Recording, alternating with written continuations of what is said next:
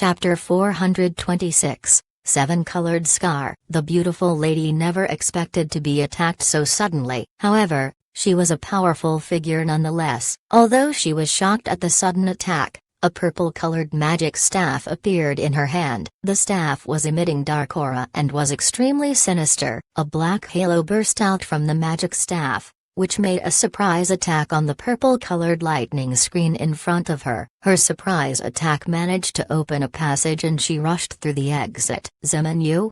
the beautiful lady exclaimed in surprise. Long Yu is the one and only lightning magician in this world. She had no doubts about this, not to mention the fact that she already knew that Long Yu was the lucky fellow who obtained the lightning god inheritance. "This beauty has a good eye. You definitely deserve to be called the top personnel in the Dark Church." Long Yi smiled and he instantly flashed in front of this beautiful lady. With his gaze, he sized her up. While Long Yi sized her up, this beautiful lady was doing the same to him. She didn't have any particular expression on her face, and it seemed as though the lightning screen around her was non-existent. "Sure enough, you are a heroic youth. No wonder Lingren never forgot about you." The beautiful lady seemed to be satisfied with Long Yi's appearance. She appeared as though she was a mother-in-law observing her future son-in-law. Without replying her, Long Yi stared straight at the beautiful lady. She was clearly telling him that she was Feng Ling's mother. This meant that Long Yi had to be respectful to her. "I wonder what noble errand brought you to me, Principality?" Long Yi faintly smiled, but he compressed his spirit power slowly. The smile on the beautiful lady's face stiffened and her expression became cold. Never had she expected that Long Yi would ignore her status like this. "Me Principality isn't a restricted area. Could it be that I have to report to your Zeman clan before I can step foot into Me Principality?"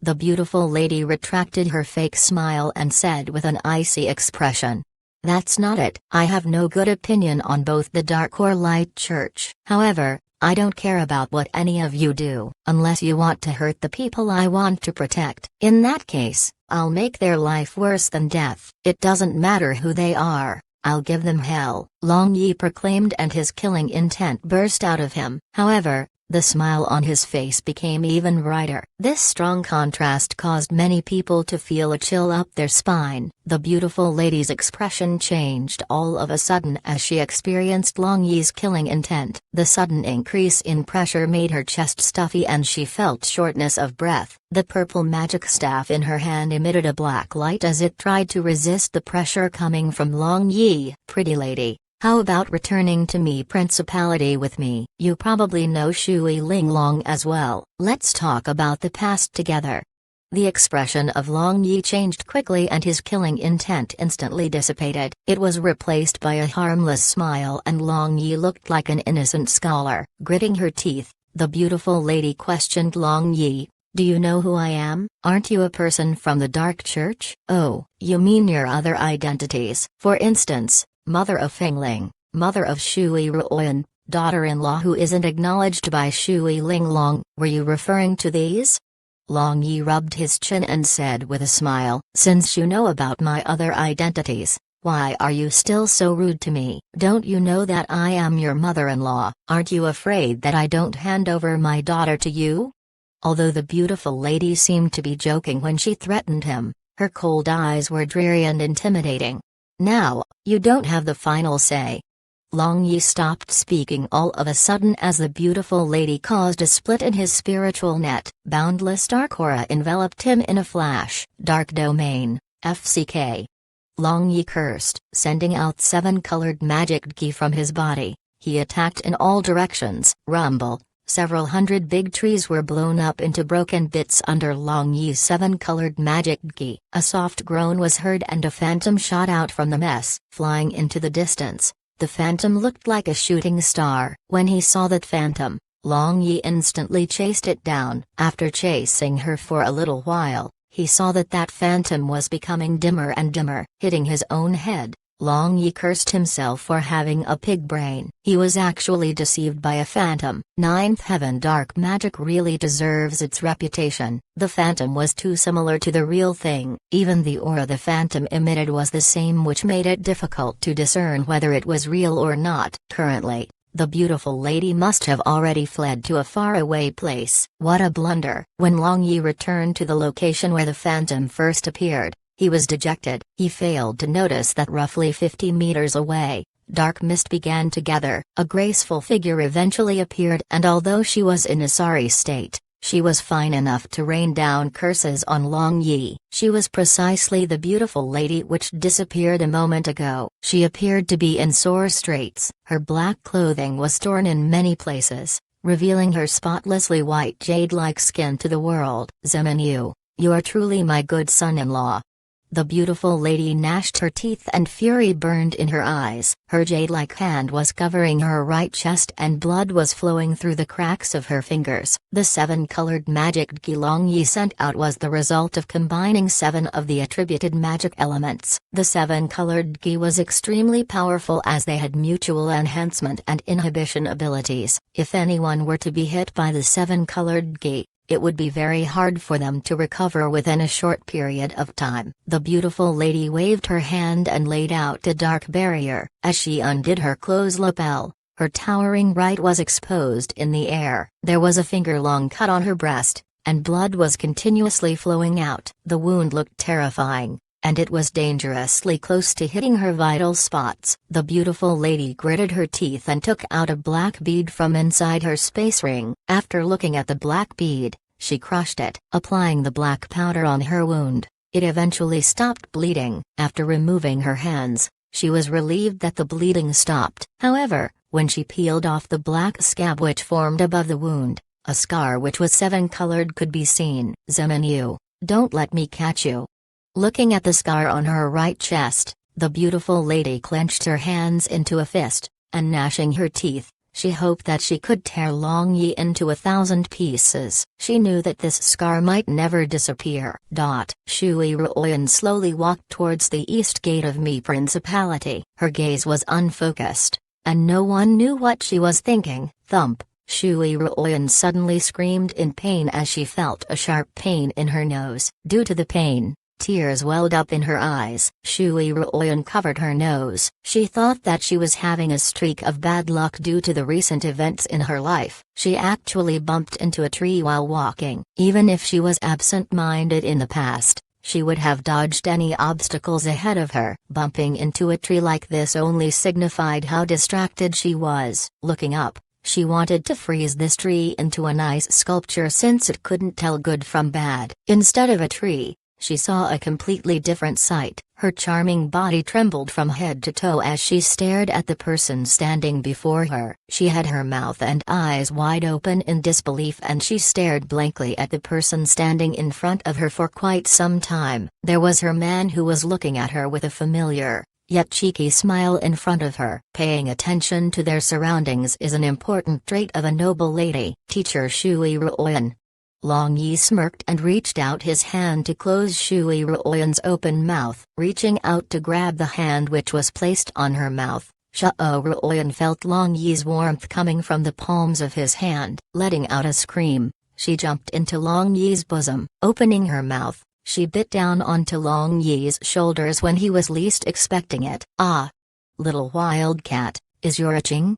Long Yi removed the internal energy protecting his body. He wanted to cry but had no tears. His sturdy body had various kind of teeth marks all over and all of them were the "I was here" mark left behind by different women. After a good while, Shui Ruoyan loosened her jaws. When she saw Long Yi's bitter smile, she raised her head and becked him on his lips. In a flash, she used water healing magic on Long Yi's wound. You deserved it. It's your fault for pretending to be a tree. You caused me to bump into you. It was so painful. Look, I still have a red nose.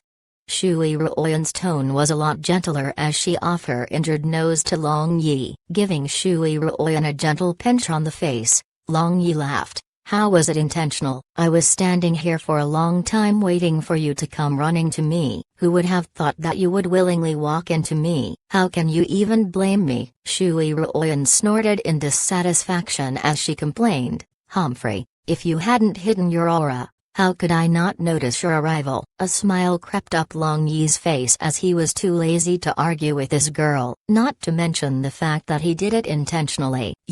Don't you smirk in front of me, you're so hateful. Shui Ruoyan angrily pouted as her beautiful face reddened. Long Yi's smile made her feel embarrassed and happy at the same time. Moreover, there was a feeling of longing in her heart. However, she had no idea what she was longing for. Reaching out his hand, Long Yi raised Shui Ruoyan's chin upwards. Looking up and down, Long Yi sized up Shui Ruoyan's beautiful face. It was fearlessly graceful, and there was a type of elegance all noble woman possessed. 2 years was neither too long nor too short, but it was enough to open up an introverted woman. Teacher Shui Ruoyan, you are becoming more and more beautiful. Long Yi gently caressed her chin and the voice he used to address Shui Ruoyan became deeper. Student Long Yi, are you thinking about hitting your teacher again? Shui Ruoyan's beautiful face became red. However, she didn't struggle free as she endured Long Yi's teasings. Deep in her heart, she felt a strange feeling towards Long Yi. With a bold statement, she welcomed Long Yi's unbridled gaze. Addressing each other as student and teacher stimulated her. It seemed as though she was violating some kind of moral and ethics code. I want. Long Yi muttered and his finger slid down Shui Ruoyan's chin. As his finger slid further downwards, he eventually reached her plump mountains. It remained at the top of her rounded breasts and the only thing separating the two of them was Shui Ruoyan's water magic robe. He poked her with just enough strength to make her feel bad. Student. The charming body of Shui Ruoyan trembled and her eyes became hazy as she looked at Long Yi. Long Yi was the first to lose the battle as he failed to endure it any longer. He hugged Shui Ruoyan and sealed her lips with his own without any hesitation. There was no lack of tenderness in this intense kissing session. The more they kissed, the hotter it got. Those wandering devil's claw and that scalding hot, flexible tongue made Shui Ruoyan's consciousness sink into the abyss. She felt as if she was in a fairyland surrounded by white clouds and singing birds. She was completely intoxicated in this feeling. No one knew when, but Long Yi's devil's claw had already lifted the lower hem of her gown. From the waist of her pants, he directly stroked that satiny, highest grade, fine jade pert buttocks belonging to Shui Ruoyan. No, don't. Shui Ruoyan suddenly woke up from her ethereal state, as she felt Long Yi's devil's claw intruding into her most intimate area. It was making its advance towards her most private forbidden area. What do you mean by don't? Long Yi asked in a hoarse voice as his finger teased that private part which was already filled with spring syrup.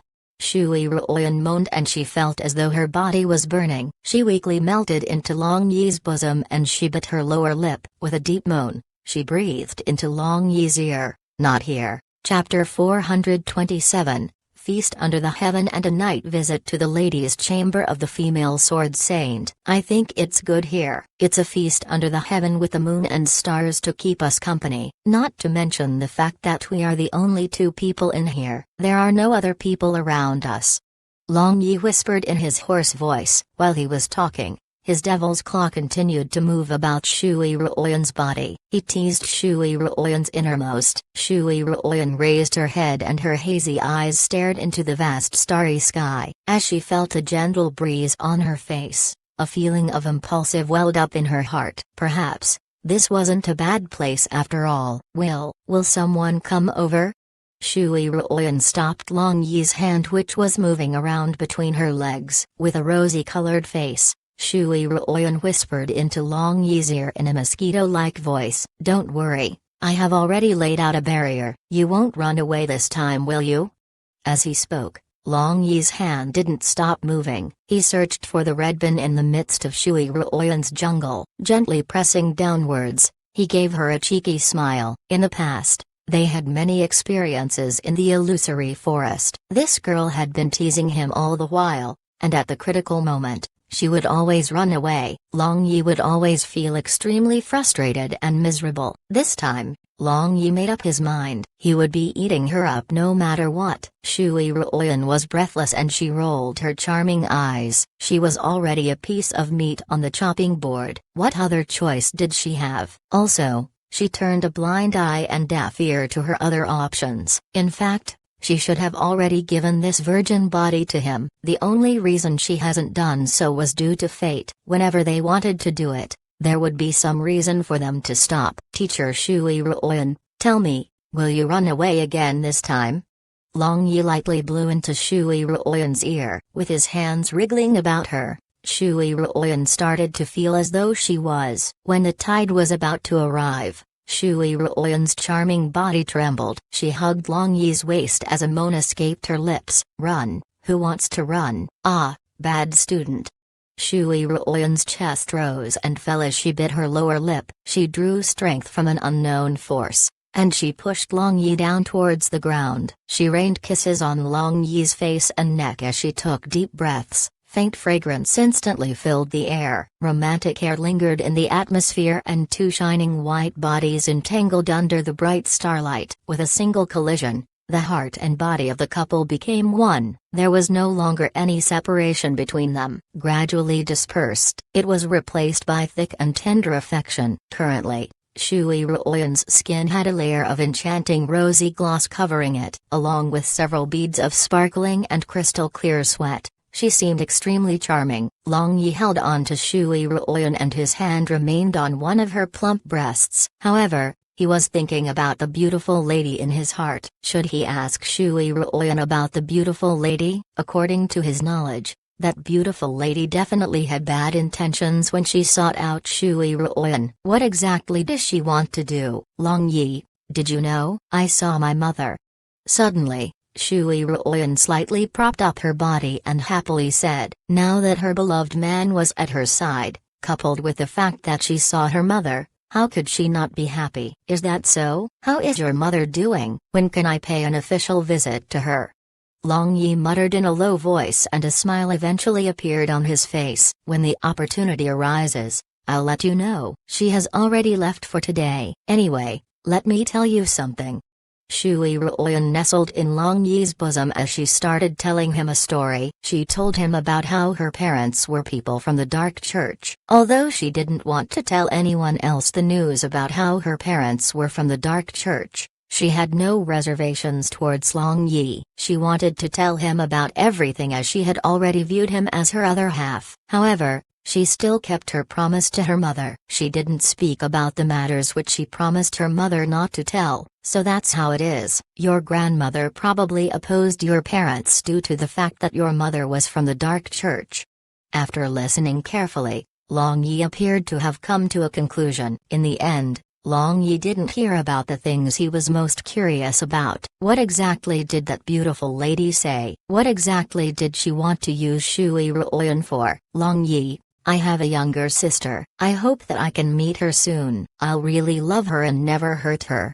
Shui Ruoyan didn't notice Long Yi's pensive expression as she was busy celebrating. Is that so? Your younger sister would definitely be as kind-hearted, beautiful, and cute, just like you. Long Yi answered in a daze. No, she is definitely more beautiful, cuter, and more kind-hearted than me. Long Yi, what are you thinking? Shui Ruoyan finally noticed that something was wrong with Long Yi. She couldn't help but ask with concern. Long Yi suddenly turned over and pressed Shui Ruoyan down. Looking straight into her beautiful eyes, he asked, did your mother only come to see you this time? Shui Ruoyan was startled, mumbled, which evading Long Yi's gaze. Mother also taught me about the ninth heaven dark magic from the Dark Church. Did she say anything else? For instance, did she instruct you to do something? Long Yi continued his interrogation. Shui Ruoyan appeared as if she was struggling with herself. After hesitating for a long time, she shook her head. No. Long Yi looked at Shui Ruoyan for some time and his face revealed a disappointed expression. Leaning to the other side, he no longer spoke. Shui Ruoyan gritted her teeth. She knew that Long Yi must have heard or seen something. However, Long Yi, I'm sorry. My mother did indeed instruct me to do something. However, she made me promise not to tell anyone else. Don't be like this. Shui Ruoyan sat up and said with a coquettish tone. She lightly pushed Long Yi, and a pair of sexy bunnies on her chest swayed due to her actions. This looked extremely alluring. Long Yi sighed softly. He knew that the beautiful lady had bad intentions, but Shui Ruoyan certainly didn't think so. Otherwise, she would have told him about it. I know, you don't have to force yourself to speak. Long Yi took a deep breath and no longer thought about it. Shui Ruoyan examined Long Yi's expression for a long while. Only after seeing that he wasn't dwelling on the matter anymore, she relaxed. By the way, your grandmother Shui Linglong doesn't seem to be at the Mi Holy Magic Academy. Long Yi reached out his hands and grabbed those swaying before his eyes. As he gave it a light pinch, Shui Ruoyan moaned out loud. Raising her hands, Shui Ruoyan grabbed onto Long Yi's hand before they could do any more naughty things. After ensuring that Long Yi wasn't going to keep teasing her, she explained, "Grandmother is in seclusion, and I don't know when she will leave seclusion. By the way, the war against the Proud Moon Empire has yet to end. How long do you intend to stay here?" "I might leave right after this." Long Yi told her his true thoughts after some consideration. It seemed like that beautiful lady came to look for Shui Ruoyan in Shui Linglong's absence. Otherwise, it was impossible for Shui Linglong to not notice her arrival. Shui Ruoyan listlessly responded. She was clearly reluctant for Long Yi to leave. She naturally wanted Long Yi to stay here at Mi Principality for a period of time. If it wasn't for her mother's instructions, she would have wanted to follow Long Yi out of Mi Principality this time. The two people became silent for a moment while watching the bright stars. All of a sudden, Shui Ruoyan turned over and pressed down on Long Yi with her sexy body, staring into his eyes with her beautiful pupils. Her entire face flushed red.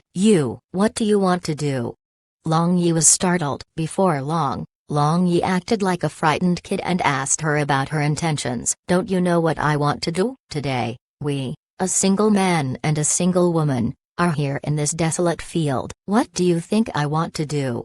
Shui Ruoyan used her jade-like finger to raise Long Yi's chin as she said with a cheeky smile on her face. It was obvious that she was mimicking Long Yi's cheeky smile when she teased him. At this very moment, the amorous feelings emitted by Shui Ruoyan instantly made Long Yi lose his spirit. Seeing as Long Yi had lost his spirit, Shui Ruoyan became proud of herself. Enduring the burning feeling on her face, her little hand moved towards Long Yi's legs. Reaching in between Long Yi's legs, she grabbed his hot rod. Since her sweetheart was leaving so soon, she didn't want to waste any time. She completely forgot about how she had lost her virginity moments ago as she endured Long Yi's strong pounding. As he was attacked again, Long Yi's body trembled. However, his flame of lust immediately reignited. This girl was really playing with fire here. It was truly stimulating for Long Yi. Between their panting breaths, there was ignited. Within the next second, intoxicated moans resounded in the air. The moans lasted for a long time. Long Yi carried the limp Shui Ruoyan in his arms as he brought her back to her residence. Shui Ruoyan had exhausted all her energy in there as a result of their vigorous night. She was completely burned out. She fell asleep as she leaned onto Long Yi. She seemed as though she lacked the energy to lift even a finger. Long Yi gently placed Shui Ruoyan on her bed and he caressed her beautiful face while sighing softly. Although he said that he didn't have anything against the Dark Church, he would thoroughly look down on the Dark Church if that beautiful lady used Shui Ruoyan to achieve their goals. In any case, Long Yi would not allow Shui Ruoyan to be used by the Dark Church. However, he was about to leave and Shui Ruoyan wasn't able to go together with him. This caused Long Yi to become restless as he didn't know what would happen to her after he leaves. Perhaps, Long Yi suddenly thought of a person. Looking at Shui Ruoyan who was sound asleep for the last time, Long Yi stood up and disappeared from her room. It was still dark and dawn had yet to arrive. A shadow suddenly appeared under a big tree in front of the girls' dormitory in the Mi Holy Magic Academy. The shadow looked towards the dormitory as he slowly made his way over. The shadow was obviously Long Yi. The person he thought of just now in Shui Ruoyan's room was naturally the mysterious Antu. Up till now, Long Yi was unable to figure out her identity. Concealing his aura, Long Yi drifted towards the guard room like a ghost. There was no barrier, so Long Yi secretly opened the door and entered without making a sound. With Long Yi's current strength, he could deal with a sword saint easily. However, his intuition told him that Antu had already surpassed the Swords Saint realm. She might have even stepped into the Swords God realm. This time, Long Yi wanted to try a sneak attack on her to see whether sneak attacks would work on this mysterious Antu. Where is she? Long Yi pushed open the door of the bedroom. He was startled as there wasn't a single soul in the room. When Long Yi was still feeling shocked, a chilling cold air appeared at his neck. Long Yi instantly raised his guard and he left behind a series of afterimages as he arrived before the bedside. In the place where he was standing a moment ago, a fist-sized space vortex appeared. If he hadn't dodged, his neck might have been twisted into mincemeat. Zemin Clan's boy, are you looking for me?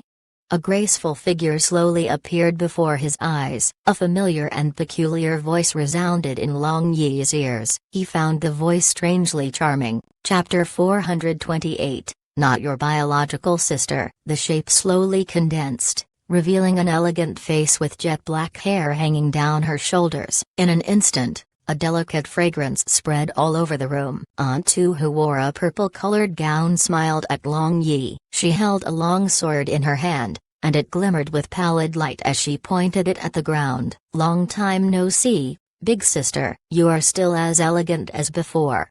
Long Yi laughed as he greeted her. Under Antu's attentive gaze, Long Yi felt uneasy and his speech was rather unnatural. Why did you sneak into here? Antu retracted her sword. Pulling a chair, she sat down and started to question Long Yi. Long Yi smiled as he mirrored her actions. Pulling a chair, he sat down in front of her. Only after sitting down, Long Yi replied, "This younger brother doesn't have any bad intentions. Although I arrived at Mi Principality 2 days ago, I never had the time to meet you. Since I'm leaving tomorrow, I had to meet you now. If I didn't come today, there would be absolutely no change to meet you any longer." Antu looked at Long Yi with a profound smile and said with indifference, "If you have something to say, let's talk in the rear mountains. This little house of mine can't house a great god like you after all." Who is the great god? At best, I can be said to be a demigod.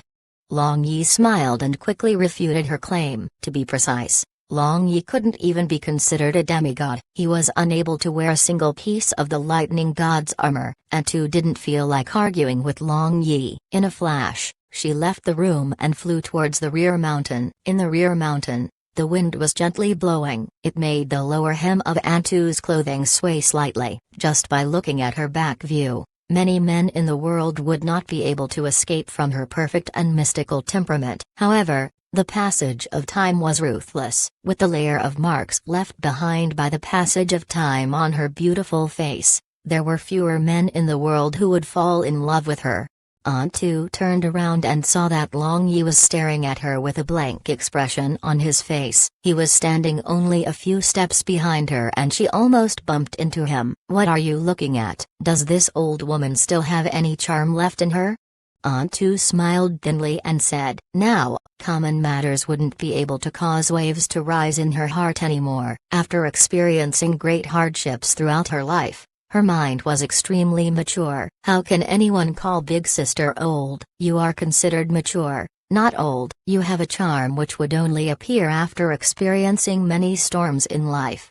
Long Yi said with a smile. Antu was startled at first, unable to control her laughter anymore. She chuckled, "You are just a child. Why are you speaking as though you are some kind of old man? The things you say are rather sophisticated for your age. If there was a stranger here, they might think that you are as old as me." As the corners of his lips crept upwards, Long Yi changed the expression on his face. He pretended to be an old and experienced person. After all, he had the experience of 2 lives, not to mention the fact that both of his lives were extremely brilliant compared to the lives of others. Even if he added the experience of 100 people, it might be lesser than what Long Yi experienced throughout his life. As such, his mentality was different from others. However, Long Yi would often hide his true self by acting like another person. "Well, don't pretend to be mature. Start talking. Why did you come looking for me?"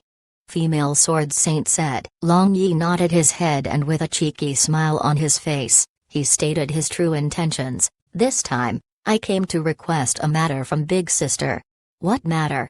Female sword saint raised her eyebrows in curiosity. Organizing his thoughts, Long Yi told Dan Tu everything about Shui Ruoyan. It included the matter of the beautiful lady and his concerns. He added his suspicions and worries in his story. Then, how do you want me to help you?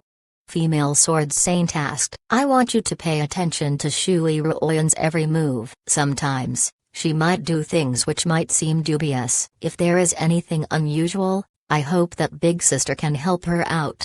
Long Yi sincerely requested. Aunt Tu smiled warmly and said, it is not impossible to agree to your request. However, I have a condition. What condition? If you want me to offer sex and so on, I will never agree. Long Yi jumped back and said with a cheeky smile as he hugged his chest with his hands. Aunt Tu glared at Long Yi, and a flash of golden ki suddenly brushed past Long Yi's face. The speed of the golden ki was as quick as lightning, and it left a thin red mark on Long Yi's face. Long Yi didn't take offense to her actions. With a single circulation of true qi, that red mark on his face instantly disappeared without a trace. Staring at Aunt Tu, he chuckled. Just as I thought. You were hiding your power all along. You have already reached the Swords God realm long ago. Aunt Tu declined to comment and threatened Long Yi instead. If you continue with your nonsense, I'll disfigure your face. I want to see how you will seduce girls with your disfigured face. Big Sister, you don't know about this, but even if I was an ugly person, beauties would still cry, shout out loud, and come over to me in submission. This is called a man's charm. Appearance has nothing to do with it. Long Yi stepped forward and stood shoulder to shoulder with Aunt Tu as he said in confidence. Aunt Tu, who Long Yi had been addressing as female sword saint, should be addressed as female swords god now. She remained silent towards Long Yi's banter. She was never able to see through this kid. He hid too deeply and he changed his behavior extremely quickly. She simply had no way to fathom him. I can help you keep an eye on Shui Ruoyan. However, my condition is for you to make Zemin Wuan happy. Aunt Tu looked straight into Long Yi's eyes and gave her condition. Looking into Aunt Tu's eyes, Long Yi was able to see that her pupils were sharp and jet black. Without any fear, Long Yi stared straight into her eyes. Then with a trace of a smile on his lips, he said, I don't understand what you mean. Wuan is my little sister. Making her happy is my responsibility. I said love. Do you understand what I mean? Aunt Tu faintly replied. Long Yi was stunned as if someone hit the back of his head with an iron rod. Only after a long time, Long Yi came back to his senses. He pointed at Aunt Tu as he cursed. You are insane, you pervert. Wuan's love doesn't have anything to do with me. It is her future husband's responsibility. As long as you say the word, her happiness would be your responsibility. Aunt Tu stared at Long Yi with her keen, sparkling eyes and said. Long Yi raised his hand, but he wasn't able to do anything. He eventually lowered his hand as he took a few deep breaths to calm himself down. He gave Aunt Tu a strange stare as he said, You are truly insane. I always wondered why my grandfather didn't want you, but you are basically a lunatic. Don't tell me that you don't know that doing that between brother and sister is called. When Long Yi mentioned his grandfather, Aunt Tu's expression changed a few times. However, Long Yi wasn't able to make out the change in her expression as it was too unpredictable. She looked as though she wanted to flip out, but she eventually calmed down. She started her explanation with a sigh. I am not insane. Zemin Wuan is simply not your sister, so you don't have to worry about anything. Long Yi was truly stunned this time. He gave Aunt Tu a blank stare for a while as that sentence, Zemin Wuan is simply not your sister, repeatedly resounded in his head. You are saying that Zemin Wuan isn't my sister? That is nonsense. Although we were not born from the same mother, our father is the same. Could it be that my father doesn't know about this? Long Yi was agitated and he started shouting. After arriving at this world, it was not easy to accept the fact that he had a younger sister. He had also sincerely cherished Zemin Wuan as a biological sister. However, Someone told him that Zimin Wuan wasn't his sister after such a long time. Long Yi was unable to keep his emotions in check as waves after waves rose in his heart. That's right, he has no idea about this. Aunt Tu faintly answered Long Yi. Leaning to one side, she knitted her brows. Now, she was filled with deep sadness and helplessness. Long Yi suppressed the agitation in his heart. Suddenly, he felt as though this was ridiculous. With a feeling of amusement, he asked, "If my father doesn't know about this, how would you know? Could it be that you knew about this matter?" "Of course, in this world, only your grandfather and I knew about this. Even Wuan's parents have no idea." Antu's voice trembled and she sighed. She appeared extremely lonely. Giving Antu a blank stare, he started to mutter to himself, "Are you insane or am I insane? Do you think I am lying to you?" Antu asked, "Aren't you?" Long Yi sneered. However, beneath the surface, there was chaos in his heart. He knew that Antu definitely wouldn't say something without thinking about it first. "I don't need to deceive you. Since you are so capable, you should have a way to see if she is your true sister or not." Antu eventually explained to Long Yi. Long Yi became silent. As the backbone of the Dragon Long organization in his previous life, he indeed possessed a method to discern if two people had blood relations with each other. "After finding out the truth, I'll modify your condition. However, it doesn't matter what the end result is. I will do my best to make Wuan happy." A stiff smile appeared on Long Yi's face. "Okay, I have nothing against that." Seeing Long Yi's reluctant expression, Aunt Tu sighed and agreed with his condition. Long Yi's thoughts were in a mess. Turning around to leave, Long Yi took 2 steps before turning back. He opened his mouth as though he wanted to ask something, but no sound came out of it. "You want to ask about Zimin Wuan's relationship with me? I can only tell you that she is not the bloodline of your Zimin clan. As for other things, I have no comments." Antu naturally knew what Long Yi wanted to ask. As such, she took the initiative to tell him before he asked his question. Long Yi sighed as he shrugged his shoulder. In a flash, he flew away. Currently, the dark night had begun to gradually fade away. The gray light of dawn could be seen stretching across the land. When Long Yi approached the meadow, he was shocked to see that the 4 women didn't return to the inn. Instead, they pitched a tent on the soft grass. When he saw that they were all sleeping together, a complicated expression rose in his heart. If this was before Antu gave him the shocking news, he would have jumped into the middle of them. He would enjoy himself by holding his beauties in both his hands. However, Long Yi no longer had the feeling to think about such things. He walked back and forth in front of the tent and muttered while shaking his head, "Could it be that Wuan is not my biological sister?" All of a sudden, the curtain of the tent was lifted up. Wash Wang walked out of the tent as she stretched her body. She looked refreshed and Long Yi knew that she was meditating the whole night. "Long Yi, what happened? Why are you restless like this?" When she saw Long Yi's expression, Wash Wang couldn't help but ask. Long Yi waved his hand as he stood still for a moment. He rushed into the tent all of a sudden, giving Wash Wang a good shock. Wash Wang felt something was wrong, so she followed after him. The moment she entered the tent, she could see that Long Yi was staring at Zimin Wuan with a complicated expression on his face. Since she was sound asleep, Wash Wang had no idea what Long Yi was thinking. "Xiuanger, do you think me and Zimin Wuan resemble each other?" Long Yi turned around and whispered softly. Wash Wang was surprised at his sudden question. After thinking for a moment, she shook her head. "Nope, you two don't resemble each other in the slightest. No matter how I look at it, your features don't match each other." Long Yi nodded his head and his hand quickly poked the girls who were sleeping soundly. Chapter 429, Cruel and Ruthless. Following the few pokes from Long Yi, the 3 women who were sound asleep lost their consciousness. "Long Yi, what are you doing?"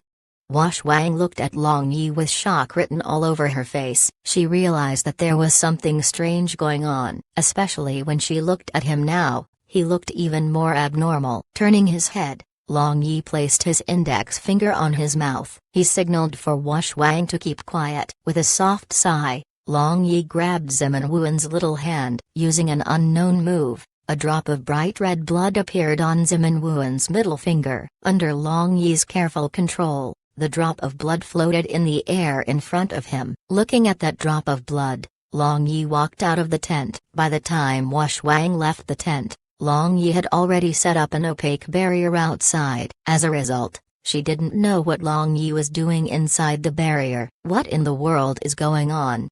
Wang muttered. This was the first time she had seen Long Yi act like this. She couldn't help but worry about Long Yi. Currently, inside the barrier, Long Yi stared blankly at two small porcelain bottles with liquid inside them. In of the bottle, the liquid was scarlet red in color, and in the other bottle, the liquid was deep blue. It's true, Wuan truly isn't my biological sister.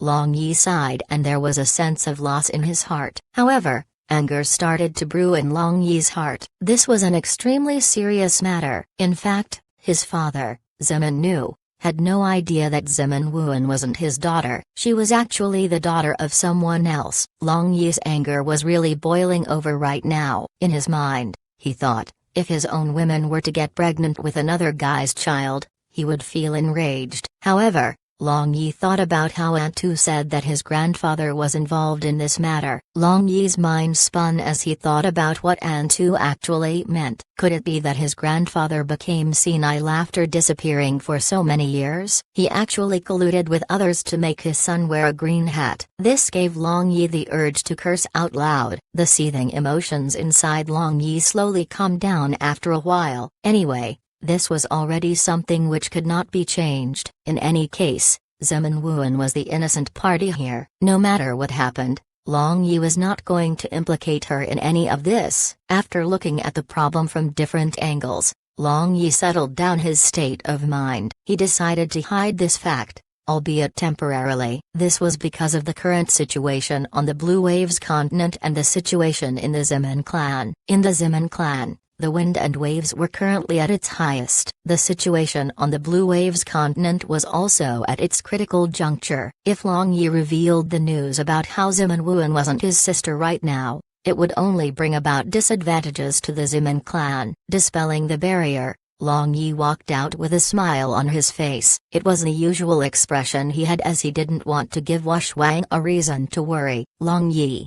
Seeing as Long Yi left the barrier, Wang instantly called out to him. She took 2 steps forward and stood right in front of Long Yi. I am fine.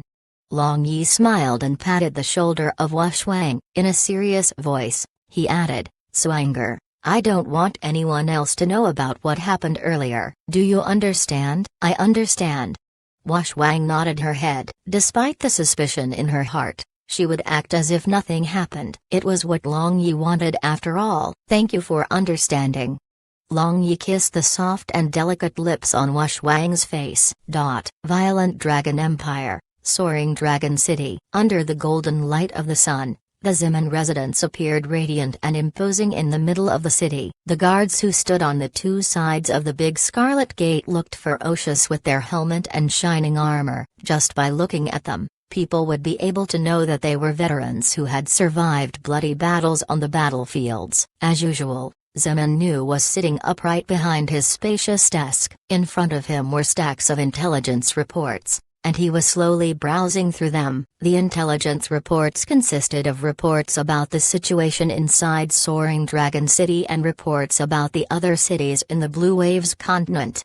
While was deep in his thought, Dongfang Wan knocked on the door. Carrying a cup of tea, she entered the room. She gently placed the cup of tea in front of Zemin Nu before silently moving behind him. Picking up a little fan, she started to fan Zemin Nu, who was busy reading the intelligence reports. Zemin Nu didn't raise his head. His head remained lowered as he read all of the intelligence reports on the table. He used a brush to outline the most important parts of the report. Currently, Zemin Nu looked older compared to before. His head seemed to be covered in white hair, but his mighty momentum didn't diminish in the slightest. After a good while, Zemin Nu stood up and stretched his body. Looking towards his wife, a smile appeared on his face. My husband, drink this cup of herbal tea. Recently, the weather has been extremely abnormal. Summer has yet to come, but the weather is already so hot. Dongfang Wan picked up the cup of tea from the desk and handed it over to Zemin Nu. It is certainly strange. Does the Blue Waves continent want to flip the heaven over this year? Zimenu took the teacup from Dongfang Wan's hands as he slowly sipped on it. The herbal tea had been processed more than 10 times by Dongfang Wan, and it was frozen. With a single sip of the tea, the heat inside Zimenu's body disappeared and his gloomy heart started to relax. Dongfang Wan wisely smiled but didn't say much. As the eldest daughter of the Dongfang clan, her political sensitivity and view of the overall situation couldn't be compared to a normal person. If she was unwilling to be a good wife and loving mother in front of Zimenu, she could have shaken the world with her literary talent. Regardless of whether it was the military or government, her name would be extremely well known. However, she chose to be a nameless wife standing behind her successful husband. Warner, is General Yi and the others here? The eyes of Zimenu shone as he stroked his gray beard. They are currently waiting in the hall. Does husband want to go and meet them now? Dongfang Wan replied. Of course I want to go. Zimenu smirked. His crafty smile greatly resembled the smile Long Yi always had on his face. As the saying goes, like father, like son, or in this case, like son, like father. Zimenu stepped into the hall with a dignified expression. The 3 people who were in the hall stood up and gave him a salutation regardless of whether they were wearing a military uniform or a civil official dress. This time, I called everyone here to discuss a matter. All of you can sit down. Zimenu walked over to the master chair in the hall with large strides. With an imposing aura, he took his seat. Patriarch, why are there only 3 of us? An old man wearing the civil official dress belonging to the violent Dragon Empire asked in confusion. In the past, when there were major issues to discuss, Zimenu would call all of his trusted subordinates. However, there were only 3 of them this time. Yes, I've called the 3 of you here today as you are the ones I trust the most, especially since all 3 of you have been serving me for such a long time.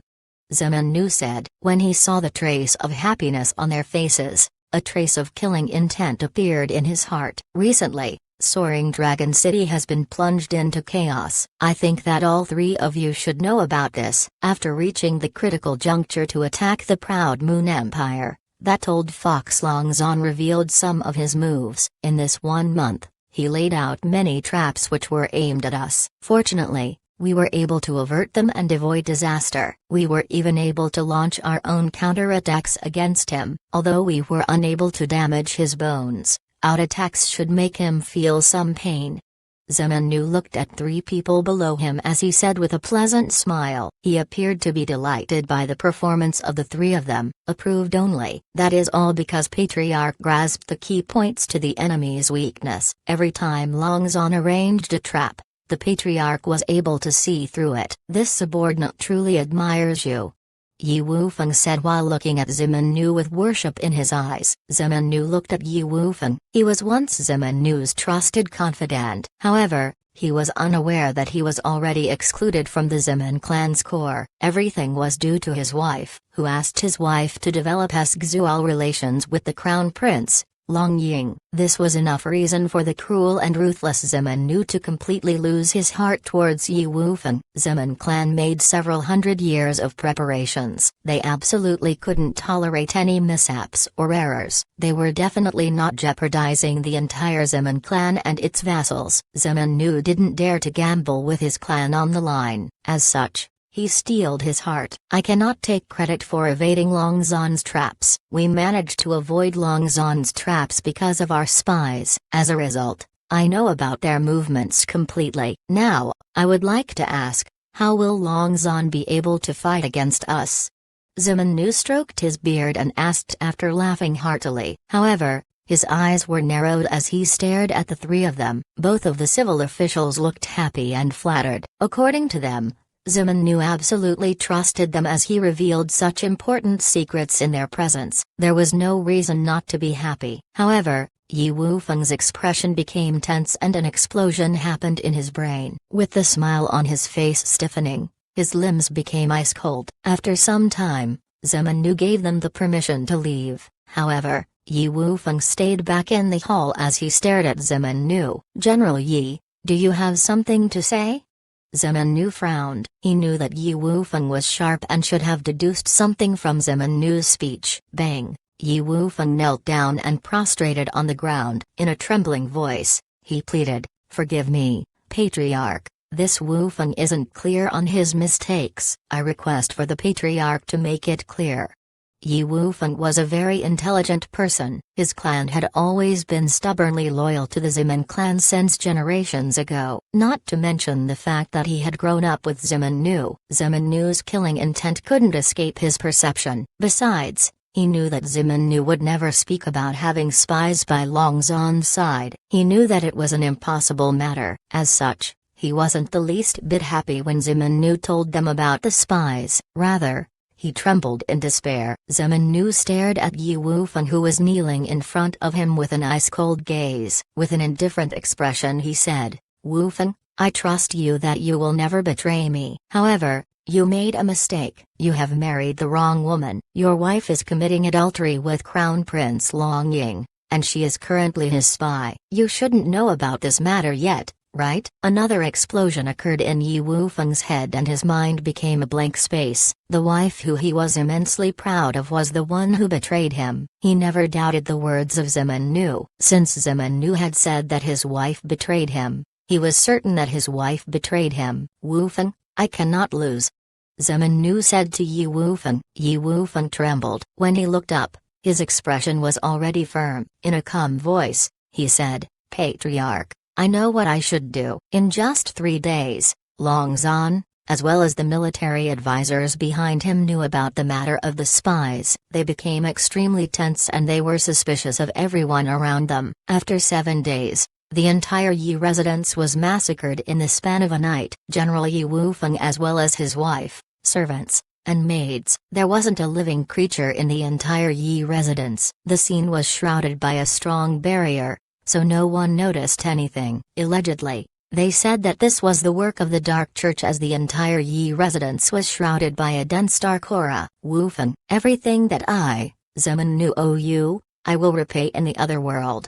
Zemin Nu stood tall inside his courtyard as he stared into the starry skies. His eyes shone and no one knew what he was thinking. Chapter 430. The Method to Cure Me, Empress. The effect of the massacre of the Yi residence was huge. On the second day, Zemin Nu ferociously opened an investigation in order to flush out the culprit. It seemed as though he wanted to take revenge for Yi Wufeng, who had served him for so many years. Although it seemed to be a fair investigation, Zemin Nu's spear was directly pointed at the dark forces behind Long Zon. The allies of the Zemin clan were enraged by such an act. In order to not become the next Yi Wufeng, after the massacre of Yi residents, their alliance became closer and more solid compared to before. Other clans which were still sitting on the fence became more determined. They thought that Long Zon's means were too bloody and that there was nothing to be sorry about even if they betrayed him. On the other hand, it was complete chaos on Long Zon's side. Due to the issue of the hidden spies,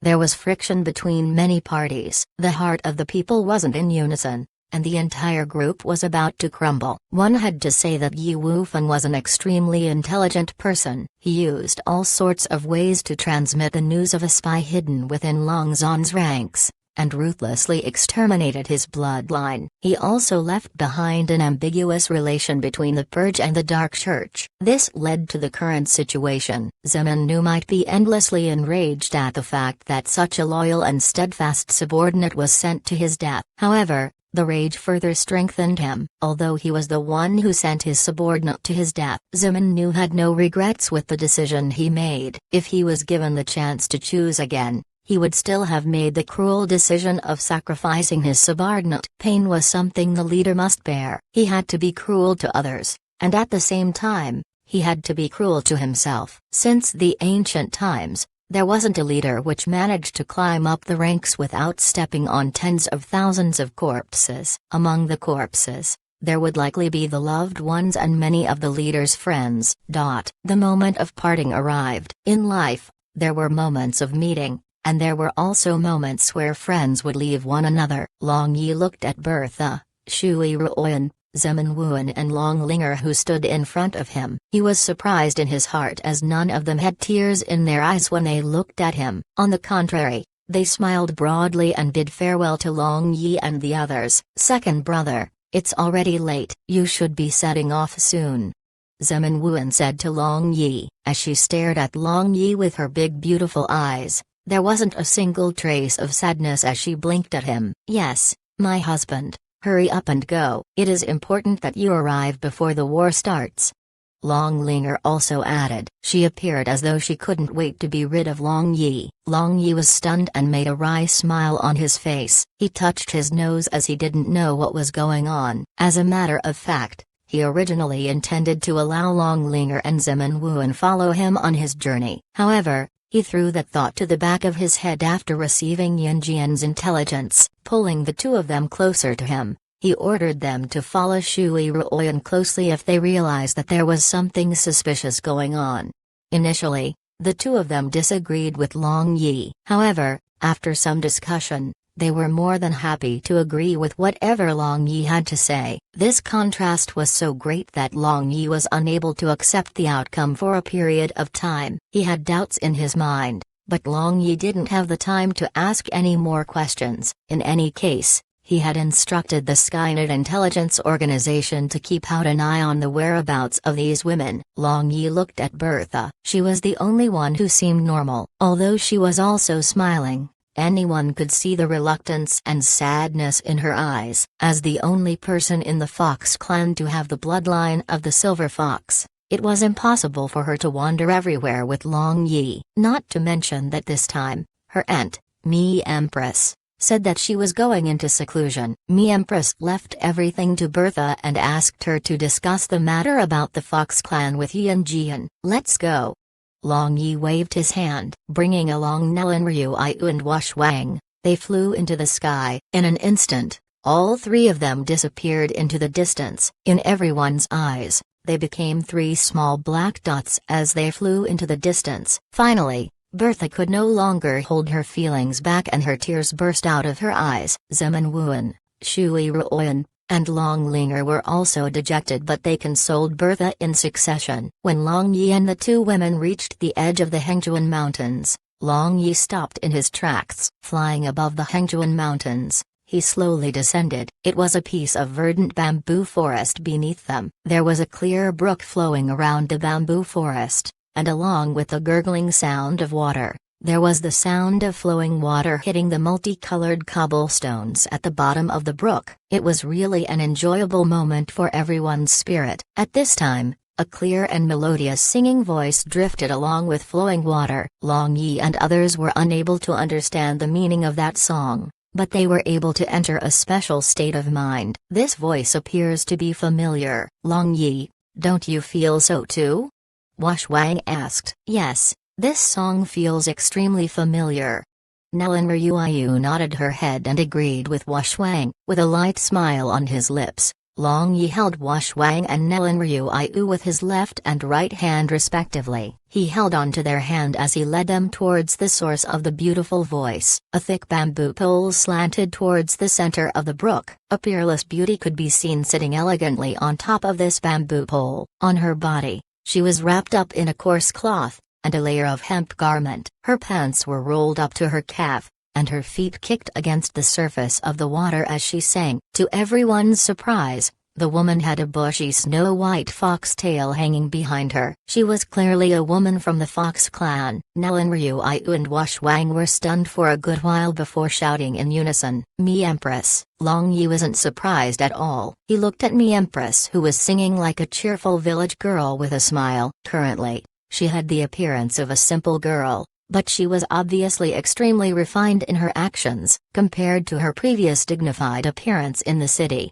this was much better. After Mi Empress finished singing, she turned around and looked towards Long Yi's trio. Although her hair was tied into two simple braids at the moment, she appeared especially moving. "Mi Empress, Bertha said that you were in a seclusion. How are you able to appear here?" Nellen Ryu asked in confusion. Mi Empress smiled as she replied, "Nellen Ryu, why don't you ask your dear husband? He is the reason why I am here. Also, You don't have to call me Empress any longer. From now on, you can just address me by my name, Liangxin. Call me Big Sister Liangxin." When Wang and Nelan Ryuayu heard me Empress words, they instantly turned their heads towards Long Yi. With a shrug of his shoulders, he told them about what happened with me Empress. The two women were shocked. They had no idea that the me Empress who looked so healthy in front of them was affected by such a condition. She was actually at death's door when they saw her the other day. "Long Yi, do you have a method to cure Big Sister Liangxin?" Wushang asked. "I am powerless about this. The meridians in her entire body and her internal organs have already begun to wither. Even if someone used the forbidden light magic spell on her, I'm afraid that it would be unable to save her. The only thing it could do was to prolong the time she has left in this world. There is almost no way to completely cure her." Long Yi shook his head and sighed. "Then, what are we going to do?" Nelan Ryuayu nervously asked Long Yi. She was unable to believe the fact that me Empress was actually dying. "Wang, I need your help for this. I hope that you can make a trip down to Origin Ice. Bring Liangxin with you." Long Yi looked at Wang and sincerely requested. Wang was startled and she suddenly thought of something. "Long Yi, you want to use the crystal coffin to suppress Big Sister Liangxin's condition?" Long Yi nodded his head. Apart from this, he couldn't think of any other way. The only thing he could do now was to delay me Empress' death. In order to do that, he wanted to let her sleep inside the crystal coffin. He would slowly think of a way to cure her. There wasn't much time left, and the four of them quickly resumed their journey. With great haste, they rushed towards the border of the Proud Moon Empire. After 2 days, the four of them were able to reach the border of the Proud Moon Empire. It was just like they had expected. A huge part of the snow had already melted. The water produced from the melted snow had flowed everywhere, and it even went as far as to submerge villages and cities which were situated in low-lying areas. Right after the calamity with the snow, the Proud Moon Empire was hit with a series of floods. The Proud Moon Empire was truly plagued with misfortunes. Wang didn't speak much, but she turned and gave Long Yi a deep stare. The love she had for this man closed the gap of thousands of years between them. She was unable to cry and act like a spoiled child in front of him. Although she was reluctant to part with him, one look from her was all it took for Long Yi to know what she was thinking. Sometimes, words were not needed when a couple wanted to express their emotions. The communication through each other's soul was enough to let each other know what the other party was thinking. Wang took me Empress and flew away. "Parting is for a better reunion." This sentence was etched deep into Wang's memory. "Let's go." "What are you looking at? They are long gone," Nelan Ryuayu said with a smile. Long Yi turned his head and stared at Nelan Ryuayu. He stared deep into her eyes as he looked at her smiling face. There was a trace of pity in his gaze. "My husband, what is going on? Why on earth are you looking at me like this? It's making me feel uneasy. Are you hiding something from me?" Seeing the trace of pity in Long Yi's eyes, the heart of Nelan Ryuayu suddenly jumped. She couldn't control herself as she asked him with worry in her voice. "Don't let your imagination run wild. Let's go. We have to continue with our journey. Don't you see that the ice and snow is almost completely melted? Our army might have already started clashing with the Proud Moon Empire." Long Yi smiled and pinched Nelan Ryuayu's beautiful face. He gave her his cheeky smile and grabbed her hand. Nelan Ryuayu suspiciously looked at Long Yi and nodded her head. Tightening her grip on Long Yi's hand, they began to advance towards the Yatzana defense line. Throughout their journey, Nelan Ryuayu rested on Long Yi's back occasionally when she felt tired. However, Long Yi never stopped for a rest and completed the entire journey in one go. Currently, the military camps were situated side by side. They stretched as far as the eye could see. All kinds of flags were fluttering in the wind, and the stern atmosphere could be felt from afar. The troops of the Nelan Empire and Violent Dragon Empire were impatient as they had been hibernating all winter. Their blood was boiling and their morale had reached its highest point. Without attracting much attention, Long Yi and Nellen Ryuayu made their way towards the Unparalleled Battalion. It was an independent battalion which was situated in the midst of the violent Dragon Legion. When Beteng Yu saw that Long Yi had returned, excitement flashed in her eyes. However, she quickly calmed down as she summoned Tyrant Bear and the other high-ranking military officers. Since Long Yi had arrived, they could begin the military conference. Looking at Beteng Yu, who developed the air of a peerless general around here, Long Yi secretly praised her in his heart. This female general had obtained unimaginable glory in the battlefield. He was also proud of himself. After all, she was trained by him. Eventually, all the high-ranking military officers were gathered. Long Yi sat on the commander's chair as he felt their feverish gazes on his face. Vice Legion Commander Zimin Tian, is he still in the Legion? Long Yi asked slowly, replying to General. 2 days ago, Vice Legion Commander received Patriarch Zimin's transfer order. He is currently en route, returning to Soaring Dragon City. Beteng Yu answered. Long Yi nodded his head. The absence of Zimin Tian had something to do with him as well. After thinking for a little bit, Long Yi loudly declared, "Tonight, all of you will follow me. We'll enter the Legion together. I want complete control over the entire Violent Dragon Legion." Chapter 431. Stars Know My Heart. When Long Yi said those words, everyone was shocked. However, their expressions changed to a happy one in an instant. Good deeds were often hard to encounter. No one asked why, as this wasn't something they should worry about. Their duty was to obey orders, especially Long Yi's orders. Long Yi began to deploy his troops. Long Yi not only wanted to control Army Commander Shate, he wanted to control all the influential generals in the Violent Dragon Legion. He especially wanted to control the trusted subordinates under Zimin Tian. Late at night, the barracks of the Unparalleled Battalion was still brightly lit. All the soldiers of the Unparalleled Battalion were wearing their military armor and they were lined up neatly. They were awaiting orders from above and they were ready to fight at a moment's notice. The atmosphere was somewhat grave. Long Yi was sitting there as he thrummed his fingers on the table. The clattering sound shook the nerves of the generals standing below. All of a sudden, the curtain of the tent was lifted and a soldier of the Unparalleled Battalion ran in. After performing his military salute, he handed over the military report with both hands and said, "Reporting to General, a person with General's written orders was here to deliver this military report." Long Yi grabbed the report and opened it. A smile immediately appeared on his face. This military report reported the names of the important people in the Violent Dragon Legion along with their specific location. It even had the arrangement of the troops around them. "Well, all of you can take this military report and look at it. After a quarter of an hour, take actions according to the plan. However, you have to remember, I don't want to see any casualties. It doesn't matter if it is among the soldiers of our Unparalleled Battalion or among the soldiers in the other battalions. Do you understand?" Long Yi's expression was flat, but his gaze was firm and he emitted a kind of imposing aura. It was an aura which appeared on superior beings. Perhaps Long Yi's playful expression would only disappear in the military barracks. The hidden temperament of a soldier in him would only show itself when he was in the military barracks. For him, the significance of controlling this army was far more than merely leading the troops to war. "We understand." Everyone simultaneously answered in a loud voice. Currently, the sky was pitch black. A thick layer of clouds covered up even the brightest of stars. Except for the torches in the military barracks, there wasn't any other source of light. Inside the tent of the Violent Dragon Legion, Army Commander Shate was sitting in his bathtub. He soaked his body in cold water while sipping on a glass of good wine. He seemed as though he was enjoying himself greatly. This year, Shate was already 55 years old.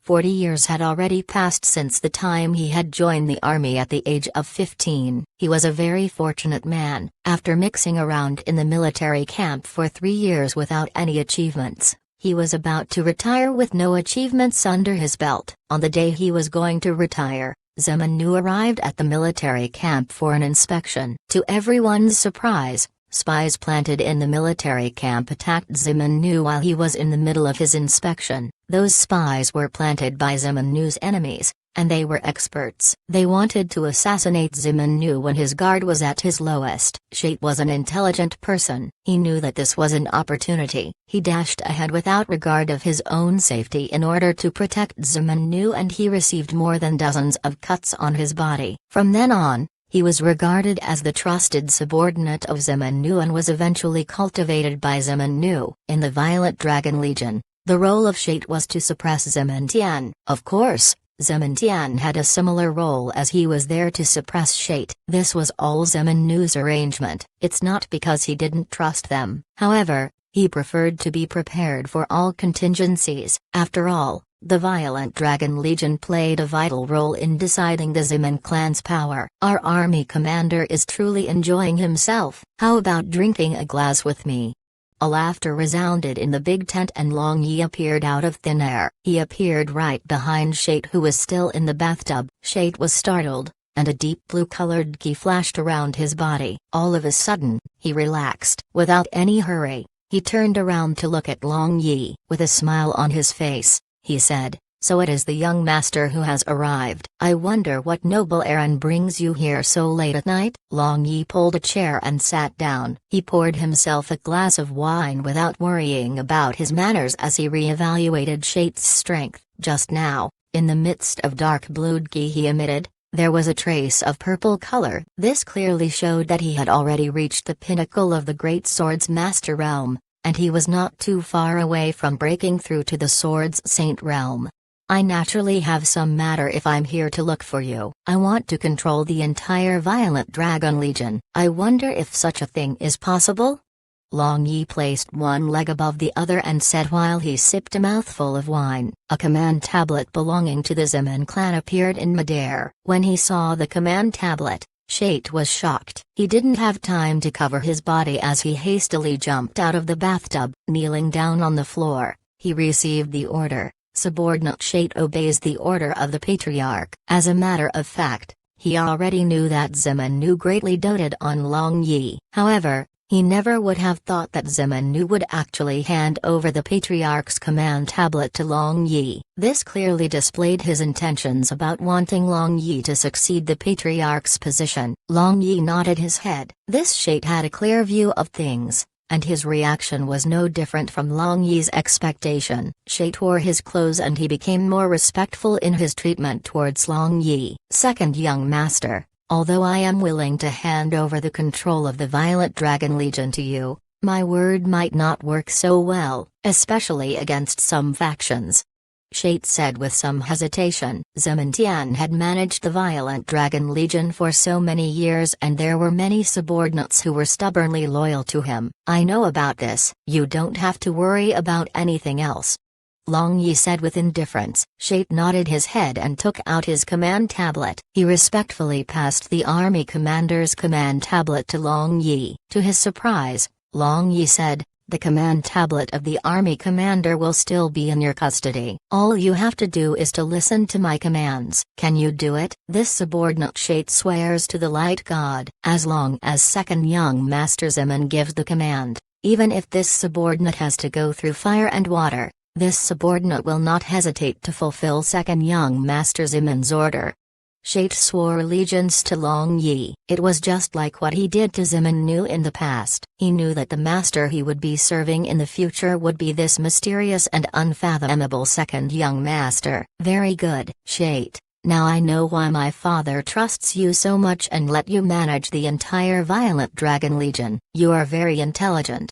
Long Yi stared at Shait with keen, sparkling eyes as he laughed. At this moment, chaos broke out in more than 10 places within the Violent Dragon Legion's military camp. However, the chaos was quelled within moments. Some shrewd officers had already anticipated for something to happen, but most of them chose to remain silent. Some of the more restless ones managed to calm down after they received the personally written order of the army commander. Before long, Tyrant Bear, Batang Yu, Nangong Nu, along with many high-ranking military officers entered the large military tent. They brought along more than 10 high-ranking military officers in the Violet Dragon Legion. Of course, the commanders in the unparalleled battalion had suppressed them all. Reporting to General, This subordinate was lucky that he completed the mission successfully. Not a single person was killed or wounded. Tyrant Bear excitedly saluted Long Yi immediately upon entering. As for Army Commander Shate, he treated him as though he was heir. Long Yi looked around and saw everyone in his name list. He couldn't help but smile in satisfaction. After instructing for these people to be detained, the expression of Long Yi became serious. His eyes shone and his body emitted an imposing aura. Everyone around him involuntarily straightened their backs and their nerves became taut. This moment is the most critical moment of the entire war. After the snow and ice completely melt, the fall of the Proud Moon Empire is imminent. However, there is something else going on right now. As for what the event is, none of you need to know anything about it. All you need to know that this event will topple the alliance of the Violent Dragon Empire and the Nelan Empire. All our previous efforts and sacrifices will be wasted.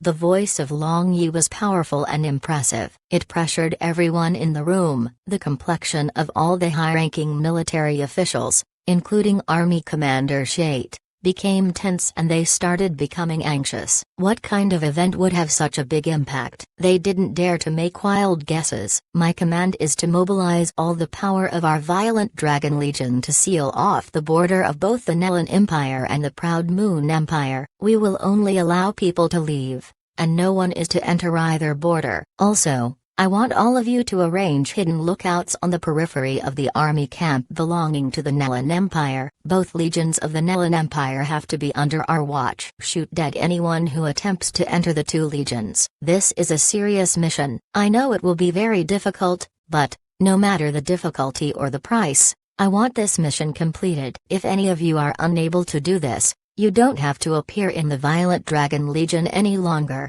Long Yi said. Everyone who heard Long Yi's order couldn't help but shiver. They simultaneously accepted his command and swore that they would complete this mission. In the same night, Army Commander Shate called together all the military officers and discussed official business throughout the night. Only at the dusk of next day were they dismissed. They rushed back to their respective battalions with red eyes and announced Army Commander Shate's order. Among the officers that were discussing official business, Batang Yu, Tyrant Bear, and other backbones of the Unparalleled Battalion were naturally included. The result of the discussion was to let the Unparalleled Battalion seal off the military camps of the Nelan Empire's two legions. Of course, they were to do so in secret. They would kill anyone they deemed suspicious on the spot. No one was allowed to enter the military camp of the Nelan Empire before this order was lifted. When Batang Yu returned to her big tent, Long Yi was already missing. The only thing he left behind was a note. On the note,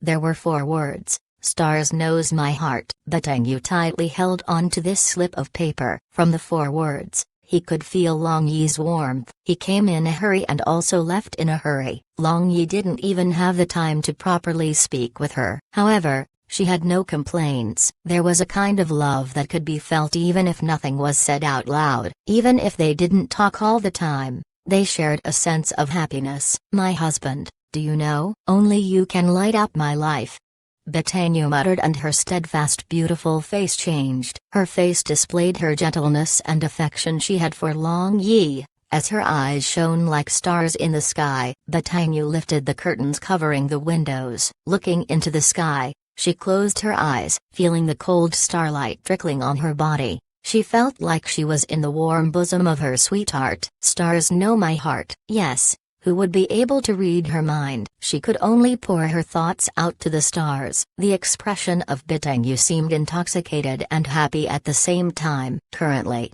the tender feelings she had deep in her heart completely manifested. "Stars know my heart." The light breeze would deliver my favorable reply. If the stars in the sky represented Long Yi's heart, then let gentle breeze bring her thoughts to him. After a long time, Batang Yu's glittering beautiful face became solemn again. She changed back into the cold-blooded hell angel who terrified the battlefield. Chapter 432, Nelan Empire falls into chaos. Nelan Ryuiu was feeling more and more confused, and her heart was also becoming more and more restless. "My husband, what is going on? If you still refuse to tell me what is going on, I'll stay here. I won't go anywhere else." Nellen Ryuayu shook off Long Yi's hand as she descended from the sky. In a fit of pique, she sat under a tree and refused to get up. Although she was acting like a spoiled child, her heart was jumping violently. Long Yi sighed in his heart and walked in front of Nellen Ryuayu. If they continued their journey, they would have crossed the border in just a few minutes. They would already have been in the Nellen Empire. There is nothing going on. I was thinking of visiting the sea in Blue Moon City. Could it be that you don't miss the sea in Blue Moon City? Long Yi sat beside Nellen Ryuayu and asked her. According to his calculations, the Nellen Empire might be already flipped upside down by now. Of course I miss the sea, I miss everything in Blue Moon City. However, my heart is restless. It is beating so quickly. I'm afraid that it might burst out of my chest soon. It's telling me that something bad has happened. Nellen Ryuayu grabbed Long Yi's hand in agitation as she pressed it against her towering left chest. Long Yi could feel that her heartbeat was truly chaotic. Long Yi sank into silence as he wondered whether or not to break the news to her. My husband, don't hide anything from me. I know that something definitely happened. Otherwise, your smile wouldn't contain pity whenever you look at me. You also wouldn't have left the military camp so hastily without properly greeting everyone.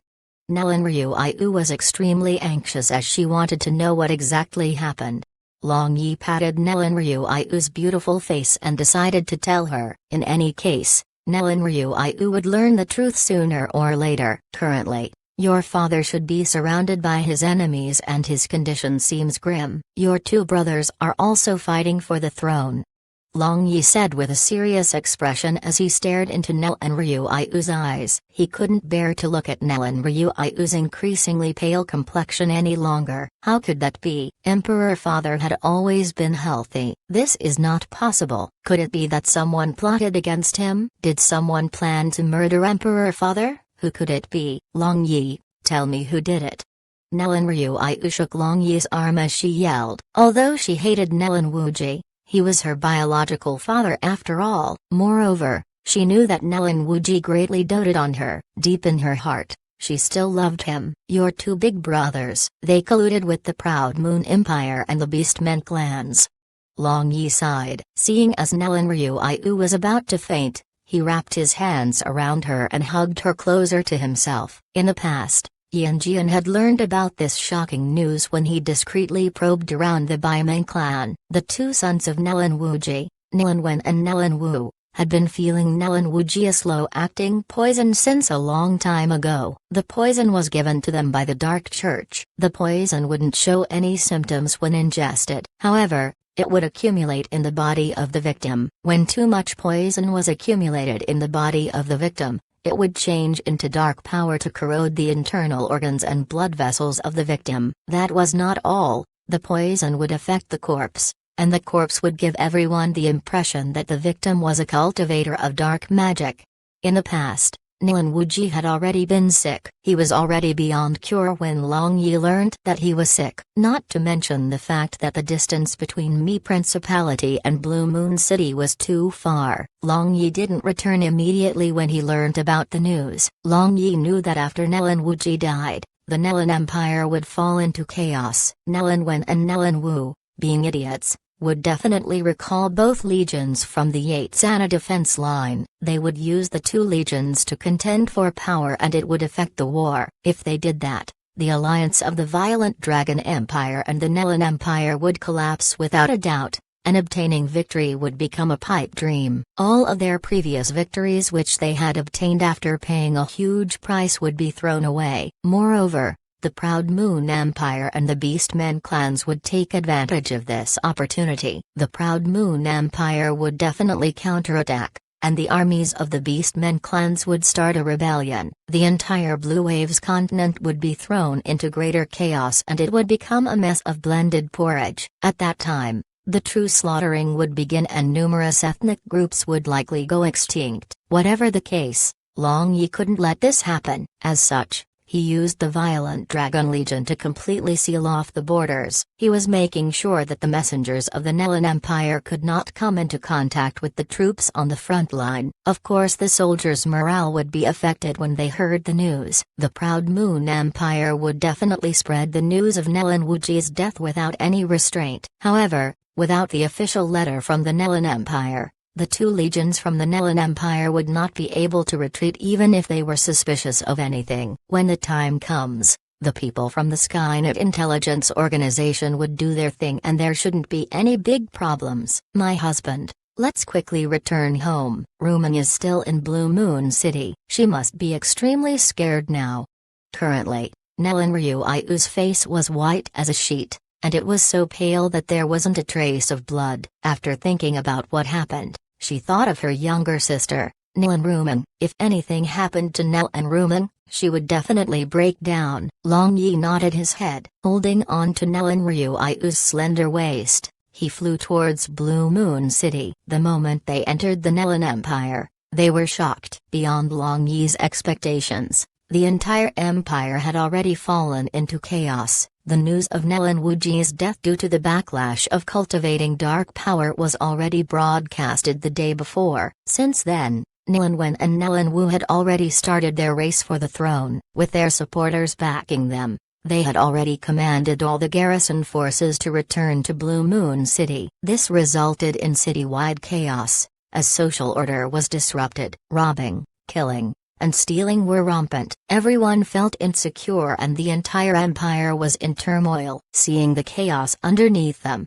the pale Nelan Ryuayu gritted her teeth. She clearly knew what was going on. Since the Nelan Empire had met with disaster and had fallen into chaos, the subsidiary kingdoms and principalities would definitely hit them when they were down. As for what kind of people her brothers were, she was extremely clear about it. They were worse than trash. And if she wasn't careful, the foundation of the Nelan Empire, which was built over a millennium, would be destroyed in a day. That would be the end for the Nelan Empire. My husband, what should I do?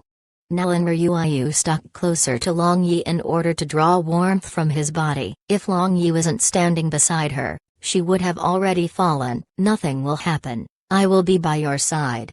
Long Yi softly comforted Nelan Ryuayu. However, he spoke in a steadfast tone. Looking at Long Yi, she nodded her head and her mood eased a little. Yes, she still had Long Yi, her omnipotent husband. He would definitely be able to think of a way. Long Yi held on to Nelan Ryuayu as he looked downwards. Before long, a trace of strange smile appeared on his face. This was a huge crisis. But couldn't this also be a huge chance? If the meat pie falling from the sky didn't crush him to death, wouldn't he have the best food? Nelan Wen and Nelan Wu, these two trashes were simply not worth mentioning. If he killed them without anyone finding out, wouldn't the only people with the royal bloodline be Nelan Ryuayu and Nelan Ruming? At that time, if he helped Nelan Ryuayu to obtain the throne, wouldn't the Nelan Empire fall into his hands? However, Long Yi knew that it wouldn't be as easy as he thought. Those two trash brothers must have a master hand behind them, giving them instructions. They were probably controlled by people of the Proud Moon Empire or people from the Darl Church. It wouldn't be easy for Long Yi to achieve his goals. They rushed over to the Blue Moon City, and after a week, they finally arrived at the gates. If there was a magic transmission array between towns, how wonderful that would be. Such thought appeared in Long Yi's mind. It was a pity that truly advanced magic arrays have been lost in the passage of time. Most magic arrays passed down were incomplete. All of a sudden, Long Yi thought about the books he had found in the Lost City's holy temple. Among them, several books ought to have recorded different kinds of magic arrays. He recalled that there were all sorts of magic array patterns drawn in the book. At the time, he wasn't able to understand anything in the books. He didn't dare to mess with them for fear that he would screw something up. Wash Wang knew a number of simple magic arrays, but she didn't know about the transmission magic array. This kind of complicated and large magic array was difficult for anyone to understand. She said that knowledge about magic arrays is profound and the complexity astounding. How could an average person have the energy to study them at the same time? If someone could understand those books, it would be wonderful.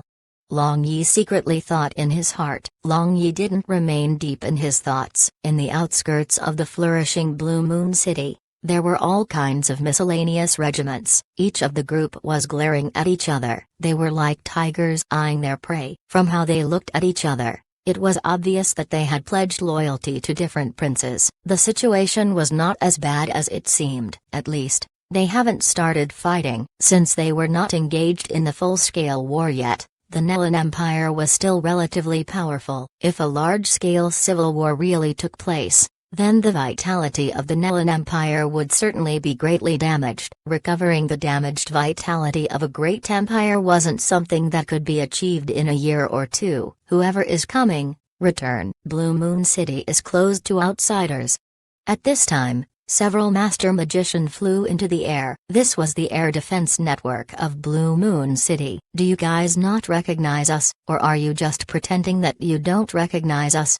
Long Yi said with a smile. Nelan Ryu was very well known in the entire Blue Waves continent, let alone her own country. The complexion of these master magicians changed simultaneously. After hesitating for a little while, they paid their courtesies in the sky. This subordinate pays respect to Princess Ryu and her husband. However, His Majesty has just passed away. Both the first prince and second prince gave instructions to not let anyone enter Blue Moon City. You also know that His Majesty has just passed away. How can we not go and pay our respects to him? The two princes are referring to other people, not us. Do you understand?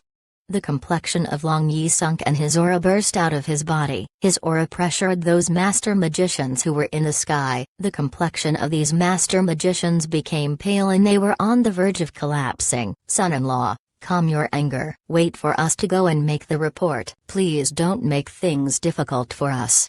Those magicians were panting as they desperately cried. In their heart, they were terrified and felt powerless as they faced Long Yi. The pressure Long Yi placed on them made them feel as though there was a big mountain pressing down on them. If his aura could make them feel such pressure, he should have reached the Master Archmage realm already. They should absolutely not provoke him. No, you are the ones making things difficult for us. Make way when this young master is showing mercy. Otherwise, you'll all turn into corpses soon. Long Yi said with indifference. The expression of those magicians changed immediately. Gritting their teeth, they eventually got out of Long Yi's way. Not bad. A wise man submits to circumstances. How about following this young master and the princess from now on? Long Yi said. These magicians were not weak at all. Perhaps they were qualified to help Long Yi run some errands. The magicians were startled for a while as they looked at the city wall beneath them. They wanted to say something but decided not to. You can all leave. Call for more people. Wait for me at the Bright Moon restaurant inside the city tomorrow evening. Long Yi smiled and sent a palm strike towards them, as if they were artillery shells. The magicians flew towards the city wall. Bang! Those magicians flew and smashed into the thick blue stone and they stunned everyone around them. The impact should have claimed their lives. However, the crowd was surprised as the magicians climbed out of the cracks without any injury. They were unexpectedly fine after smashing into the thick wall. Everyone was shocked as they didn't know that it was possible. When everyone turned to look at the magicians, Long Yi and Nelan Ryu had already disappeared without a trace. When they appeared again, they reached the Imperial Palace. They arrived at a secluded corner of the huge palace. Chapter 433, Meeting an Old Friend. The Imperial Palace of the Nelan Empire was plain and white. Imperial maids and Imperial guards were hastily running back and forth. On their arm, they had a blue, ocean-colored flower adorned in order to commemorate the passing of their kind, Nelan Wuji. At this time, Long Yi noticed that other than the Imperial Palace of the Nelan Empire, Blue Moon City and other locations in the Nelan Empire didn't hang white cloth. Normally the entire empire would mourn when the emperor passes away. However, Long Yi quickly understood what was going on. Because the death of Nelan Wuji resembled the death caused by the backlash of cultivating dark power, everyone concluded that he died due to the light god's punishment. As such, national mourning wasn't considered. This was quite ironic. At that time, when Long Yi and Nelan Ryu were making their salutation in the Imperial Palace, Like Pope Charles was present to give his blessing, there was no need to talk about how complacent Nellen Wuji was. Now, Charles had ordered a group of Light Church's holy law enforcers to investigate the death of the emperor. The investigation was a mere formality, as it was obvious that the Light Church didn't care about Nellen Wuji's death. In any case, Nellen Wuji would end up with the reputation of being a dark demon. At this moment, Nellen Ryuiyu was leaning weakly on Long Yi's shoulder. It was as though she had lost her soul and there was a blank expression on her face. After returning to the palace, she could already feel that there was something different. Although the things in the imperial palace were the same, the people had changed. She understood that although Nellen Wuji was not competent as a father, he was nevertheless a good emperor. He was also the pillar of the entire Nellen Empire. Now that this pillar had collapsed, the entire empire would enter into a state of chaos. Long Yi sighed softly and held on to the pale-faced Nellen Ryuiyu. He brought her towards her temporary residence in the imperial palace. In the imperial palace where Nellen Ryuiyu and her sisters lived, there were only a few imperial maids left. They were bustling around, performing the tasks they were supposed to do. What surprised Long Yi was the absence of guards. They were probably transferred away by Nellen Wen and Nellen Wu, those two foolish brothers. Entering Nellen Ryuiyu's lady chamber, everything was same as before without any changes. The appearance of her room was refined and the room was warm. The sound of the waves crashing onto the shore and the swaying of the window curtains remained as of how Long Yi remembered. The salty and humid sea breeze brought back memories. Nellen Ryuiyu's room made Long Yi recall everything which he had experienced here. Big sister, brother-in-law. At that moment, a familiar voice filled with a resentful, yet pleasantly surprised tone came from the entrance. The petite figure of Nellen Ruming appeared before Long Yi. Her long millet-colored hair hung loosely down her shoulders. Her expression looked wan and sallow. Her beautiful eyes were filled with tears. Ruming. Nellen Ryuiyu came back to her senses. Calling out her younger sister's name loudly, she rushed over and pulled Nellen Ruming into her embrace. Within seconds, the two sisters were crying loudly. Long Yi felt sour in his heart. In this world, familial love would always be in the first place. Originally, these two sisters had lost their mother since their childhood. Now, even their father was gone. The lonely bitterness in their heart must be very unpleasant. In his previous life, Long Yi was also an orphan. However, in his memories, there were no images of his parents. Since he didn't know that he had parents to begin with, he didn't really feel the pain of losing them. He stepped forward and hugged both sisters who were bawling their eyes out. With one sister in each arm, he hugged both crying beauties into his bosom. Long Yi's warm embrace made them feel as though they had found someone to depend on. Grabbing tightly on Long Yi's clothes, they seemed to have found some comfort. Maybe it was because they had been tormented by their worries these days, but after crying it out, both pitiful princesses fell asleep in Long Yi's bosom. Carrying them to the only bed in the room, Long Yi gently placed the both of them onto the bed. With a single poke of his finger, he made them fall into an even deeper sleep. After making sure that they were not going to wake up anytime soon, Long Yi left the room. Long Yi sat with one leg over the other. Sipping a mouthful of green tea, he looked at the young man sitting on the sofa opposite him in amusement. Although this person had a handsome face, his eyes were full of maliciousness. He had a dense, nefarious aura of obscenity. He was precisely the first prince of the Nellen Empire. Nellen Wen, brother-in-law, came back at the perfect time. You are also a member of my Nellen Empire's imperial family. Now that Father Emperor went astray in his cultivation and perished, according to the law, the throne should be passed down to me. However, second brother didn't care about the rules and wanted to challenge me for the throne. Brother-in-law must help me, okay? Nellen Wen appeared sincere. Currently, he was begging for help from anybody. It was as though he was begging for water in a desert. Approved only. Long Yi smiled thinly and said, "That's natural. You are my brother-in-law. If I don't help you, then who should I help? Other than you, there is no one qualified enough to sit on the throne of this empire." "That's good. That's good." "Tonight, I am holding a drinking party at my temporary imperial residence. Tonight, I'll introduce you to some people.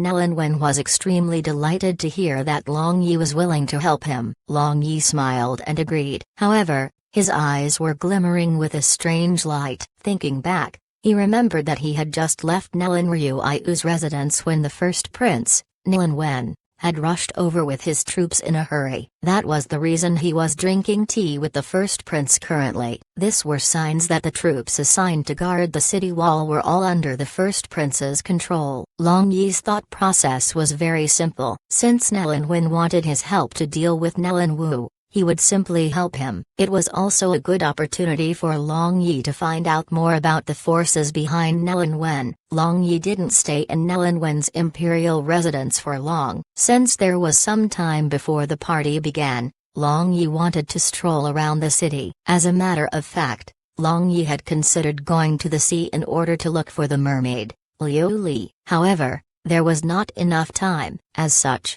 he could only push back his urge to look for Liu Li for the time being. Long Yi left the imperial palace and strolled around the city. Currently, the originally bustling Blue Moon City was deserted. Only a few shops were open for business while the rest were closed. The shops which were closed were locked securely. While walking, Long Yi's thought involuntarily shifted to the Nellen Empire's current circumstances. The situation was really muddy right now. It was like the beach water, filled with mud and sand. Nellen Wen and Nellen Wu were merely humanoid puppets operating on the surface. The Dark Church was involved behind the scenes, and the Light Church's holy light enforcers were about to arrive. The moment the two groups clashed, the situation would be extremely lively. When he thought about what was going to happen, Long Yi unconsciously walked into a very lively place. The location in front of him was filled with people, and there were luxurious carriages lined up in long rows. Long Yi looked left and right. A smile with a trace of interest appeared on his face. As it turned out,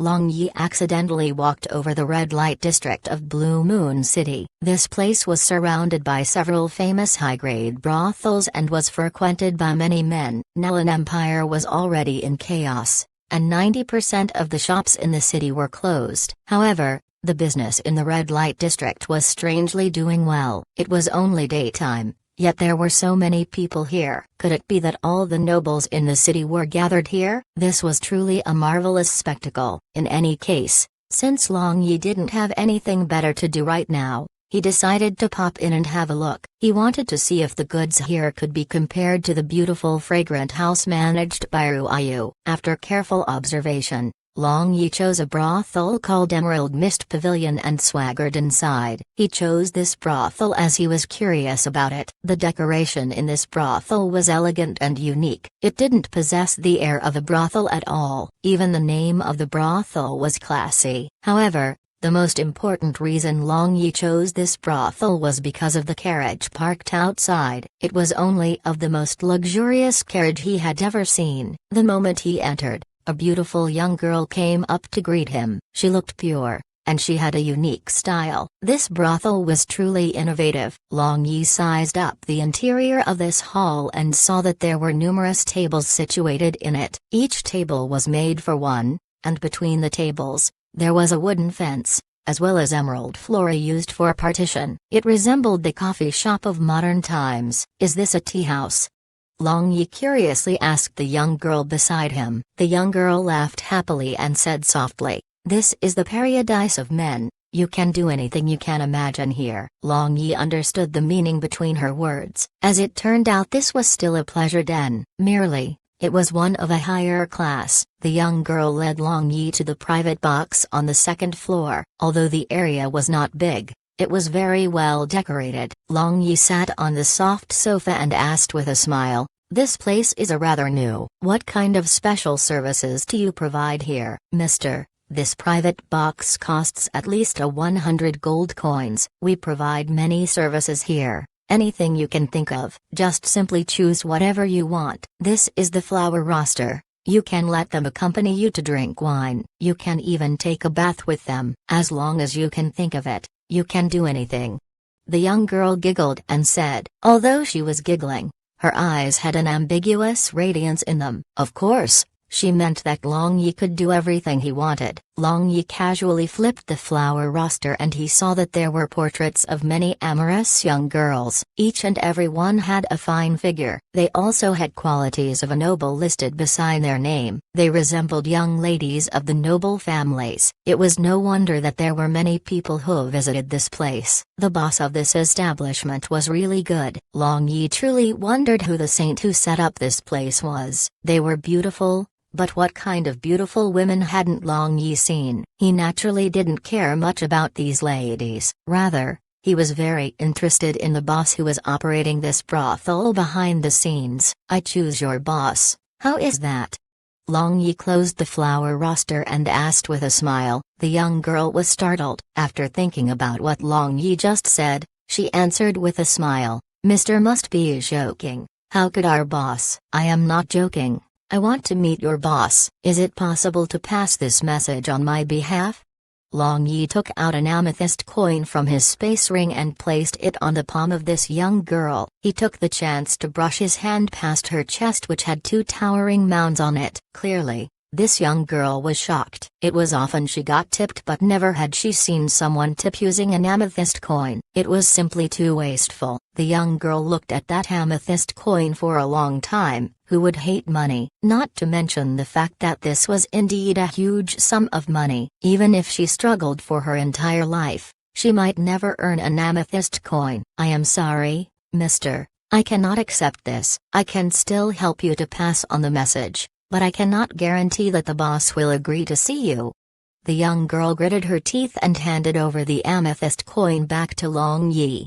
Her actions made Long Yi develop a good impression of her. How many people in this world could resist such a big temptation? She was working in this kind of place, yet she had such good moral conduct. This made Long Yi admire her. "Take it, no matter whether your boss agrees or not. This coin is yours," Long Yi said with a smile. The young girl was pleasantly surprised and she no longer refused to accept the amethyst coin. She left the room immediately to look for the boss. Long Yi casually opened a bottle of fruit wine and just as he was about to down the whole bottle, the door of his private box burst open. A graceful woman wearing a white silk robe stood at the entrance. A delicate fragrance assailed Long Yi's nose, and Long Yi unexpectedly found her fragrance somewhat familiar. Raising his head slowly, he turned to look at her charming appearance. She was truly beautiful beyond words. Chapter 434, Secret and Yin. Long Yi narrowed his eyes and looked at this seductress-like woman in front of him in disbelief. "What, young Master Ziman,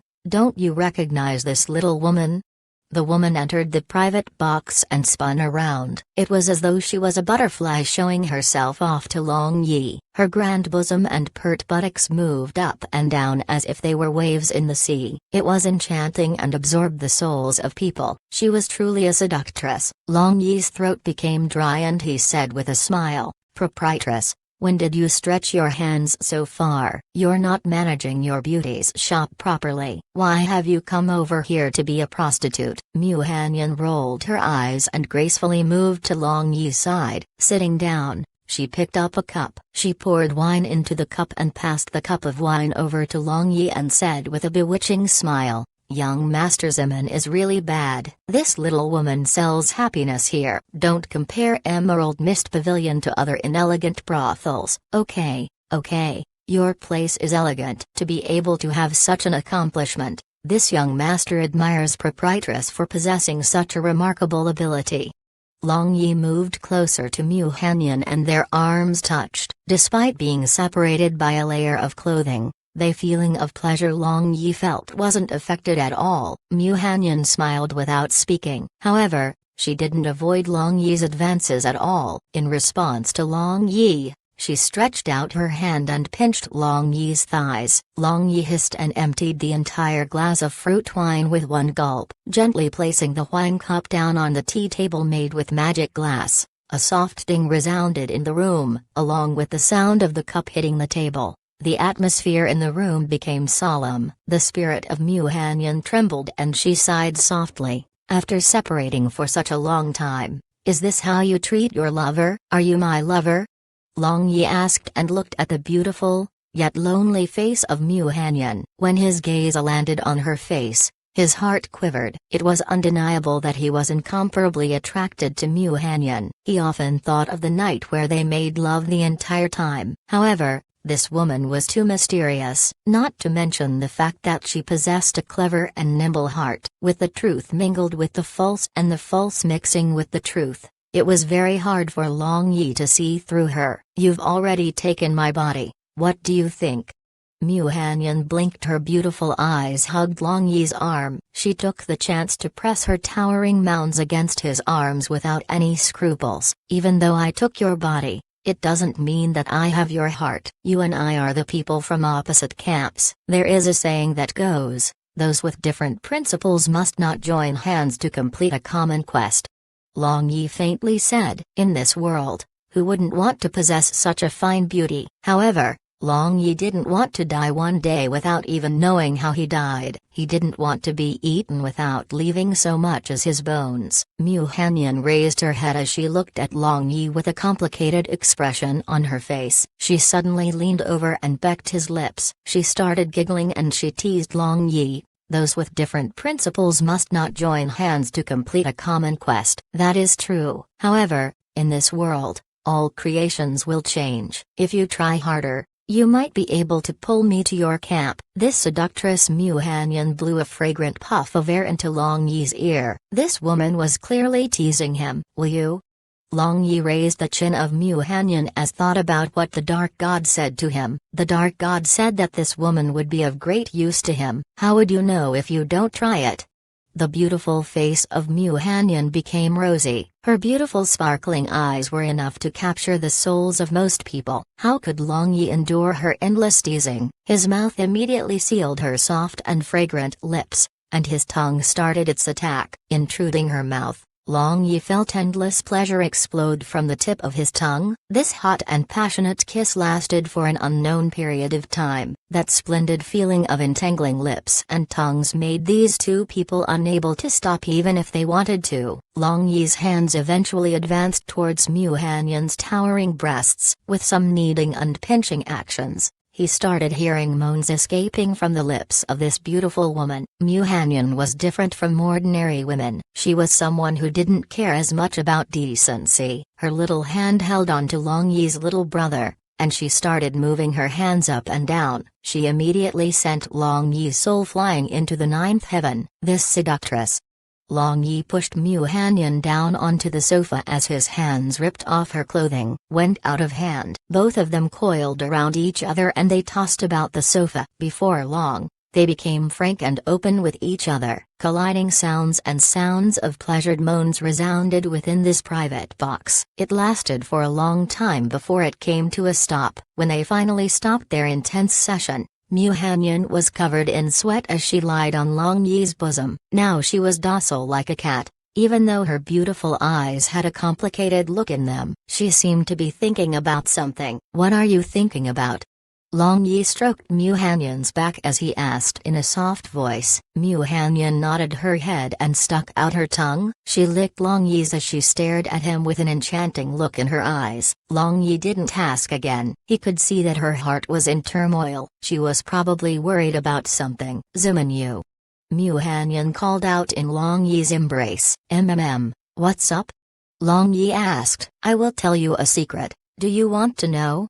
Mu Hanyan bit Long Yi's and said in a playful voice. Long Yi groaned and smacked Mu Hanyan's buttocks. With a helpless expression on his face, he said, "If you are going to tell me something, hurry up. Don't tease me, otherwise, you are screwed." Mu Hanyan giggled and moved her lips away. She used her hands to prop her body upwards. At this moment, her full and plump appeared even more soul-stirring. "Actually, I have an immortal body. Do you believe me?"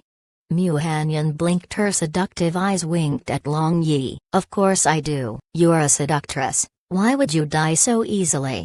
Long Yi smiled and said. There was no way he would take her words seriously. Even the gods themselves weren't immortal. Didn't that lightning god return to being dust in the universe? "I'm serious. Even gods may find it difficult to annihilate me. Even if they try, they might not succeed." Mu Hanyan gave Long Yi a complacent smile as she said, "Don't exaggerate. Wouldn't I die if I fight against you later on?" Long Yi said with a smile as he flicked the pearl on Mu Hanyan's soft and fair breast with his finger.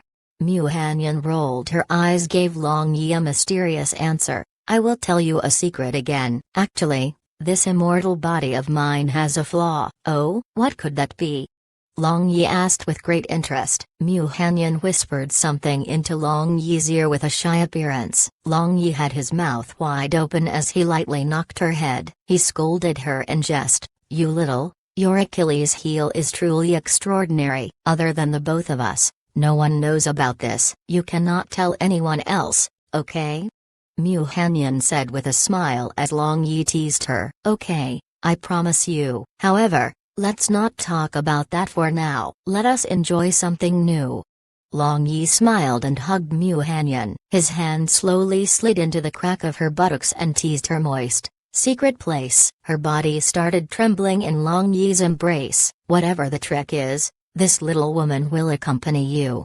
Mu Hanyan moaned and said with a smile. Just as Long Yi was about to start on his new trick, a loud noise came from outside the private box. It appeared as if a conflict had occurred. Mu Hanyan frowned, pushed Long Yi gently. She slowly stood up and wore her clothes. As she was putting on her clothes, she said, it seems we have to play again next time. I'm going out to see who ate the heart of a lion. How dare they cause trouble at my place? Long Yi also got up and wore his clothes. He seemed to be lost in thought as he looked at Mu Hanyan's back. This woman was too mysterious. Long Yi was truly looking forward to learning about all her secrets. After Mu Hanyan left Long Yi's private box, she felt a strong water magic fluctuation. A sinister cold Qi, as well as a white cold Qi, enveloped the surroundings. Mu Hanyan snorted and instantly disappeared without a trace. She instantly appeared in the middle of the group of people who were causing trouble. Yinian?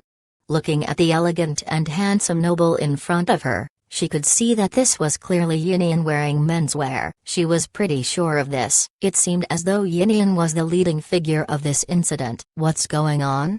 Mu Hanyan had a faint smile on her face. However, everyone standing around her could feel the enormous pressure she was emitting. A youth wearing magnificent clothing, with pain written all over his face, covered his private parts. The moment he saw Mu Hanyan, he raged, Proprietress, you have to do something. When this father was enjoying myself happily, this dumb idiot actually rushed in, wanting to kill me. Suddenly, a young girl emerged from the crowd. She should be one of the girls listed in the flower roster of the Emerald Mist Pavilion. She awkwardly explained everything to Mu Hanyan. As it turned out, Yinian, a woman disguised as a man, came here to ask for a service. She happened to choose this young girl who was explaining everything to Mu Hanyan. Since she had mixed in this community for such a long time, she had very sharp eyes. With a single glance, she realized that Yinian was a girl. However, there were many nobles that were extravagant and debauched. There were also many people that enjoyed a lesbian play. As such, the young girl pretended not to know. While they were making out, they heard sounds of girls groaning in pain coming from the room beside them. They also heard sounds of a violent beating as well as the cursing from some man next door. They probably forgot to activate the sound insulation barrier. The moment she heard those things, Yinian's expression changed. With a furious expression, she rushed out of her room and kicked open the door to the next room. The moment she saw what was happening in the next room, she flared up. Two stark naked beautiful girls were hung up by the wall, and they were tied up with a thick rope. There was a man who wore magnificent clothes and he was using a bamboo whip to lash at the two girls. He left frightening red and purple scars all over their body. Yinian went mad on the spot. She froze the two followers of this man into ice sculptures and ferociously kicked the family jewels of this man. By the time she was finished, the guards in the Emerald Mist Pavilion rushed over. They immediately separated the two conflicting parties. After hearing the entire story, Mu Hanyan started at Yinian. Sizing Yinian up, Mu Hanyan's expression eased a little. Naturally, she could tell that Yinian was a girl and she thought that Yinian was a noble Ms. that coveted new experiences. She didn't know that this noble son wearing magnificent clothing was one of the services provided by the Emerald Mist Pavilion. She was extremely innocent. Chapter 435, getting on intimate terms and Mist Fairy. It seems this entire matter was a misunderstanding. This noble son, all your expenses today will be entirely free. How about dropping this matter entirely?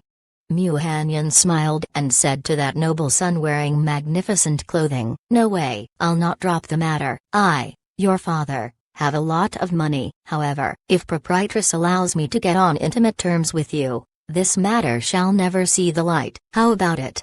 The noble son wearing magnificent clothing was the type of people who wouldn't regret if they don't see the coffin. His family jewel was already standing erect as he began to reveal his lustful intent. Mu Hanyan's complexion didn't change at all. With a smile on her face, she replied him, "Get on intimate terms with me? Why not? Servants, lead him to my room in the backyard." The noble son who wore magnificent clothing instantly became happy. Just as he was about to open his mouth, two sturdy warriors held him and brought him towards the backyard. Since the drama has already ended, everyone who came out of their private box to watch the show slowly dispersed. "Proprietress, are you really going to?"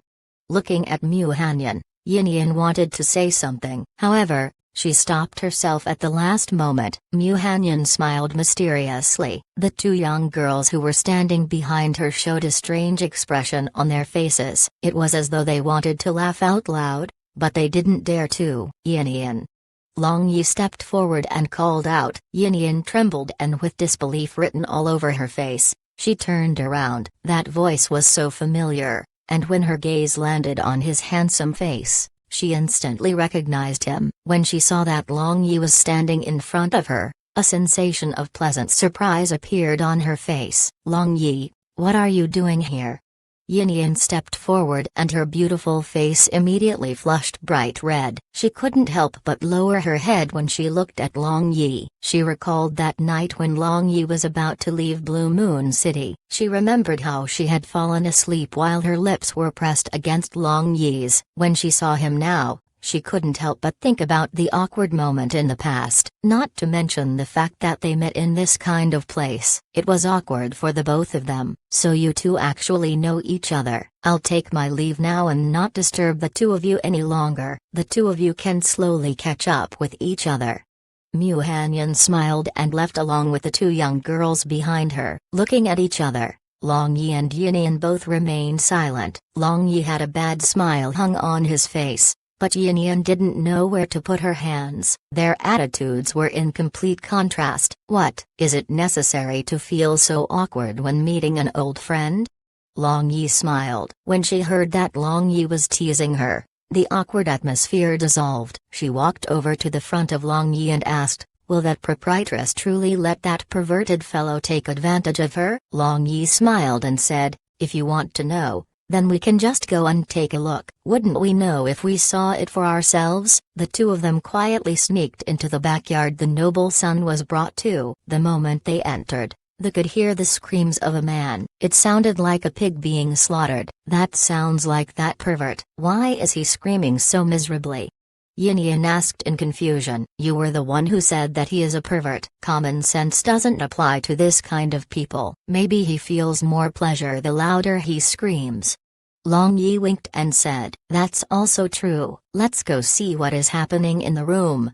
Yin curiously said. Long Yi held back his laughter and nodded his head. Without guessing, he knew that Mu Hanyan was definitely torturing this fellow. However, he didn't know how she was doing it. As the two people walked closer and closer towards the room, the sound of the screams became louder. "Old four, aren't you finished? Now, it is my turn. It's been a long time since I got to play with this kind of dainty and lovely stuff."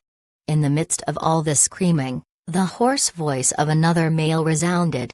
"Old three, wait for a moment. This big brother has yet to finish." Another voice spoke inside the room, and it was accompanied with some panting. Yin bumped onto Long Yi and asked in a soft voice, "What are they doing?" Long Yi had a strange expression. "Mu Hanyan, that woman was truly cruel." It was no wonder that the two young girls had such an expression on their faces when the noble son was escorted out. "Don't meddle in whatever they are doing. We are leaving." Long Yi pulled Yinian's hand and said he was afraid that looking at stuff like that would leave a shadow in Yinian's heart. I have yet to see why that pervert is screaming so miserably. Wait a little while for me, I will go and take a quick look. Yinian didn't comply with Long Yi's actions. Taking quiet steps, she crept over to the door of the room. She gently pushed on the door, opening a small crack. Just as she was about to look inside the room, everything became black. Long Yi had covered her eyes with his hand and he was pulling her away. Not waiting for Yinian to protest, Long Yi carried her under his arm and quickly flew away from Emerald Mist Pavilion. When he descended, they were already at the beach. Releasing his grip on Yinian, Long Yi sat on a huge rock as he stared at the waves rolling in the sea. The sound of water gurgling was extremely pleasant on the ears. Long Yi, why didn't you let me see? Yinian walking over to Long Yi and gave him a light punch on the shoulder. I'm afraid that you would be traumatized by whatever was going on inside the room. What if you become so scared that you are unable to eat? Why can't you understand my intentions? Long Yi turned around and replied with a smile. However, when his gaze landed on the sly smirk Yinian had on her face, he suddenly realized that he had been duped. She knew exactly what was going on in that room. Yinian had a wry smile on her face. Her father had protected her very well from all kinds of pollution. However, she heard stories about how some people among the nobles would love each other from the same sex. Moreover, she wasn't a child anymore. When she heard the dialogue between the men inside the room, she understood everything. I'll take it as you don't understand what was going on. Anyway, what were you doing in the Emerald Mist Pavilion? Why did you even dress up like a man? Long Yi smiled and shifted the topic of conversation. The expression of Yinian became gloomy. However, she forced a smile as she explained, it seems interesting. I wanted to know how it feels like to be a man. Long Yi became silent and after a long period of time, he looked at the sea which stretched as far as the eye could see. He eventually replied, people shouldn't live in the past. There are some stuff which should be decided as early as possible. I know. Of course, I know. However, I cannot control myself. I don't even know my state of mind. I might be feeling this way because of my first love. It turned out to be so. Yinian tightly clenched his hands into fists. Her voice was filled with grief and indignation. Fool. It has already been such a long time. You have yet to let go of that feeling. How about trying to associate with other boys? Long Yi said to Yinian. He sympathized with her. Who would have thought that the person she had loved for so long was a girl, just like herself? This kind of blow was not something everyone could endure. Now, I have no feelings for men, Yinian said as she felt depressed. Her father had introduced many outstanding boys to her, but she basically didn't have any interest in them. Long Yi was speechless. When he thought of the night where Yinian fell asleep when she was kissing him, he felt as though someone took a sledgehammer and slammed it right into his self-confidence. When she saw Long Yi's expression, Yinian felt a kind of indescribable comfort in her heart. As a matter of fact, she truly wanted to talk about the feelings she had for Long Yi. There was a feeling in her stronger than friendship, and that was how she felt towards Long Yi. The kiss that she shared with Long Yi made her heart beat faster and she felt extremely at ease. However, she was not foolish enough to tell Long Yi about these things. The scene of the setting sun seemed extremely beautiful on the seashore. The bright red sunset dyed the seawater red, and along with the sea waves, it became darker or lighter. With the ever-changing clouds in the horizon, the sunset looked even more magnificent and spectacular. When the sun completely sunk into the sea, the final ray of sunlight disappeared and the stars appeared in its place. Looking at this cycle, people's mood would also change. They would realize that there were too many situations in their life they had never experienced before. There were many new things they had yet to realize. Yinian had already returned long ago. This moment, only Long Yi was here lying on this remote sandy beach. When he watched the sunset and the rising of stars, he completely forgot the passage of time. He didn't come back to his senses until he heard the shouts of some fishermen. He recalled that he had to go to the drinking party hosted by Nellen Wen tonight. As such, He reluctantly took a last look at this beautiful beach as he flew towards the imperial palace afterwards. When he arrived at the temporary imperial residence of Nellen Wen, many guests had already arrived before him. All of them were nobles of high position. They had one thing in common, and it was that they supported Nellen Wen. Nellen Wen personally welcomed him and introduced him with a big smile on his face. Long Yi had seen many of these guests during his marriage banquet. However, he had no idea what any of their names were. Long Yi chatted and laughed with them, but he didn't see any suspicious person in the party. With a frown on his face, he walked over to a corner. He began to carefully observe the faces of everyone who had a false expression. It seemed as though the figure behind Nellen Wen would not show himself in public so easily. Perhaps, like that military advisor behind Long Zhan, he remained hidden in the dark. When Long Yi finished his second cup of wine, the warm-up event of the drinking party had begun. The dance started and all the magic lamps in the hall dimmed. Couples of men and women were hugging each other as they danced gracefully. Among them, there was no lack of handsome gentlemen and noble ladies. There was also no lack of publicly righteous but secretly man-stealing whores and sinister vile men. This scene was just like a farce. Long Yi stood at one corner as he stared at everyone on the dance floor. He knew that most of them were leading a befuddled life. His gaze instantly became ice cold. Maybe it was because he was too experienced, or perhaps it was because he had taken part in too many life and death wars. Regarding people from the high society, he had lost all his patience. At the end of the song, the lights became bright and the hugging couples dispersed in succession. They assembled in groups of 3 or 5 while flattering and spraying saliva at each other. At that time,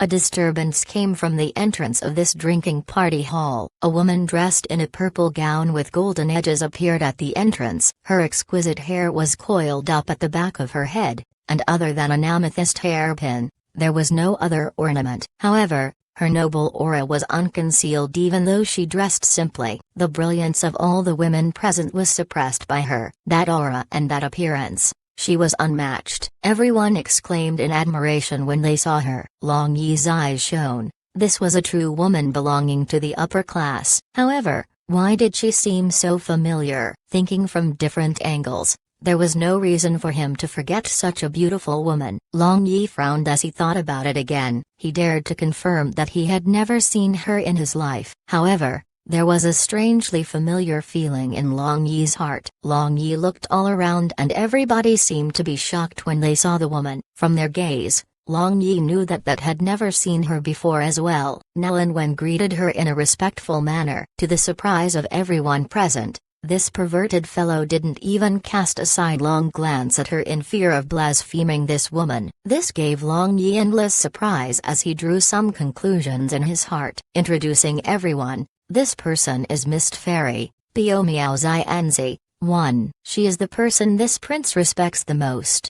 Nellen Wen introduced. Long Yi shook his head. Mist Fairy? This is merely a title. Nellen Wen didn't even introduce her name and background. Nellen Wen was actually using such a respectful tone when talking about her. Looking at his expression, he didn't look like he was pretending. It seemed that his guess was correct. 1. Piao Miao Xianzi, Piao Miao, faintly discernible, Misty, Xianzi, female celestial, fairy. Chapter 436. Probe and suspect. Everyone rushed up as if they were awakening from a dream. This woman gracefully dealt with everyone. It was obvious that she was a highly competent individual. As for Long Yi, he stared her every action from the corner of his eye. He had high praises for her as he observed everything she was doing and he clicked his tongue in his heart. Casting aside the noble air around this woman, her face and figure were also top-notch. The pair of jade hair on her bosom were tightly held up by her dress,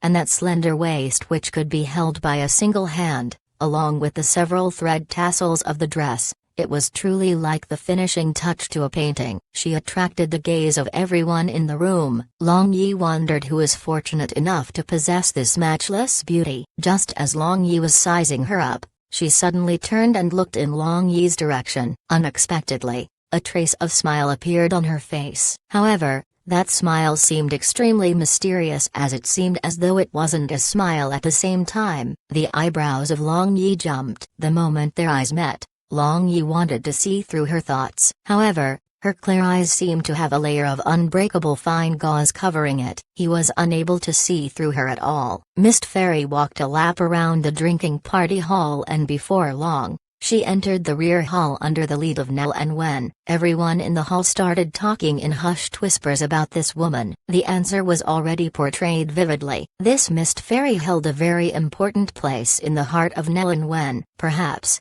he had already reached the point where he was utterly obedient towards her. If that was the case, she should be the hidden manipulator behind Nell and Wen. However, her identity was still a mystery. Long Yi was unable to sense any magic or spirit fluctuation from her body. This caused him to be unable to determine which power she belonged to. Lord Son-in-law, the first prince requested you to come to the rear hall for a chat.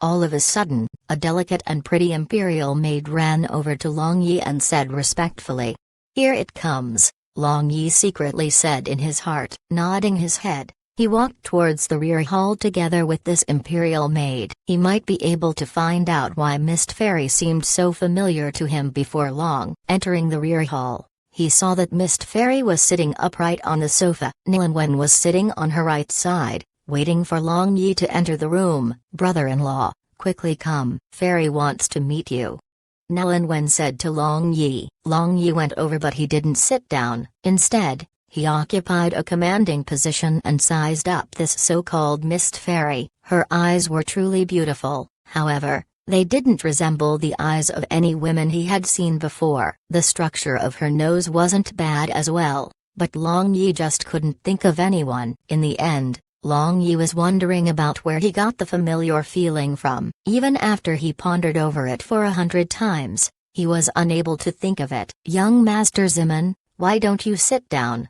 Mist Fairy's mood didn't change at all. Instead, she faintly smiled at Long Yi and asked him to take a seat. "It's fine. I feel more comfortable when I stand up."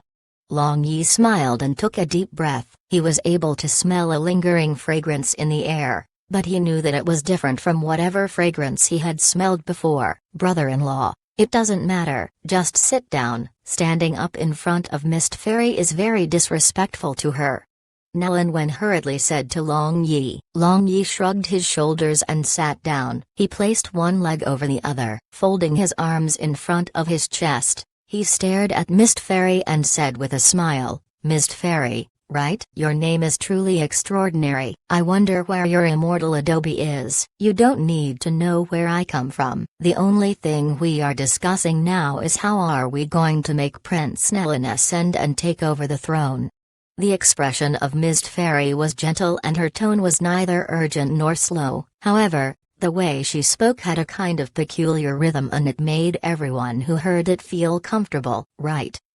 I request that Fairy give me some pointers," Nell Wen respectfully said. He was very impatient the moment Mist Fairy spoke about the throne. "I'm going to make things clear. Nellen Wu has the Dark Church behind him. Currently, the Dark Church's Hell Priest Laffer is by his side," Mist Fairy said. Long Yi was startled. Hell Priest Laffer, wasn't he the master of Leng Yuiu? It seemed like the Dark Church had truly participated in this war. However, Long Yi still had his doubts. What about this Mist Fairy? Could she belong to the Light Church? Doesn't seem likely. I never expected that second brother would go astray. Just like Father Emperor. This throne must not fall into his hands at any cost. Otherwise, Outnellen Empire would enter a state of turmoil. Nell Wen said as he appeared righteous. He had never thought the Nellen Empire was already in chaos due to himself. That's natural. The first prince must do his best, Long Yi said as he showed false concern towards Nell Wen. This prince will definitely try hard. However, second brother has more troops than me. The 2 legions at the Yatsana defense line are being tardy and there are no news of their return, Nell Wen said with a vexed expression. He was just a big good-for-nothing idiot. No need to worry, we have young Master Ziman to help you. Now, all of your problems would be solved, Mist Fairy gently said. Her beautiful eyes had a hidden smile as she looked at Long Yi. Nell Wen instantly became elated. Since Fairy had said so, This brother-in-law of his would definitely be able to help him. In his haste, he hurriedly asked, "Brother-in-law, what should we do next? Please give me some advice." Long Yi glared at Mist Fairy. This woman did this intentionally. As a matter of fact, there is an extremely simple solution to all this. Isn't the dark church behind Nellen Wu? As long as you make this known to the public, he would lose his footing in the race for the throne. Long Yi said with a smile, "Right, brother-in-law is truly intelligent. However, no one would believe me without a proof to back my words up." Nellen Wen clapped. However, he thought of the problem and was disappointed again. Long Yi shook his head. This Nellen Wen was simply a pile of mud on the beach. Poor Nellen Wuji, he gave birth to these two good-for-nothing sons. If you don't have evidence, can't you fabricate some? Moreover, the light law enforcement team is coming in a few days. Long Yi said with a smile. Listening to Long Yi's words, Nellen Wen suddenly saw the light. He started to admire Long Yi's intelligence. He had already started to scheme in his mind. "Have we met before?" Under the starry sky, Long Yi asked Mist Fairy, who was standing at his side. "Do you ask this question to every girl around you?" Mist Fairy indifferently smiled. Long Yi grinned and said, "Don't act dumb. We definitely know each other from somewhere. Perhaps your true appearance is different from when the time I met you." Mist Fairy didn't speak and she looked into the starry sky. She didn't utter a word and it was obvious that she had completely ignored whatever Long Yi said. Long Yi waved his hand and released his lightning domain in the courtyard. He initiated a surprise attack on Mist Fairy just as quick as lightning. Who would have thought? Mist Fairy already anticipated his attacks. Long Yi's hands passed through an afterimage of Mist Fairy. However, the moment Long Yi retracted his hand, she appeared in the same spot. It was as though she had never moved in the first place. Long Yi was astonished. Sure enough, she had some skill. It appeared as though his lightning domain had no effect on her. Not thinking too much about it, Long Yi released his lightning net and used his spirit power to confine this space. This time, Mist Fairy neither dodged nor hid. A layer of lustrous and transparent light appeared around her body and she had no reaction even though the lightning net enveloped her. As though that wasn't enough, she appeared to be completely fearless of his spirit confinement. Taking 2 steps forward, she said with a smile, "Don't waste your efforts. You are too weak." Long Yi retracted his domain and no longer attacked. He stared at her as he appeared lost in his thoughts. This was not possible. Even if his attacks were like ant bites to her, she should be feeling something at least. However, she appeared to be completely unaffected by Long Yi's attacks at all. It was like his attacks were hitting the void. How was that even possible? Even if his attacks were useless, there was no way he would feel like he was hitting the void. Long Yi thought about it for a long time. As for that Mist Fairy, she was looking at Long Yi with interest and her eyes had a complicated look in them. Impossible. Long Yi shook his head. Once again, he slowly reached out his hand towards Mist Fairy's neck. However, this time, he did it extremely slowly. Mist Fairy neither dodged nor hid like before. That snow-white and exquisite neck unexpectedly fell into his devil's talons. Long Yi was startled as he felt the satiny feeling in his hand. "Do you want to strangle me?" As if she wasn't aware of her current circumstance, Mist Fairy smiled and asked Long Yi. Long Yi didn't speak. Suddenly exerting force in his hands, he clenched his fist. His hand, which behaved like iron pincers, squeezed Mist Fairy's neck. All of a sudden, the neck which he was holding changed into air. Mist Fairy stood there and she stared at Long Yi, her head apparently unaffected. She was clearly smiling as he looked at him. "What is this magic?" Long Yi was greatly shocked. "It's just a little trick. Anyway, you are too weak." Mist Fairy smiled and mocked Long Yi. Long Yi suppressed his feeling and rubbed the beard stubble on his chin. Sizing up Mist Fairy, Long Yi suddenly broke into a grin. "Do you dare to let me try again?" Mist Fairy looked at Long Yi with surprise. Could it be that he had already found a way to attack her? That was fast. She nodded her head as she was curious to see what was Long Yi going to do. Once again, Long Yi slowly reached out towards Mist Fairy's neck. His action was extremely slow and he appeared as though he was acting out a slow-motion scene in a movie. The moment his hand was about to come into contact with her skin, Long Yi stopped. He could feel the heat emitted from her skin. This proved that she was truly standing before him, and her neck was impossible to be fake. Long Yi's hands moved downwards and stopped right above Mist Fairy's towering breasts. Mist Fairy felt that something was wrong. Just as she was about to open her mouth, she saw that Long Yi had a strange expression on his face as he stared into the distance. Involuntarily, she followed his gaze. All of a sudden, she felt as though her was surrounded by something. Moreover, the red pearls on her soft mounds were being pinched. "You!" Mist Fairy retreated 2 steps back, glared at Long Yi. She disappeared with a flash and white light flashed around where she once stood. Space magic. Could it be that she was also from Lost City? Long Yi felt that faint magic fluctuation and he muttered. Thinking about it, Long Yi felt as though there was something suspicious going on with this Mist Fairy. From the start to the end, she never attacked. Moreover, Long Yi didn't feel the noble temperament she had when she was dealing with other people. That only happened when they were alone. Furthermore, she had allowed his hand to come into contact with her neck. No matter what, this was considered skinship. This act was unimaginable for women of noble status. Besides, she didn't react when Long Yi moved his hand towards her. When he tricked her and fondled her breasts, she had a really interesting reaction. Normally speaking, if a woman was touched inappropriately, they would definitely fly into a fit of rage. However, Mist Fairy was only ashamed and she didn't even get angry. This was truly strange. Chapter 437, Surging waters flooded the Dragon King Temple. 1. On the year 87 of the Blue Waves continent, it was the 3rd last day of the 5th month. The snow and ice covering the lands had almost melted completely. The allied forces of both the violent Dragon Empire and Nelan Empire launched a fierce attack on Yatzana, restarting the Great War against the Proud Moon Empire.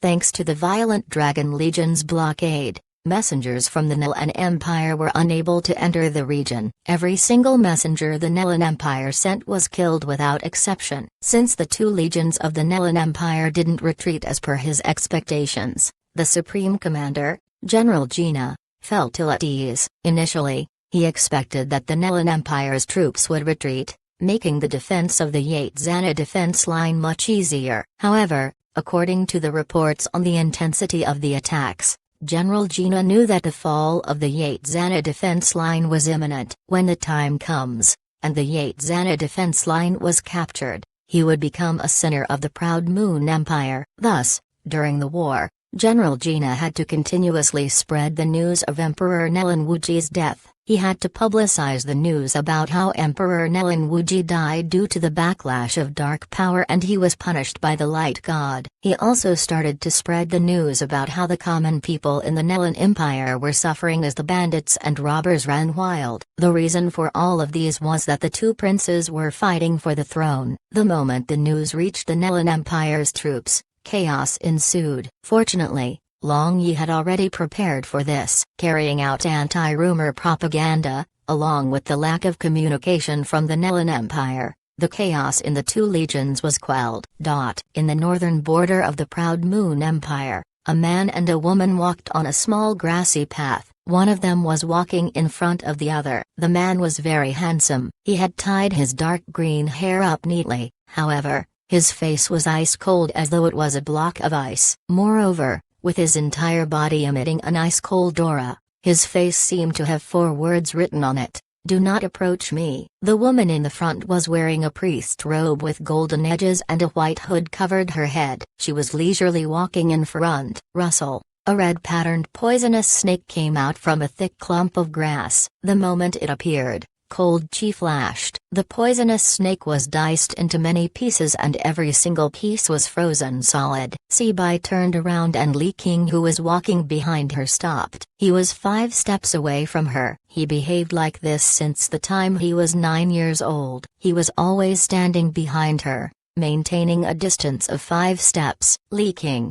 there is a brook in front. Let's take a rest there before continuing with our journey," Sibai said softly as she appeared to be somewhat helpless. After he returned alive from the heavenly prison, he succeeded the position of the patriarch. He was the new patriarch of the Moxie clan. The moment he ascended to that position, he made an announcement. He announced that the rule of monogamy was to be abolished. However, that was only to those who were willing to accept such a rule. This attracted the strong opposition from the previous patriarch and several grand elders. However, Li King stubbornly persisted. He refused to change his decision no matter what. First, he spent great effort to persuade his father, that is the previous patriarch. Shortly afterward, he persuaded others by sweet-talking. Eventually, he was able to abolish the law which was written a few thousand years ago. Si Bai was extremely touched by his actions. She knew that he was doing all this so that she would be able to be together with Long Yi. She truly appreciated it. Although she should be addressing Li King as patriarch,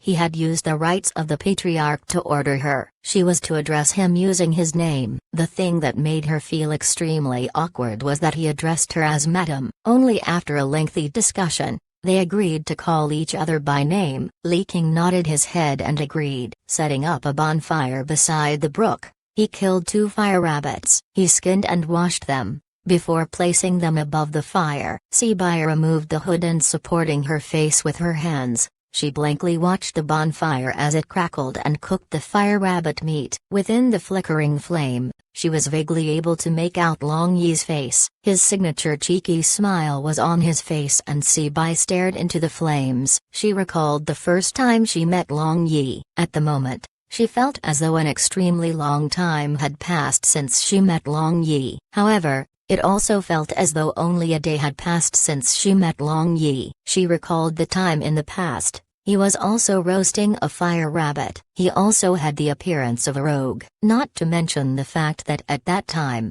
he deceived her by saying that his fiancée was called Si Bai. He was truly too hateful. As she thought about the past, a beautiful and sweet smile appeared on her face. As for Li King, seeing that silly smile on Si Bai's face, he felt pain as if his heart was being pricked with needles. He knew that this woman before him who he loved dearly was smiling for another man. He also knew that he would be unable to surpass that man in his lifetime. Content. I should be content. Li King's hand which was holding on to a branch trembled. At least, she would cry for him. Although he was only her friend, he was already satisfied. The most difficult aspect for a person was to recognize his position. But he knew his place. He knew that his position was to stand behind Si Bai and Long Yi. He knew that his job was to stay in their shadow and guard them. This was heaven's gift for him as he was able to guard his beloved. The aroma of rabbit meat lingered in the air and the color of the meat began to change. It became a deep yellow color and Li King knew that it was ready to eat. Li King took one and handed over another to Si Bai. They started nibbling on their respective roasted rabbit meat. At that time,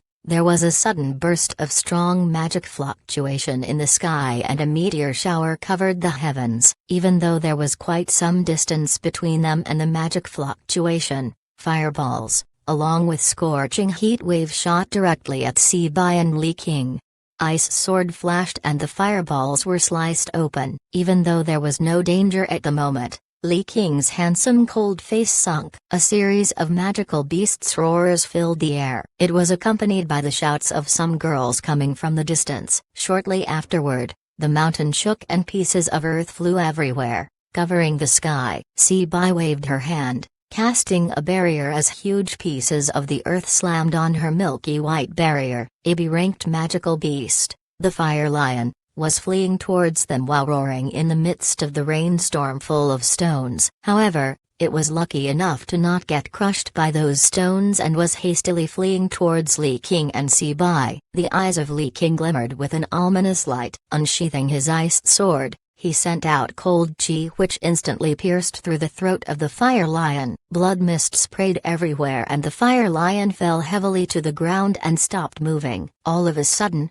3 graceful figures flew over and they slowly descended in front of Li King and Si Bai. Unexpectedly, they were beauties and they were wearing magic robes. Among them, 2 were wearing fire magic robes, and the last one was wearing a light priest robe. They looked at the fire lion which was dead on the floor and then began to size up Li King and Si Bai. "I'm sorry, we were the ones who caused the fire lion to run towards you. Sorry for startling you." The girl wearing the light priest robe took a step forward and apologized in her soft voice. "It's fine. Are you also a priest of the Light Church?" Sibai instantly had a good impression of the girl who wore the light priest robe. "Yes. Is Big Sister also from the Light Church? However I look at it, with Big Sister's dressing style, you look like Saintess Sibai. However, you are definitely not Saintess Sibai."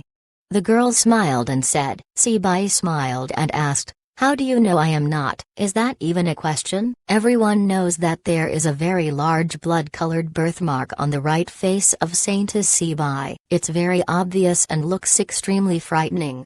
Another girl wearing fire magic robe with fiery red hair indiscreetly said. Sibai touched her current smooth as silk face and smiled without speaking. She carefully looked at the three girls. They seemed to be younger than her and they were all very beautiful. Since they could all fly, they should have reached the Master Magician realm. Even though Sibai couldn't determine the identity of the other two girls, she could roughly guess the identity of the girl possessing fiery red hair. That was because her fiery red hair was too conspicuous. She should be the granddaughter of the Fire Master Archmage Puzaiusi, Genius Lin Na. "Let's get acquainted. I am Priest Zemin Wuan."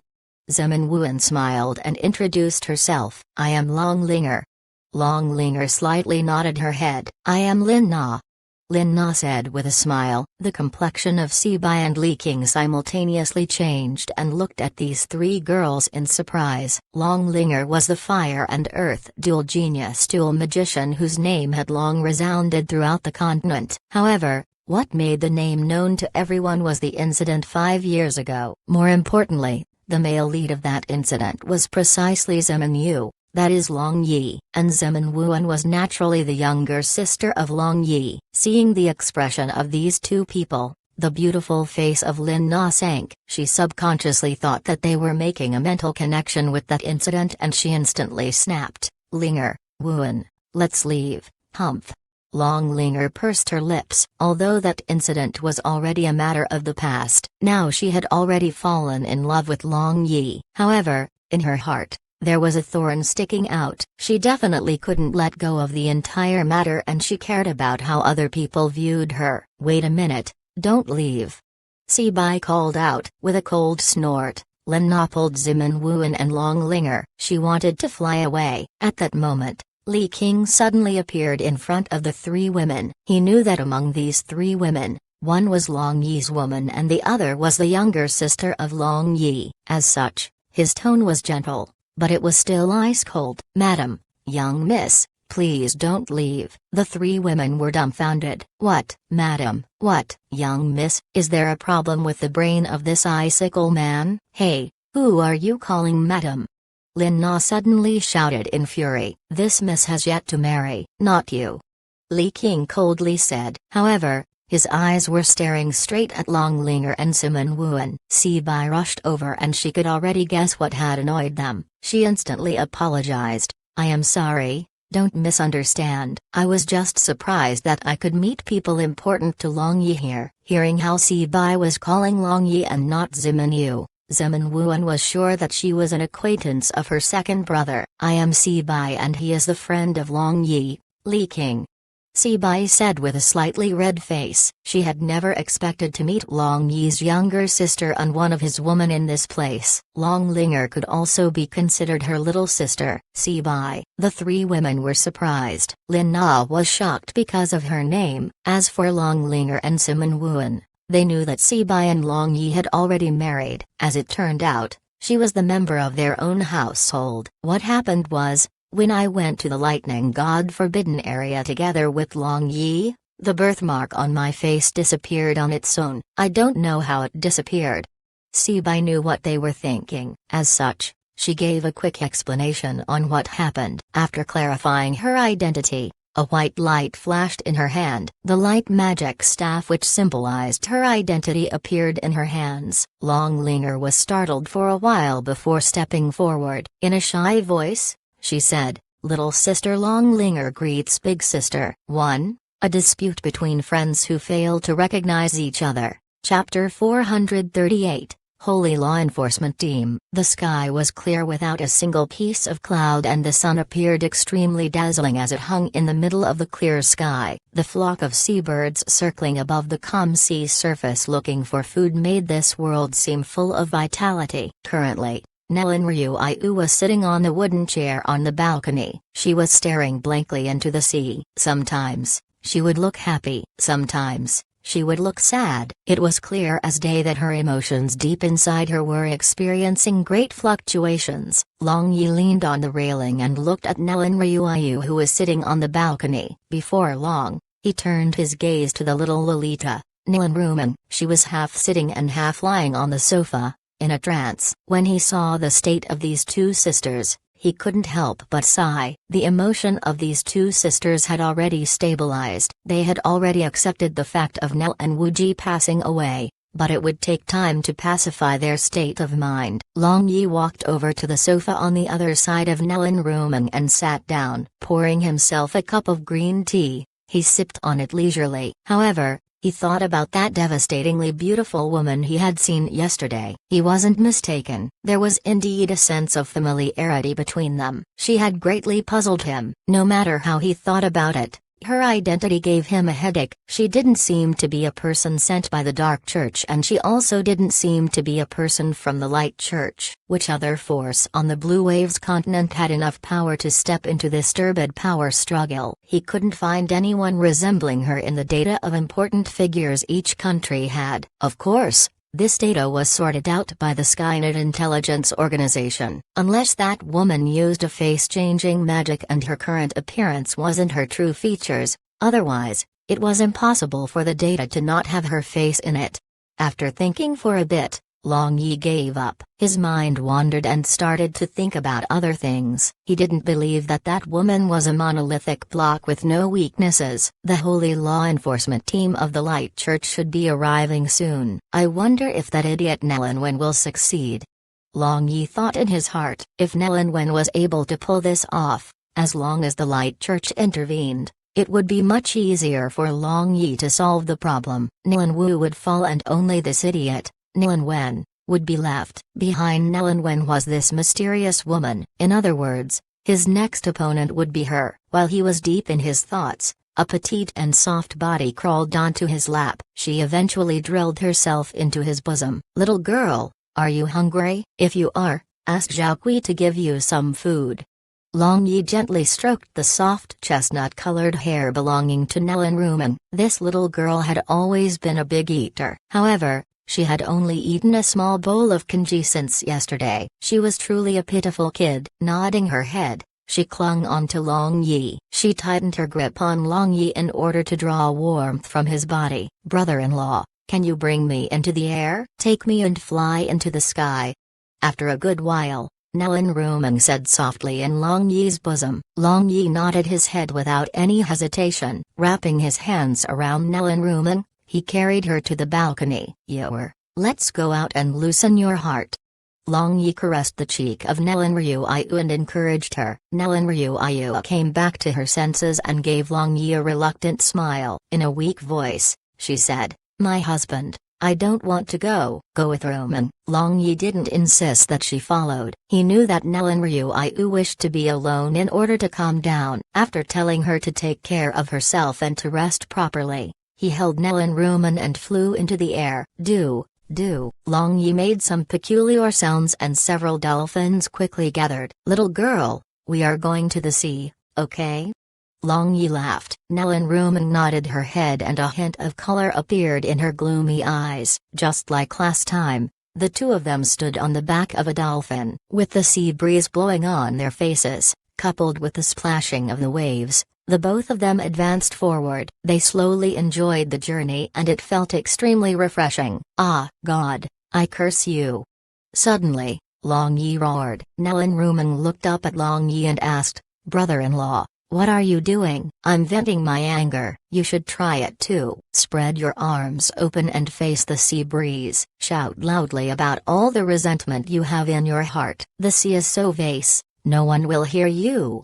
Long Yi urged Nellen Rumen. Nellen Rumen hesitated and she eventually loosened up her little hand which was gripping Long Yi's hand tightly. She slowly spread them open as she faced the wind. She knew that Long Yi would definitely not allow her to fall into the water. "Ah, I hate you all. I hate, hate, hate."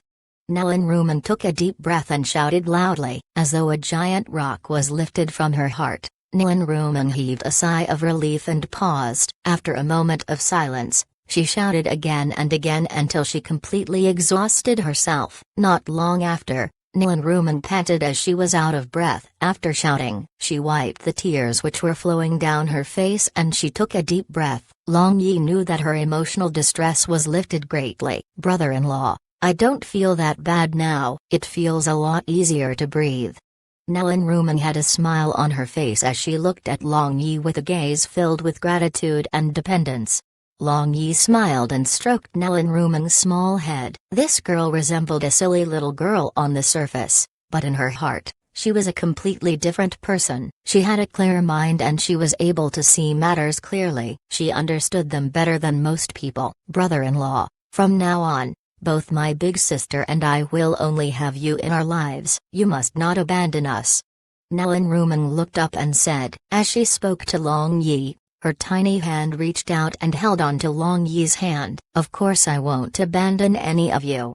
Long Yi looked at Nellen Rumen with a warm gaze. He knew that she needed someone to rely on at this moment. All of a sudden, the speed of the dolphin greatly slowed down. It started to circle around the neighboring sea area. It seemed as though it didn't dare to advance forward anymore. Long Yi knew that there was a large sea monster in the depths of the ocean, and that place was extremely dangerous. As such, he could only choose to retreat. "Little girl, let's go back. If we don't return soon, your big sister will be worried about us." Nellen Rumen nodded her head. Just when Long Yi wanted to turn around and go back, his heart shook. Turning his head, he saw that there was someone with a head full of golden hair somewhere in the distance. Under the sunlight, that golden hair appeared especially dazzling. That peerless face had a trace of a smile. The pair of azure eyes were blinking mischievously at Long Yi. "Lai." Long Yi's eyes shone. Not seeing this mermaid princess for a long time, he really missed her. "Brother-in-law, didn't you say that we are leaving?" Nellen Rumen asked in confusion as she had no idea what Long Yi was doing. Turning around, her eyes followed Long Yi's gaze. However, she was unable to see anything. Long Yi smiled. In his heart, he wanted to see Lai. However, he was only able to give up on his idea as Nellen Rumen was here. In any case, he would stay in Blue Moon City for a period of time. There were plenty of chances to see Lai again. Approved only. The dolphin who was carrying two people quickly turned around and swam away. While they were turning around, Mermaid Lai poked her head out of the sea's surface and started at Long Yi's back view, which was moving further and further away. "Princess, young master is already gone. We should also return. Otherwise, Aunt Bai-Fi will be worried." The maid Xiami also poked her head out of the water and said to Lai. Lai reluctantly responded. Along with Xiami, she sank back into the depths of the sea. In Blue Moon City, a rumor had begun to spread everywhere. The rumor said that the second prince of the Nellen Empire, Nellen Wu, had long betrayed the light god and had joined the evil Dark Church. Just like his father, he wanted to turn the entire Nellen Empire into a dark world. Naturally, Nellen Wu was very angry. He didn't have to crack his brains to figure out that it was the doing of his brother, Nellen Wen. As such, he led his troops and called on the common people, with intentions to clear his name. Moreover, he invited the bishop in Blue Moon City's church to testify for him. In the light square of Blue Moon City, Nellen Wu gave a speech full of grief and indignation. He stressed that he had always been the most faithful believer of the light god and someone had slandered him. Obviously, he directed his spearhead towards his elder brother, Nellen Wen. Then, he asked the bishop in Blue Moon City to testify for him. All of a sudden, the several guards who were standing beside Nellen Wu unleashed their dark magic on the bishop. If it was not for the defensive barrier seal which was activated by the bishop, he might have lost his life already. This sneak attack shocked everyone in the crowd. In addition, some people in the crowd fanned the flames. As a result, Everyone firmly believed that Nellen Wu had truly betrayed the light god like his father. As a matter of fact, the wise people knew that this was a scheme the moment they saw it. No, this could be regarded as scheming openly. However, they will not be stupid enough to expose this in front of a big crowd. It was not like the common people would believe the truth easily. Since they had been fed lies for such a long time, they didn't think that much. Moreover, exaggerating the facts had always been the specialty of humans. Within a minute, Nellen Wu had already become a ruthless and cruel demon. In addition, he was accused of serious crimes he had never committed. The people of Blue Moon City were in a state of anxiety. The common people were afraid that Nellen Wu would sit on the throne and turn Nellen Empire into a dark world. Therefore, everyone turned to support Nellen Wen instead. They seemed to have forgotten that Nellen Wen's character wasn't any better than Nellen Wu's. Long Yi looked at all the events happening below from the sky and he sneered. Those people fanning the flames were naturally the agents of the Skynet intelligence organization. Laffer should not be this easy to deal with. He should have many ways to counter this plot. However, it seems like he is too late.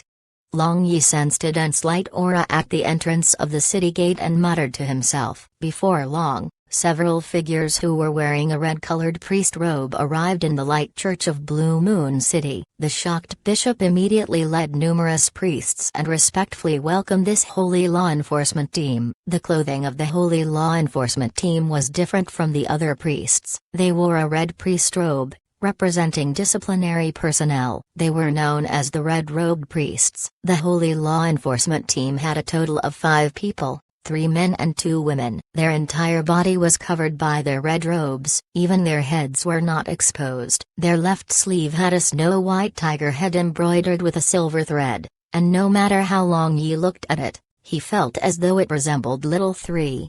Kexen, isn't she a saintess? Why is she a red-robed priest in the holy law enforcement team?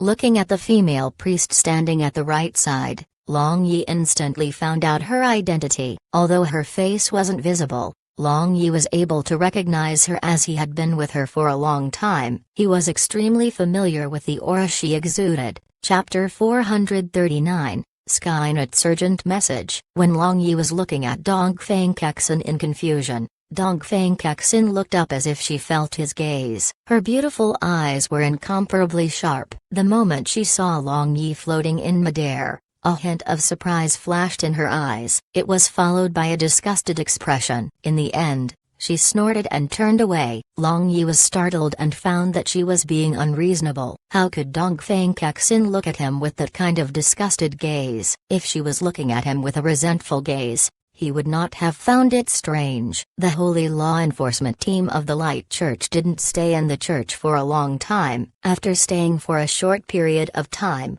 they left and went towards the imperial palace of the Nellen Empire. They were there to investigate the cause of Nellen Wuji's death. Other than that, they were there to take a look at the second prince, Nellen Wu. They wanted to see if he truly betrayed the light god. Long Yi followed behind them. After the death of Nellen Wuji, the Light Bishop in Blue Moon City had used a light magic array to preserve his remains. It was left in his sleeping quarters and no one was allowed to enter the room. Everyone was unable to enter until the Holy Law Enforcement team arrived. When 5 red-robed priests from the Holy Law Enforcement team flew towards the Imperial Palace, Nellen Wen and Nellen Wu welcomed them. They did their utmost to fawn over them. No need to speak any more nonsense. Lead us to Nellen Wuji's sleeping quarters. A red-robed priest interrupted the Nellen brothers. Although she was impatient, her voice was extremely pleasant to listen to. She was the female priest other than Dongfang Kexen in this team. Also, she appeared to be the leader of this holy law enforcement team. Yes, honorable holy priests, this way please. Nellen Wen and Nellen Wu strived to be the first as instantly directed the team towards Nellen Wuji's sleeping quarters. The Holy Law Enforcement team walked towards the sleeping quarter of Nellen Wuji together with the 2 princes and several imperial guards. Long Yi also descended as he thought about Dongfang Kexen's unusual behavior. When he thought about the other red-robed female priest, he shook his head. Eventually, he followed behind the group. My husband. At this moment, Nellen Ryuayu, who was a lot thinner than before, appeared before Long Yi. Nellen Ruman was accompanying her and they stared at the group before them. "You knew?" Long Yi gently looked at Nellen Ryuayu and reached out to stroke Nellen Ruman's little head. Nellen Ryuayu nodded her head and her gaze became steadfast. This clearly showed that she had already recovered and was no longer broken like before. In a resolute voice, she said, "My husband, I want to go and see father too." Since Emperor Father passed away, if this daughter does not go to pay her respects, I will be an unfilial daughter. Long Yi didn't reject them. Leading the Nellen sisters, they arrived at Nellen Wuji's sleeping quarters as well. The entire place was sealed with light magic which emitted a soft, milky white radiance. The female priest took a step forward and muttered an incantation. A white light shot out from her magic staff and that magic seal instantly disappeared. The moment the seal disappeared, a faint black mist emerged from Nellen Wuji's sleeping quarters. "What a dense dark aura!" that female priest said solemnly and waved her magic staff again. A halo protection appeared around herself and the other 4 red-robed priests. The 5 red-robed priests walked into the room while everyone else stayed outside. No one dared to take a step inside. "Brother-in-law, why are you here?" Nellen Wen came to greet Long Yi, just like how he greeted Mist Fairy, as soon as he saw him. Currently, he felt that Long Yi was a tremendously important asset towards him. "We are one family. As such, I should naturally come and see what happened to His Excellency, father-in-law." Long Yi faintly laughed. As for the Nellen sisters behind him, they pretended to not see Nellen Wen even though they saw him. They only focused their attention on the sleeping quarters of their father emperor. "Yes, yes, one family. We are one family." Nellen Wen complacently laughed. Long Yi said a few words in a perfunctory manner as he looked at Nellen Wu, who had a gloomy expression hung on his face. When he saw that Long Yi was looking at him, Nellen Wu snorted coldly and turned away. He had already decided that Long Yi was part of Nellen Wen's camp, and this meant that they were enemies right now. "Ryuayu, Ruman, don't you two want to see your emperor father? Let's go in, I'll bring you in." Long Yi casted a barrier around Nellen Ryuayu and Nellen Ruman. Grabbing their hands, he walked into the room. "Brother-in-law, you must not go in. It will not be funny to provoke the anger of the honorable holy priests." Nellen Wen hastily called out. Waving his hand, Long Yi dismissed his concerns. He didn't even turn his head to look at Nellen Wen. No matter who the people in the room were, Long Yi entered. Who cares about them? They can all go to hell. The trio entered the sleeping quarter and they saw that the female priest was in the process of examining the corpse. The corpse was emitting a dense dark aura. The other red-robed priests stood behind her. "Who gave you permission to enter?" Seeing that 3 of them entered without permission, Dongfang Kexen turned around and interrogated them. The beautiful face of Nellen Ryuayu stiffened and she muttered an incantation. A magic pattern emitting milky white radiance started to glow on her priest robe. This was her symbol of being a saintess of the Light Church. In an indifferent voice, she said, "I am a saintess of the Light Church. Although you, the people of the Holy Law Enforcement Team, is an independent department from the Church, you have no rights to ask me questions like that." Long Yi was surprised in his heart. Immediately after that, he showed a gratified smile. He had always been worried about Nellen Ryuayu. What if in the future, he clashed with the Light Church? Whose side would Nellen Ryuayu, who had been brainwashed by the Light Church, stand on? However, he wasn't worried now. After being together with Nellen Ryuayu for such a long time, he saw that she had changed. Be it her thoughts or behavior, everything about her went through an earth-shaking change. In the past, it was impossible for Nellen Ryuayu to speak such words. Dongfang Kexen was tongue-tied for a moment. Although she couldn't think of a response, she snorted at Nellen Ryuayu in order to feel better. She didn't speak again. She never looked at Long Yi from the very beginning as if she had regarded him as heir. All of a sudden, the female priest stood up. Turning around, She looked at Nellen Ryuyu before looking at Long Yi. She eventually took off the hood covering her face. A superb quality mature woman appeared before Long Yi's eyes. She was not any inferior to the Elf Queen. She had beautiful moth-like eyebrows and snow-like skin, although her facial features might not be as exquisite as Nellen Ryuyu. Altogether she had an indescribable flavor, especially that mature charm. It had an extremely strong destructive power. Holy Priest Karen! Nellen Ryuyu exclaimed in shock. Soon after that, she performed a salutation unique to the Light Church. In the Light Church, two great holy priests, Judith and Karen, were existences that were only inferior to the Light Pope. Karen softly said, "This is Saint's father. You have the rights to observe." After my inspection, Nellen Wuji really died due to the backlash when he cultivated dark power. Saintess can personally inspect his corpse as well. After speaking, Karen got out of the way. The corpse of Nellen Wuji appeared before everyone. Ah! Nellen Rumeng screamed, spun around. She threw herself into the bosom of Long Yi and trembled. Nellen Ryuyu grabbed onto Long Yi's sleeves as blood left her face. She became as pale as a sheet. Long Yi scanned Nellen Wuji's corpse and he raised his eyebrows. His corpse was in a terrifying state. The skin of his entire body had already become black and there were cracks everywhere. The cracked open muscle had turned inside out and one could see that even the bones had turned black. The condition of his head was worse. It appeared as though it was a worn-out shoe and anyone who saw it would be terrified. Emperor Father.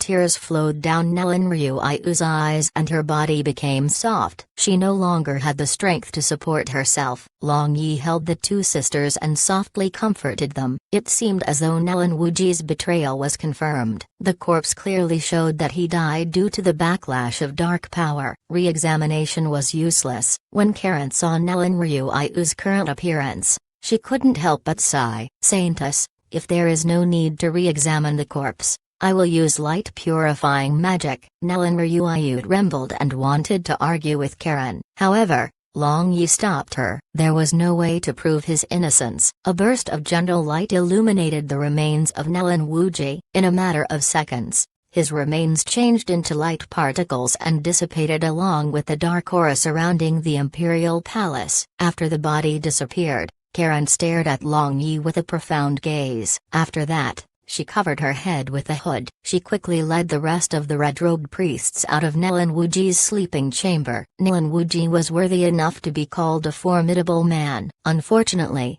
he was plotted against by his two biological sons. He was really a pitiful person. Long Yi casted a soothing magic on Nellen Ryuyu and Nellen Rumeng before leading them back to their resting quarters. Q At this moment, his heart was heavy. By the time he brought them back, the sky was already dark. Long Yi recalled the agreement he had made with the magicians who had obstructed him from entering the city. As such, he went out from the Imperial Palace to the Bright Moon restaurant in Blue Moon City. The restaurant had yet to close, however, business was bleak. In the past, it used to be very lively without any available tables. However, most of the tables were empty now. The moment he saw Long Yi, the shopkeeper's eyes shone and he welcomed Long Yi with a bright smile on his face. I have agreed to meet some magician friends here. Are they here yet? Long Yi casually asked as he secretly made a gesture with his hand. Oh, sir is a friend of those magicians. Please come with me. The shopkeeper respectfully bowed and led Long Yi towards the staircase. On the second floor, this shopkeeper didn't stop. Instead, he continued towards the third floor of the restaurant. Long Yi frowned. He had clearly sensed the aura of those magicians on the second floor. On the third floor, there wasn't any aura at all. As such, Long Yi knew that there was no one on the third floor. He instantly felt as though something of great importance happened. Sure enough, on the third floor, the shopkeeper brought Long Yi to a room and quickly placed a barrier around them. Paying courtesy towards Long Yi, he said, Skynet number 352 pays respect to young master. There is an urgent message from Soaring Dragon City. Young master, please check.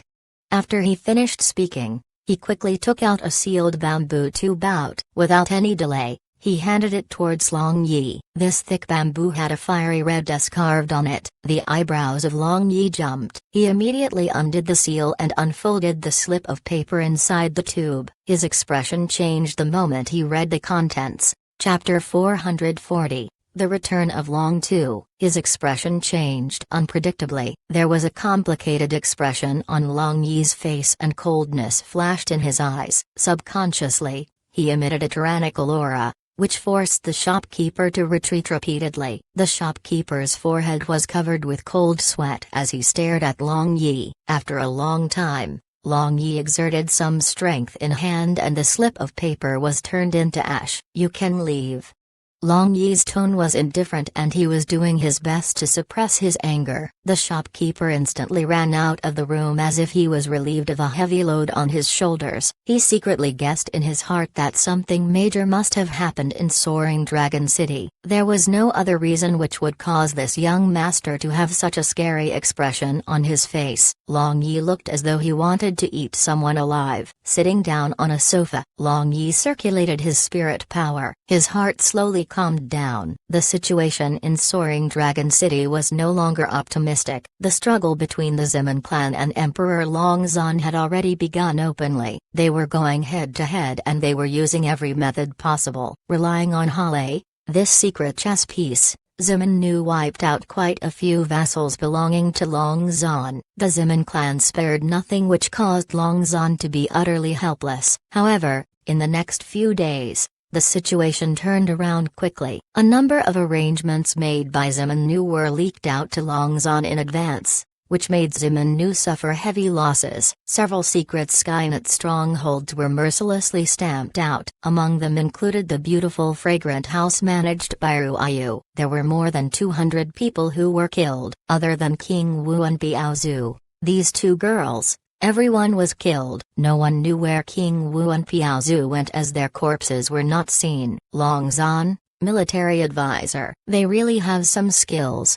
Long Yi pulled out a stiff smile on his ominous face. In the next moment, his body emitted a violent aura which crushed everything around him. There was nothing left intact in the room other than Long Yi himself. When Long Yi emerged from the room, he walked towards the second floor. His creamy white gown was neat and tidy like before, and he had his trademark cheeky smile plastered on his face. He directly pushed open the door of a private room and saw more than 10 magicians inside. He had seen some of them yesterday. Lord Son-in-law. Everyone stood up and greeted Long Yi. Long Yi nodded his head and looked around. There were more than 10 magicians which commanded various elements. They had all reached the Master Magician realm as well. As such, they enjoyed a high position in the Nelan Empire. These dozen or so magicians introduced themselves. From this, Long Yi learned that the person known as Wei Yaso was the captain of the Nelan Empire's air defense regiment. Now, the Nelan Empire is in chaos. Bandits are running wild, the people are destitute. Everything is caused by those two idiot princes. If things are allowed to go on like this, the empire would collapse in the near future. Long Yi thrummed the table as he stared at the group of people in front of him. There was no emotion in his voice when he talked about the fall of the Nelan Empire. Lord Son-in-law, we are also aware of what is happening. May I ask if Lord Son-in-law has any way to save the Nelan Empire? Currently, the reserve troops of the entire empire are assembled in the neighboring cities. All our defensive fronts are empty. If the beastmen attack us right now, all the other kingdoms and principalities will stage a rebellion. If that happens, the consequences would be too terrible to imagine.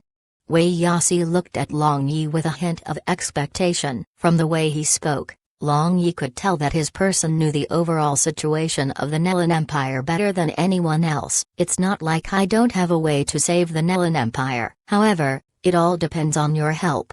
Long Yi indifferently said, as long as it can save the empire, I, Wei Yasi, would be willing to die the most horrible death. I would not hesitate to throw myself into the deepest parts of hell to save the Nelan Empire. Wei Yasi spoke with excitement in his voice when he heard that the Nelan Empire could be saved. You don't need to do anything of the sort. Since you all have served Blue Moon City's army for so many years, You should all have some special connections in the army, right? Not to mention the fact that you are all respected magicians." A strange light glimmered in Long Yi's eyes. It seemed as though he already had a plan. "I don't dare to exaggerate, but in the entire army, I, Wei Yasi, can influence some people, from generals to small soldiers. My words would be somewhat useful." Wei Yasi said. "That's good. Okay, I will ask all of you a question. Who is the best candidate to take over the throne? Who should be the emperor of the Nelan Empire?" Long Yi asked. The moment he asked the question, the entire room became silent. Nelan Wuji only had 2 sons. However, both of them were good for nothing. If they were to ascend the throne, it would not be long before the Nelan Empire fell. All of a sudden, an earth magician broke the silence. "If a woman can ascend the throne, I feel that Princess Ryuayu is the best candidate." The moment the words left his mouth, the group went into an uproar. Long Yi broke into a magnificent smile and he signaled for everyone to quiet down. Eventually, he said, "This brother is right. Who can say that women can't take the place of an emperor? As long as an emperor can make the empire rich and strong, they would be a good emperor. It doesn't matter if the emperor is a man or a woman." Whatever Long Yi said made the crowd unable to respond. When they heard him, the group of magicians all felt as though Long Yi wanted Nelan Ryuayu to take the place of the emperor. How was this possible? They had never heard of a woman becoming an emperor in the entire history of the Blue Waves continent. Make the choice. Do you want to become slaves which don't belong to any country, or do you want to have a wise emperor? Does it really matter if the emperor is a man or a woman? How could Long Yi not understand what they were thinking? He quickly questioned them in order to get their thinking back on track. Everyone suddenly became silent. Yes, all of them wanted a stable empire. What was there to care about whether the emperor was a man or a woman? In any case, they were all legitimate descendants of the imperial family. "I agree." Wei Yasi was the first person to agree. The moment he agreed, a domino effect was created. The other magicians agreed in succession. "Very good. All of you will witness the birth of the first empress in the entire Blue Wave continent. Moreover, all of you will be known as the heroes who helped to establish the first-generation empress." Long Yi said with a smile. When they heard what Long Yi said, everyone was excited. They started to imagine the future. Now, the entire Nelan Empire was in chaos and the 2 princes were hopeless trashes. As such, it wasn't impossible for them to see the birth of the first empress in history. "Lord Son-in-law, you should tell us what to do. I, Wei Yasi, am prepared to contribute myself to the Nelan Empire." Wei Yasi stood up and slapped his thin and weak chest with his voice full of vigor. If it was not for that magic robe and frail body, people might have thought that the one speaking was a tough warrior. As a matter of fact, it is very simple. All of you just need to. Long Yi smiled and started giving them instructions. It was not easy to eat a piece of fat meat in these troubled times.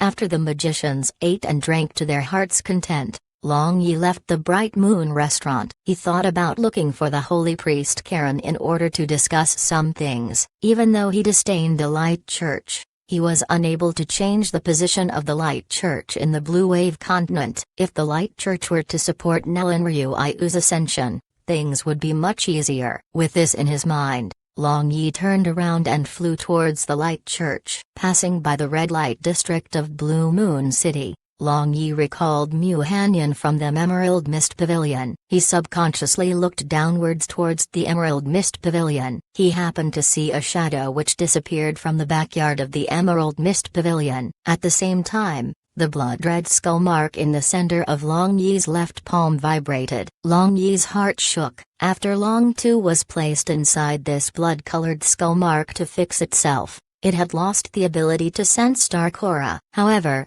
it was able to recover its ability at this moment. However, Long Yi was more surprised at the fact that the dark aura he had sensed didn't disappear together with the shadow. Instead, Long Yi was able to sense the direction of the dark aura. Imperial Palace. Long Yi's eyes flashed when he sensed that the dark aura had entered the Imperial Palace. However, There wasn't any more reaction from the blood-red mark. It seemed as though the dark aura stopped moving after it entered the Imperial Palace. Could it be Laffer? Why did that old fellow run over to the Emerald Mist Pavilion?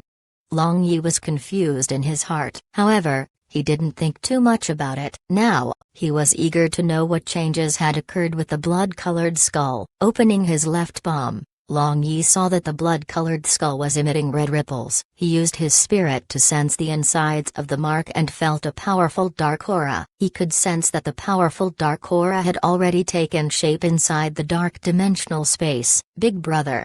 A stiff call suddenly resounded in Long Yi's sea of consciousness. Long Yi suddenly trembled as if he was electrocuted. In the next moment, he was wild with joy. It was Long Tu. After waiting for so long, this fellow finally recovered. Looking at the backyard of Mu Hanyan adorned with various kind of magic lamps, Long Yi suppressed the doubts in his heart. He started to fly towards a remote beach somewhere in Blue Moon City. Setting up a barrier, Long Yi started inspecting the blood-colored skull mark. With a thought, the mark emitted a black light and a figure who was a head taller than Long Yi appeared. The figure was covered by a layer of black mist. When the black mist in front of the figure disappeared, Long Yi had his eyes wide open. Was this fellow in front of him the Long Tu he knew? He saw that Long Tu was wearing a black bone armor. Compared to before, this bone armor was different. This armor was a thick layer that completely enveloped Long Tu. Currently,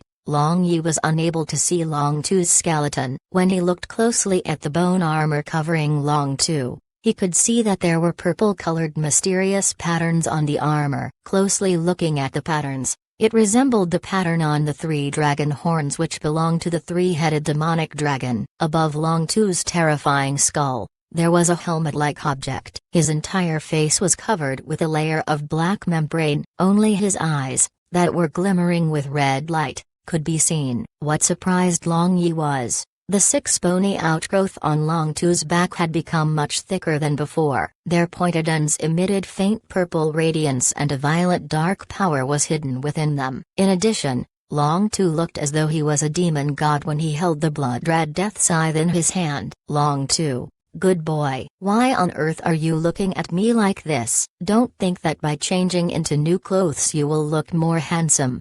Long Yi sized up Long Tu and happily punched his breastplate. Long Tu's eyes glimmered with red light and he asked in a stiff voice, "Big brother, what is handsome?" Long Yi rolled his eyes and he was too lazy to explain to Long Tu. Although Long Tu had consciousness, his IQ was equivalent to a 3-4-year-old child at best. "Big brother, I missed you."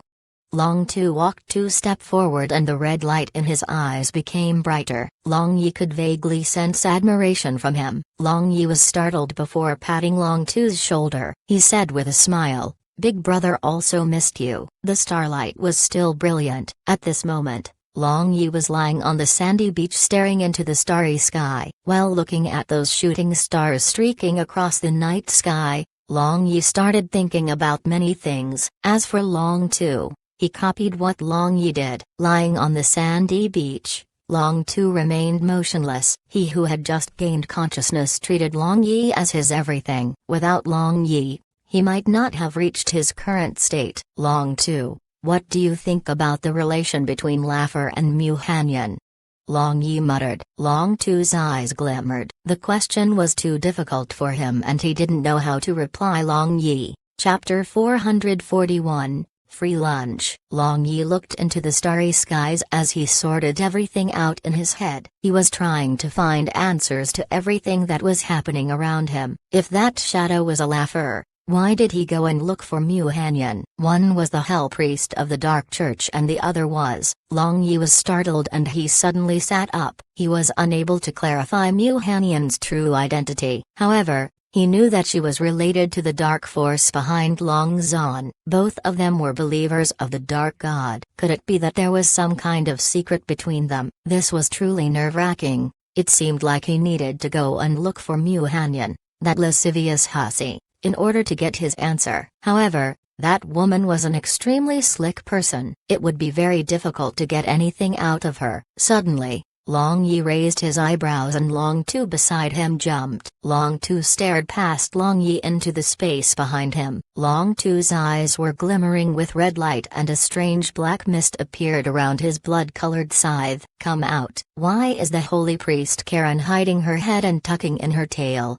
Long Yi sneered. He didn't think it was necessary to put away Long Tu. In any case, she should have already seen him. The moment Long Yi finished talking, a white shadow flashed before him. Karen's graceful figure appeared. She had already changed her red priest robe into a piece of white priest robe with no designs on it. However, this robe was able to clearly showcase her gentle and warm temperament. Karen scanned Long Tu who was standing beside Long Yi. The strong pressure emitted by Long Tu gave her endless shock. She was unable to identify Long Tu and accurately guess the type of dark creature he was. In her eyes, Long Tu was insanely powerful and there should be no dark creatures on the same level as him. This beach is so big. Is young Master Zeman the only one allowed to see the stars here? Am I not allowed to take a stroll here?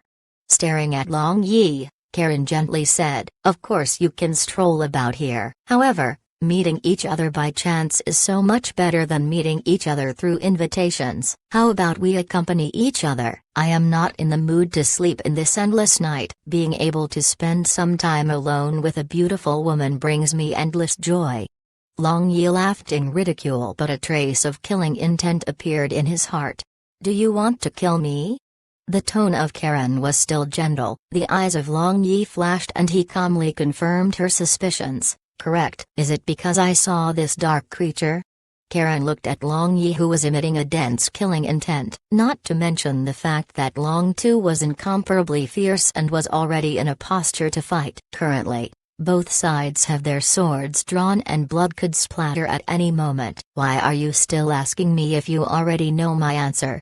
Long Yi said with indifference. When he thought about Murong Bo who was a teacher and also his friend, his killing intent faded. In any case, Karen was an old friend of Murong Bo. Long Yi's improvement can also be linked to Murong Bo. How could he kill his teacher's friend? What if I tell you that I can keep this secret for you? Karen faintly smiled and added, if my guess is correct, then you should have the incredibly rare 7 attributed magic physique. This is a physique that doesn't even appear in a million years. Light and dark coexist. Water and fire interlink. It is not a big deal to practice dark magic. No matter what, you are already the successor of the lightning god. This is no secret. Even our Pope knows about this. Oh, even that old man knows about me? This is an extremely big joyous occasion. Now, tell me, what is your true objective? Why did you come and look for me?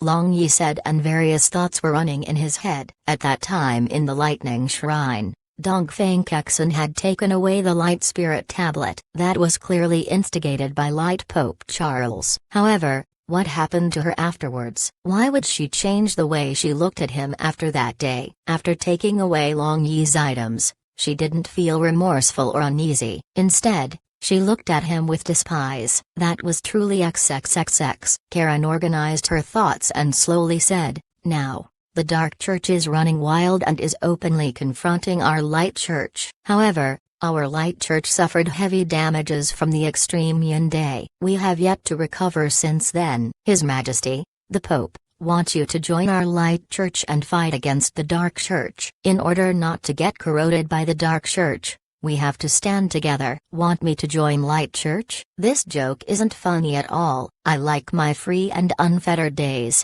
So why on earth would I want to be subjected to your rules? Long Yi rejected her offer without thinking. After you join our Light Church, you will not be subjected to any restraint. His Majesty the Pope has made it clear that you can still be free and unrestrained. Also, he said that you could use the Light Church to do anything you want. Karen said lightly. Even though she was the one explaining everything to Long Yi, she had no idea what the Pope meant. Is there such a good thing in this world? I understand that there is no free lunch in this world. Long Yi shook his head and said with a smile, the Light God is above us. As the most loyal believer of the Light God, I will not lie.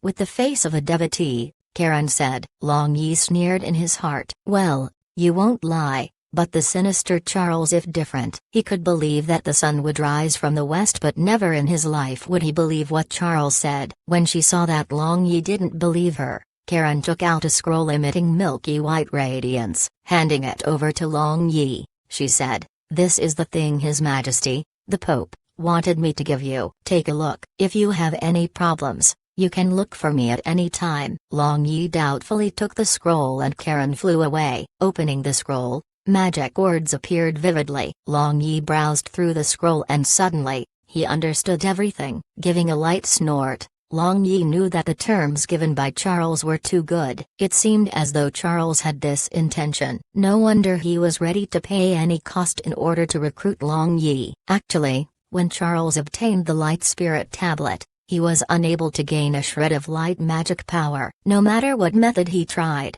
there was no reaction from the Light Spirit Tablet. This Spirit Tablet was no different from a piece of scrap iron in his hands. Since he knew that Long Yi was able to obtain the inheritance of the Lightning God by relying on the Lightning Spirit Tablet, Charles wanted Long Yi to help him. Truly fking shameless. It's truly rare to see such a thick-skinned person.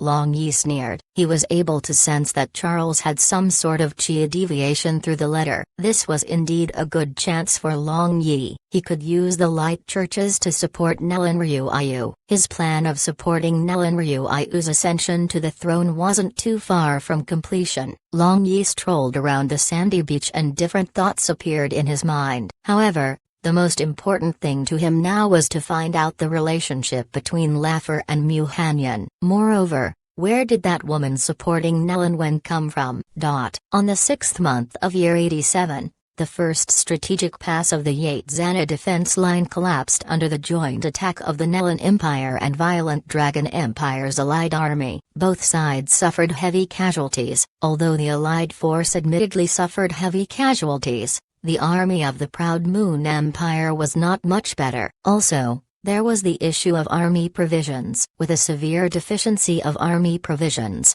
the Proud Moon Empire's soldiers were starving. How were they able to battle against the allied forces with no food? If this were to go on, within several months, Proud Moon Empire would be removed from the map of the Blue Waves continent. Its name would be etched down in history as one of the perished empires. Not too far away from the Yates-Zana defense line, a group of people appeared. In front of the entrance which where a bloody scent was lingering, beautiful young girls appeared. They appeared together with an icy youth. Chapter 442, Hell Angel. Stop. Go from the other side. This side has already become a death zone for everybody. A girl said as she frowned. The place in front of them should be the battlefield that had yet to be thoroughly cleaned up. Corpses were piled up, bloody and baleful chi filled the skies. Since the weather was hot, the corpse poison around the area had already become miasma. Everyone nodded their head in succession, especially the girls. Although they were not considered weak, where had they ever seen such a disgusting scene? It was like a scene taken from hell. Currently, their beautiful faces were deathly pale without a single drop of blood. They were only able to relax after making a huge detour around the battlefield. Warfare was extremely cruel. Just a glimpse of it already made them shudder. They truly didn't dare to imagine the scene of two armies fighting against each other on the battlefield. Big Sister Sibai, do you think second brother is in the military camp now? Ziman Wuan asked Sibai. This is the most important point of the battle between the two armies. He would definitely be in the military camp. Sibai gave her deduction on the matter. The moment she heard it, Ziman Wuan's calm heart began to speed up. It had already been so long since they parted. How could she not miss him? All of the women started chatting with each other as they walked towards the military camp. As for Li King, he silently followed them from behind. He would hardly speak, and throughout the day, a single word might not even come out of his mouth. As such, the women quickly treated him as though he was a walking statue. They forgot about his existence. There is a brook in front. Let's take a rest there. The weather is so hot, I can't take it anymore. Len notched and rushed ahead. The 6th month of the year had just begun. However, the weather was already extremely hot. There seemed to be no place to hide from the blazing sun as well. When they reached the brook, All of the women started to wash their faces, washing off the dust accumulated on their faces with the refreshing water from the brook. They felt extremely comfortable. As for Li King, he just stood at one side. Seeing the girls' dripping wet appearance, he took out his ice sword and started circulating cold chi within his body. He condensed a big chunk of ice which fell from the sky. With a bang, it appeared beside the girls. The temperature of the entire place started to fall the moment the ice cube appeared. Big sister Sibai, is he really Long Yi's friend? Why does he behave just like an ice cube? Lin Na whispered into Sibai's ear. Sibai was startled. With a bitter smile on her face, she replied, he specializes in ice magic of the water attribute that might have some influence on his temperament. As for the complicated relation between her, Li King and Long Yi, she didn't talk about it at all. It was a complicated and ill-fated relationship. No wonder. However, didn't he address Linger as Madam and Wuan as Miss? That makes him sound like some kind of servant. Is he Long Yi's servant? Lin Na continued to ask. Sibai's expression stiffened and she didn't speak. She had no idea how to reply to Lin Na's question. Long Linger pulled Lin Na away as she shook her head. All of a sudden, Li King, who was quietly resting against a tree, stood up, with a cold light glimmering in his eyes. He said with indifference, we are surrounded. When they heard what Li King said, all of the girls became aware of the strange situation around them. They quickly gathered together and concentrated their senses. Roughly 100 people had surrounded them from in all directions. From the aura they were emitting, they didn't seem to be strong. However, they had actually been surrounded by these weaklings, not to mention the fact that they had arrived within 100 meters of them without anyone noticing them. Rustle, rustle, rows of arrows, dazzling with pallid lights, shot out from the thick clump of grass not far away from them. The girls were obviously the targets. These are the arrows from a magic crossbow. Everyone, don't underestimate them. After all, Sibai was someone with a lot of experience. The moment she saw the arrows, she was able to ascertain that they were not ordinary arrows. It's a small army squad. I think we will be fine if we state our identity, Zemin Wuan said. The encirclement slowly shrunk and several armed master magicians appeared in the sky. The encirclement stopped 50 meters away, and a sharp-eyed young general with a tough and stocky build walked out from the troops. His body was emitting a dense bloody aura. Although his strength might be weaker compared to the four girls, his tyrannical aura he developed from the piles of corpses could make a chill go down anyone's spine. The general looked all around. Although he was startled in his heart, he appeared to be indifferent on the surface. Suddenly, when his gaze swept past Li King, he was stunned. Seeing Zemin Wuan, he was shocked and unexpectedly used his hands to rub on his eyes like a child. When he confirmed that he wasn't seeing things, he exclaimed, Big Sister Wuan, why are you here? Zemin Wuan was dumbfounded and she had a blank expression on her face. Big Sister Wuan, why doesn't she recall having a younger brother like this? Big Sister Wuan, don't you remember me? It's me, Nangong Nu. Nangong Nu said as he rushed over to Zemin Wuan. Li King's expression changed. However, he didn't stop Nangong Nu. When he was at Soaring Dragon City, he had naturally seen Nangong Nu. However, he was still a wimpy kid at that time. It seemed as though warfare had accelerated his growth. Otherwise, how could a mere 15-year-old lad possess this kind of aura? Zemin Wuan sized up Nangong Nu, who was now a head taller than herself. She could vaguely see the shadow of that mischievous wimpy kid on him. It's truly you, little troublemaker, you have grown so big now. Zemin Wuan laughed. Time really flew. When she left Soaring Dragon City 5 years ago, she was just 16 years old. Now, she was already over 20. Now I am already a general. I am a genuine general. Nangong Nu hit his breastplate as he puffed up his chest in front of his big sister. You becoming a general is definitely Long Yi supplying water to his own field. Zemin Yu probably made you a general in order to let you enjoy yourself to the fullest. At that time, Lin Na chipped in. She guessed that Nangong Nu should be the subordinate of Long Yi, which was why she didn't think before she spoke. The gaze of Nangong Nu became ice cold. With a ferocious glare, he scolded Lin Na, now, if you were not standing next to Big Sister Wuan, I would have made you pay for that sentence. We, the Unparalleled Battalion, are molded by iron and steel. You are insulting the honor of our Unparalleled Battalion." The girls were intimidated by Nangong Nu's response. Lin Na was even more overwhelmed. She had just spoken carelessly and she had never expected such a big reaction from Nangong Nu. He actually looked at her as though he bore a deep hatred for her. "If I'm wrong, then so be it. Why on earth are you shouting at me?"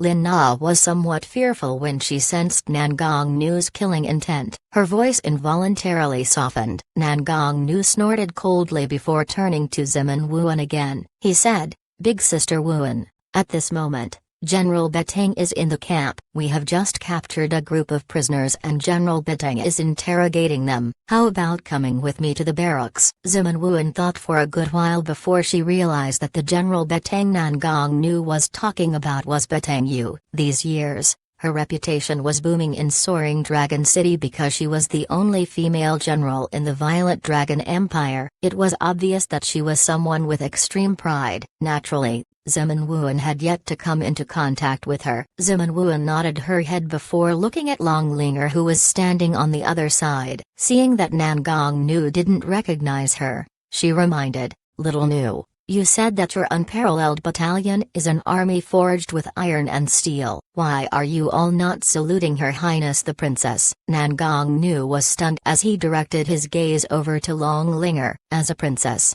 Long Linger rarely went out of the Imperial Palace. Moreover, she also rarely participated in the banquets held by the Imperial Palace. Also, Nangong Nu was still young when he saw Long Linger for the first time. As such, he didn't have any impression of the princess at all. "This subordinate Nangong Nu greets the princess."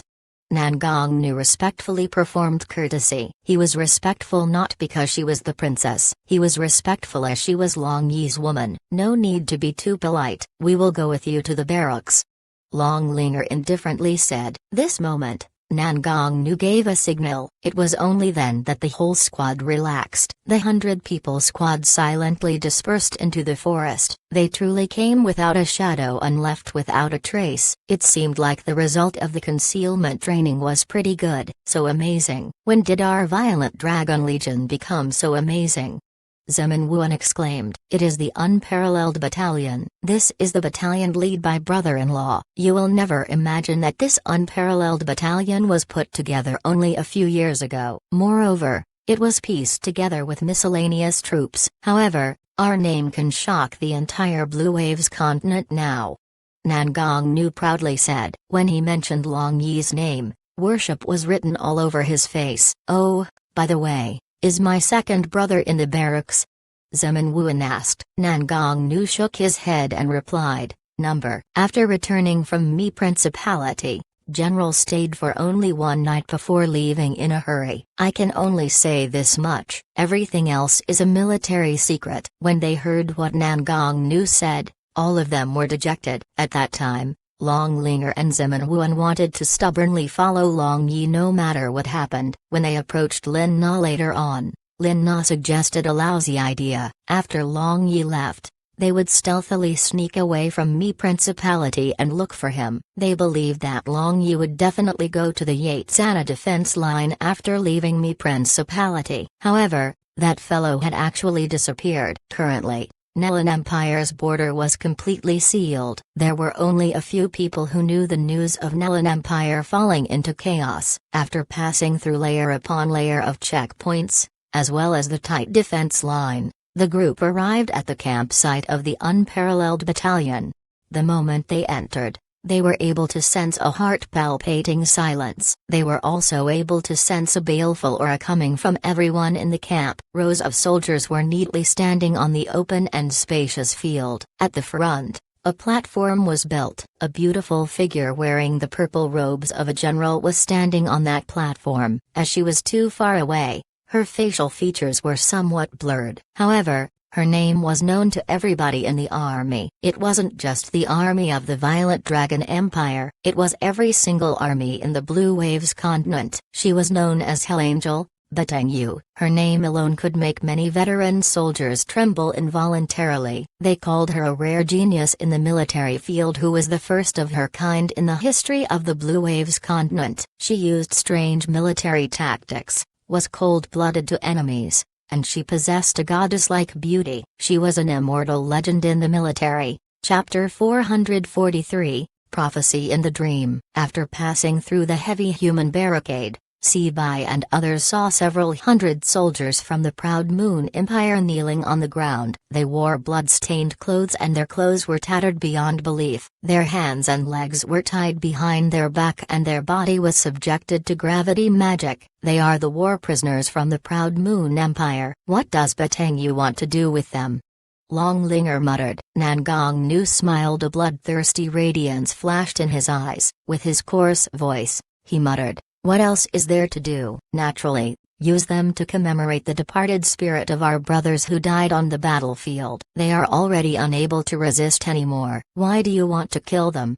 Ziman Wuan couldn't help but ask. "If we don't kill them, do we nurture them? They are the elites of the Proud Moon Empire. They took part in burning, killing, looting and ambushing our rear. Which one of them don't have their hands tainted with the blood of our brothers? If we were to release them, they would only continue to kill our men."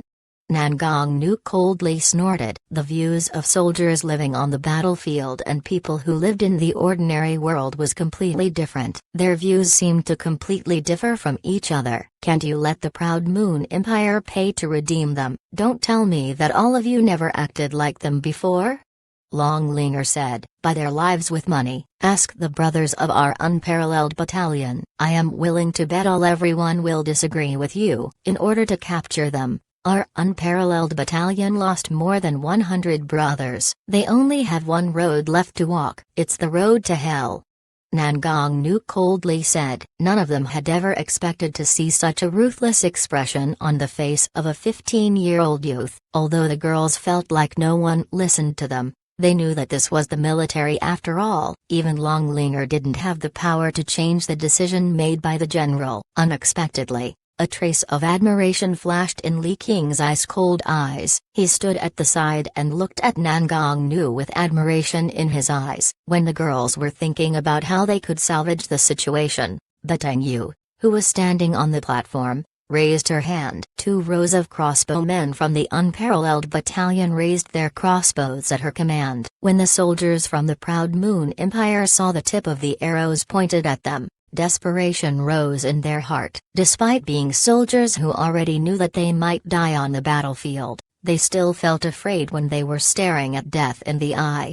All of a sudden, Batang Yu made a cutting motion with her hand. The arrows immediately left the crossbows and shot towards the troops kneeling on the ground. Sad and shrill blood-curdling screams resounded in the air. Before long, everything became quiet and the smell of blood permeated the air. Those soldiers from the Proud Moon Empire had forfeited their lives. In an instant, blood drained from the faces of the girls, especially Lin Na, Longlinger, and Ziman Wuan. Although these 3 women might have killed several magical beasts before, they had never actually killed another human being. Killing magical beasts and killing people, 2 completely different matter. Cut off their heads. Tomorrow, use bamboo shafts to display them to the enemy on the battlefield.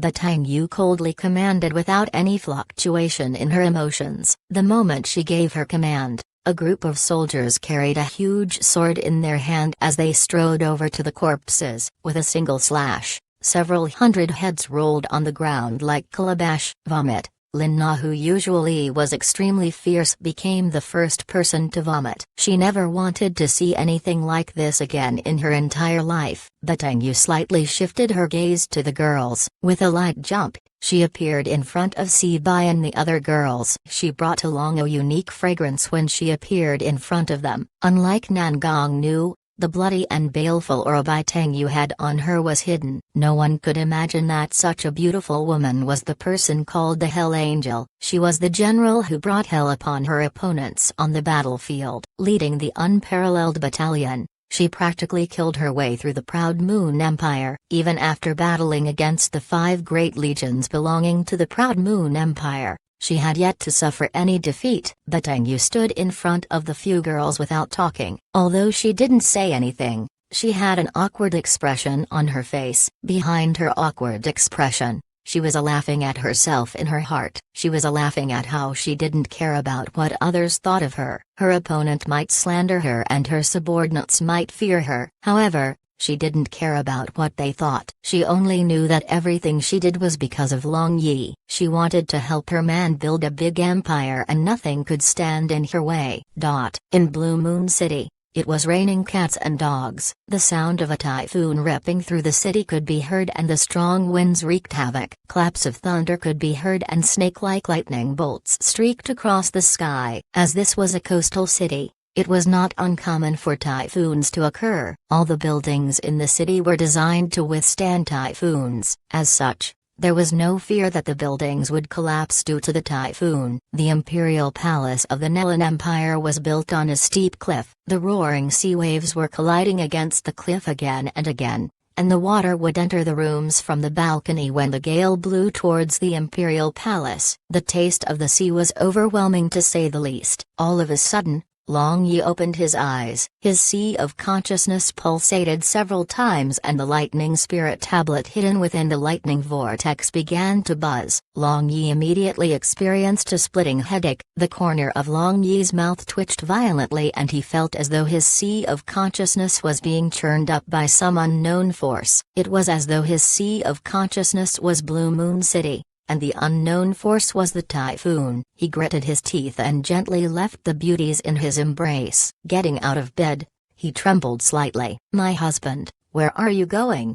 The moment she left Long Yi's warm bosom, Nelan Ryu woke up. She was startled and she rubbed her eyes as she looked at Long Yi who was leaving the room. Long Yi resisted the head-splitting pain with great difficulty and calmly said, "It's fine. I am just going to the washroom." Although he said he was fine, a silverish purple lightning bolt flickered around Long Yi's body. "Ah, my husband, you."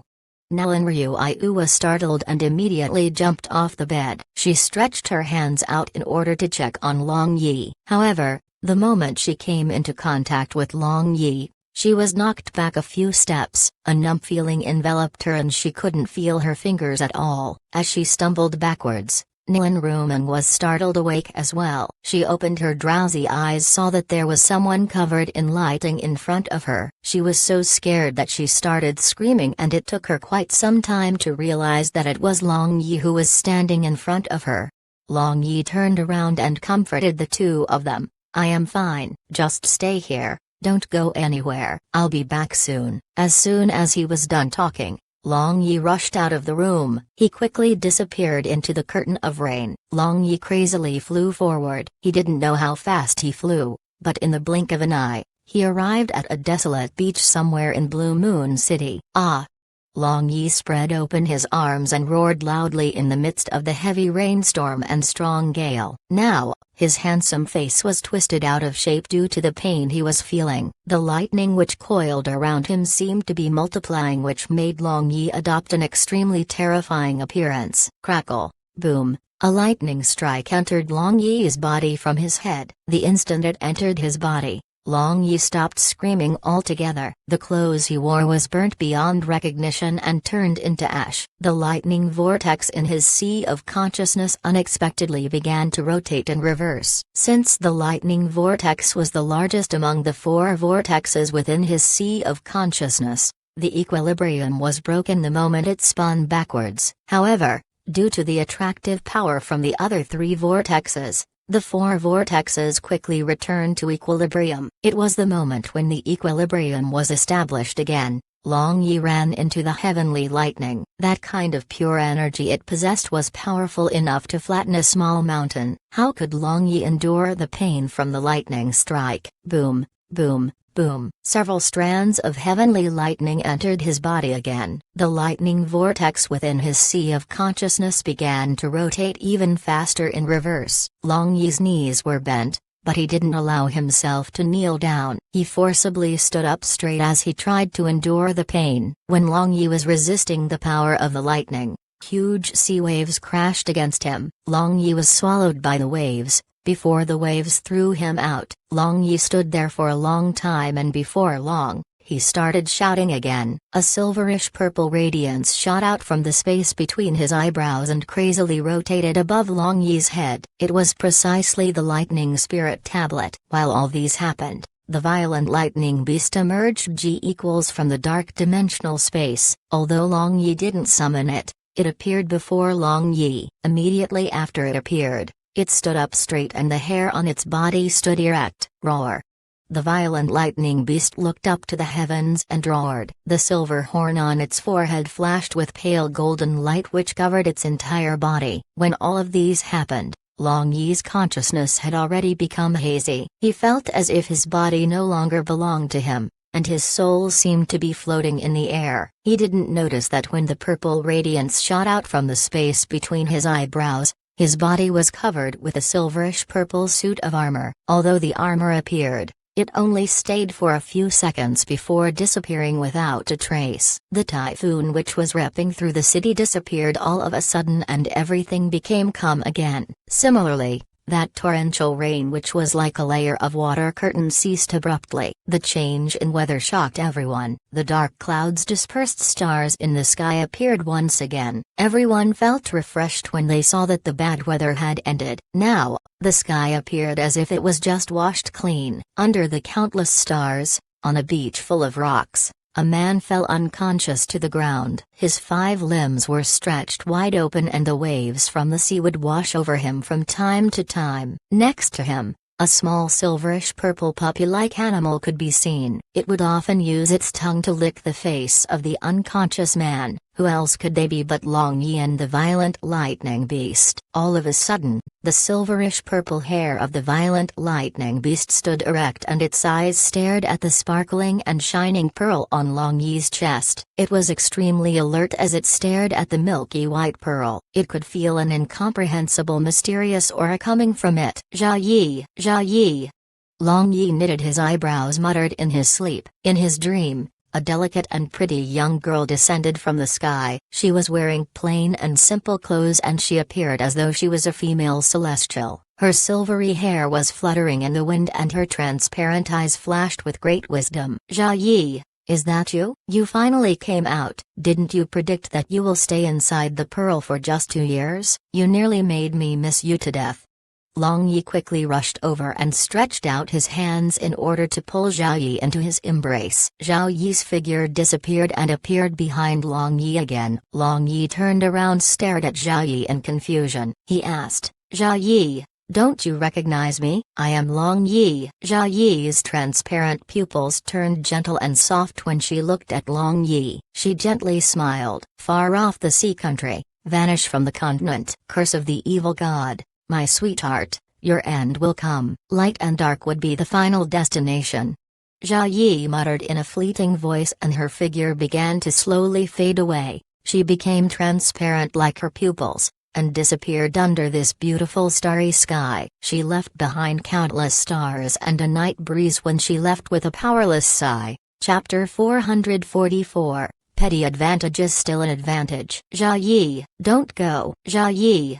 Long Yi reached out his hand as if he was trying to catch something in front of his eyes. However, he didn't manage to catch it. With his entire body shaking, Long Yi woke up with a start. When the violent lightning beast saw that Long Yi was awake, the violent lightning beast rubbed his body on Long Yi excitedly. It started whimpering like a puppy. Looking all around, Long Yi wanted to make sure that there was nothing wrong with the surroundings. Only after making sure it was safe, Long Yi started to look at his own body. After a long time, he let out a faint sigh. Long Yi muttered under his breath, my end would come at the end of light and dark? Zhao Yi, could it be that I can only see you in my dreams? Why aren't you coming out even after so long? Long Yi thought about the prophecy in his dream. This was the second time he had seen Zhao Yi's prophecy in his dream. However, he didn't understand anything as it was unclear and disorganized. He gently stroked the prophecy pearl on his chest and he could sense Zhao Yi's aura inside the pearl. That proved that she was still alive. Zhao Yi had once told him that if he was unable to sense her aura from the pearl one day,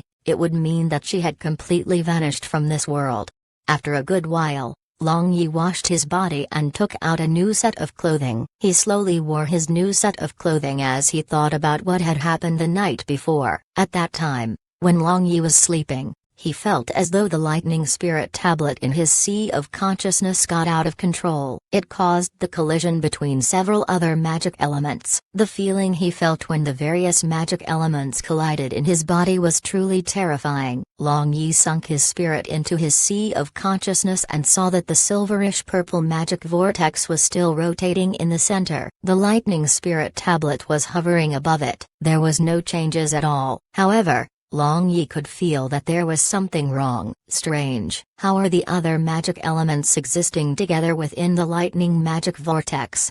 Long Yi stared at the vaguely visible black, white, and red lines. He subconsciously fell into a daze. Those lines were made up of dark magic elements, light magic elements, and fire magic elements respectively. Could it be that several different types of magic elements could be combined when casting magic spells? However, the origin magic power in the sea of consciousness could only be pure. He had never heard of the origin magic power being made up of two or more magic elements fusing together. Lightning chain magic. Long Yi waved his hand, and along with the movement of lightning origin power in his sea of consciousness, two thick and long lightning chains appeared in midair. The lightning chains swept towards the nearby rocks with ferocity. Along with some rumbling sounds, the lightning chains swept everything into dust. They left behind two long and deep lines. The lines were the burnt marks left by the lightning chain. Stepping forward, Long Yi carefully examined the aftermath. He could sense the magic elements of the four other attributes from the burn marks. Naturally, lightning was the primary source of magic elements. The corrosion capability of the dark magic elements, the explosive power of the fire magic elements, and the light magic elements he sensed were secondary. The fusion of these four types of magic elements seemed to have amplified the power and range of his lightning chain. Long Yi was endlessly happy in his heart. He looked up at the countless number of twinkling stars in the sky before putting away the violent lightning beast. After putting the violent lightning beast away,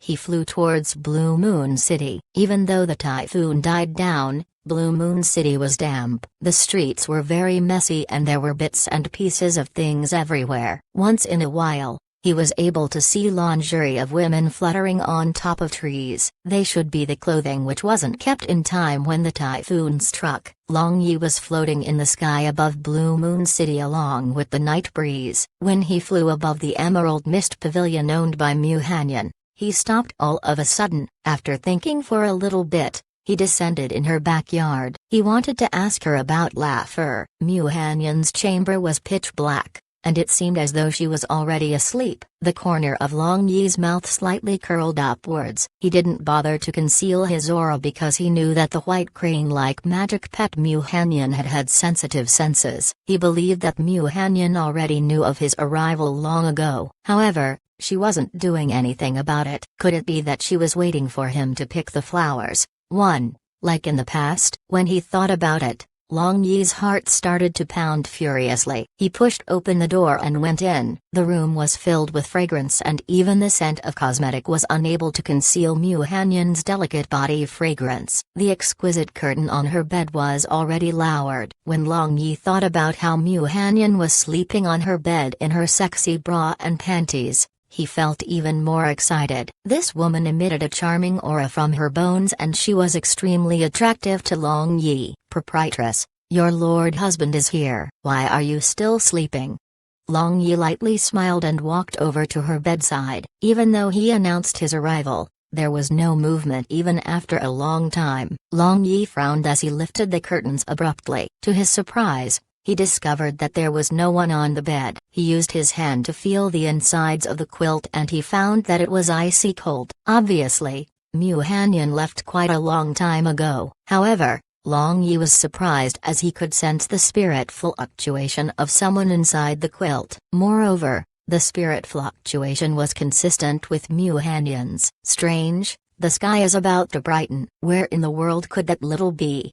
Long Yi muttered as he turned sideways. He eventually lied down on her bed and he could smell the orchid-like fragrance assaulting his nose. His heartbeat quickened, and the more he came into contact with Mu Hanyan, the more he was fascinated by her. He really couldn't see through her. All of a sudden, Long Yi's eyebrows shot upwards. Without thinking any further, he completely concealed his aura. Just a moment ago, for the sake of stealing a whiff of her fragrance, he had set up a few spirit nets in this courtyard. Sensing some disturbance in those spirit net, Long Yi became alert right away. From the reaction of the spirit nets, he could sense that the intruder had human characteristics. The intruder should be a woman according to his senses. Her shape was similar to Mu Hanyan, and she wasn't a girl from the Emerald Mist Pavilion. Greek. The door was pushed open and all of the magic lights in the room lit up. Long Yi looked through the gap in the bed curtains and he was so startled he almost screamed. She was that noble woman. She emitted a natural noble aura. The tucked-up pink lips in her face were sexy and gave her an ice-cold appearance at the same time. Those beautiful eyes contained her pride. Conquering such a woman was something many men long for day and night. However, the great majority of men would become extremely timid in front of such a woman. They would feel a sense of inferiority which would make them act like mice in front of her. Mist Fairy, why is she here? Could it be that? Long Yi was shocked. Hanyan, don't pretend to sleep. Don't you already know that I am coming?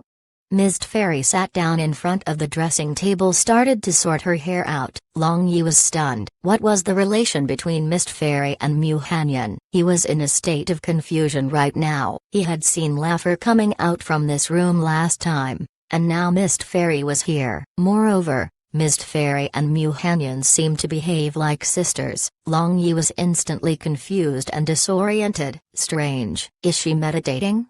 Mist Fairy talked to herself. When she took off the amethyst hairpin on her head, her beautiful hair cascaded down her shoulders. As for Long Yi, he emitted a lewd light in his eyes the moment he saw this alluring and tempting sight. He had never thought that this swan-like noblewoman would have moments when she emitted such charm. When Long Yi was deep in his lewd thoughts, Mist Fairy stood up. With her back facing Long Yi, she began to reach towards the belt on her gown. Long Yi's throat became dry and his eyes started to shine. Although Mist Fairy had her back towards him, he could see the front of her body in the mirror. Those towering breasts were truly big. He guessed that they should be about the same size as Mu Hanyan's. Mist Fairy loosened her belt and her gown slid to two sides, revealing her translucent black underwear. Even if he didn't see where she bought it from, he knew that this was a product from the beauty shop. She is actually wearing black. She has the potential to be a fox spirit. Long Yi muttered in his heart and looked forward to her getting rid of the rest of her clothes. The lapel slid backward and that smooth shoulder slowly became visible. With her beautiful hair draped over the alluring bare shoulders, Mist Fairy looked extremely captivating. However, when her clothes were halfway off her body, Mist Fairy became startled all of a sudden. She slowly put on her clothes again and turned towards the bed. She said, "Haven't you seen enough? When do you plan to reveal yourself?" Well, he was discovered in the end. This was unexpected. Long Yi lifted the bed curtain and jumped out of the bed. With a smirk on his face, he retorted, "It's just peeking." "What's wrong with looking?" Mist Fairy snorted and interrogated him. "Why are you here?" "I should be the one asking you that. Don't ask me questions I should be asking you. This is my mistress's room. Why are you here?" "Not to mention the fact that you didn't even knock. If we were actually doing something, what would you have done?" Long Yi stared at Mist Fairy with a serious gaze. He didn't seem flustered at all. Mist Fairy didn't shy away from Long Yi's gaze. Neither did she answer Long Yi's question. On the contrary, she countered with another question. "Mu Hanyan, where is she?" Long Yi shrugged his shoulders and said, "How would I know? I was here to look for her too. I wanted to do the deed with her. However, I can't find her as well." "This is really disappointing." Mist Fairy glared at Long Yi before giving him a cold snort. "Then, you can leisurely wait for your mistress here. I will not disturb you any longer." After scolding Long Yi, White light flashed around Mist Fairy's body. She instantly disappeared without a trace. The only thing left of her was the fragrance she emitted. Long Yi retracted his smile and was lost in thought. Looking towards the dressing table, he opened the 2 bottles of perfumes. The perfumes were of the same brand, but they had a completely different fragrance. After putting the bottles of perfume down, Long Yi stood up and opened Mu Hanyan's ultra-large cupboard. He saw that it was full of various kinds of clothes. However, they were divided into 2 styles. One was the sexy series worn by Mu Hanyan, and the other was the noble and elegant series worn by Mist Fairy. Among them, there was that purple robe with golden edges worn by Mist Fairy when she showed up at the drinking party. It seemed as though these 2 women were living together. Their relationship was unnaturally good as well. Long Yi racked his brains to think of the relationship between them. Could it be that they were sisters? Long Yi started to feel that Mist Fairy was familiar. However, the temperament of those 2 women was completely opposite. Also, even though they had their advantages, the 2 of them didn't resemble each other at all. Mu Hanyan, Mu Hanyan, who exactly are you? Long Yi muttered. All of a sudden, Long Yi heard a caca sound coming from the innermost wall of the room. The wall quietly slid to both sides. Why on earth did you run to my room so late at night? Don't tell me that you are here to steal fragrance. When she saw that Long Yi was in a daze, Mu Hanyan walked towards the bed. She asked him with a smirk on her face. Within seconds, the wall behind her closed automatically. What do you think?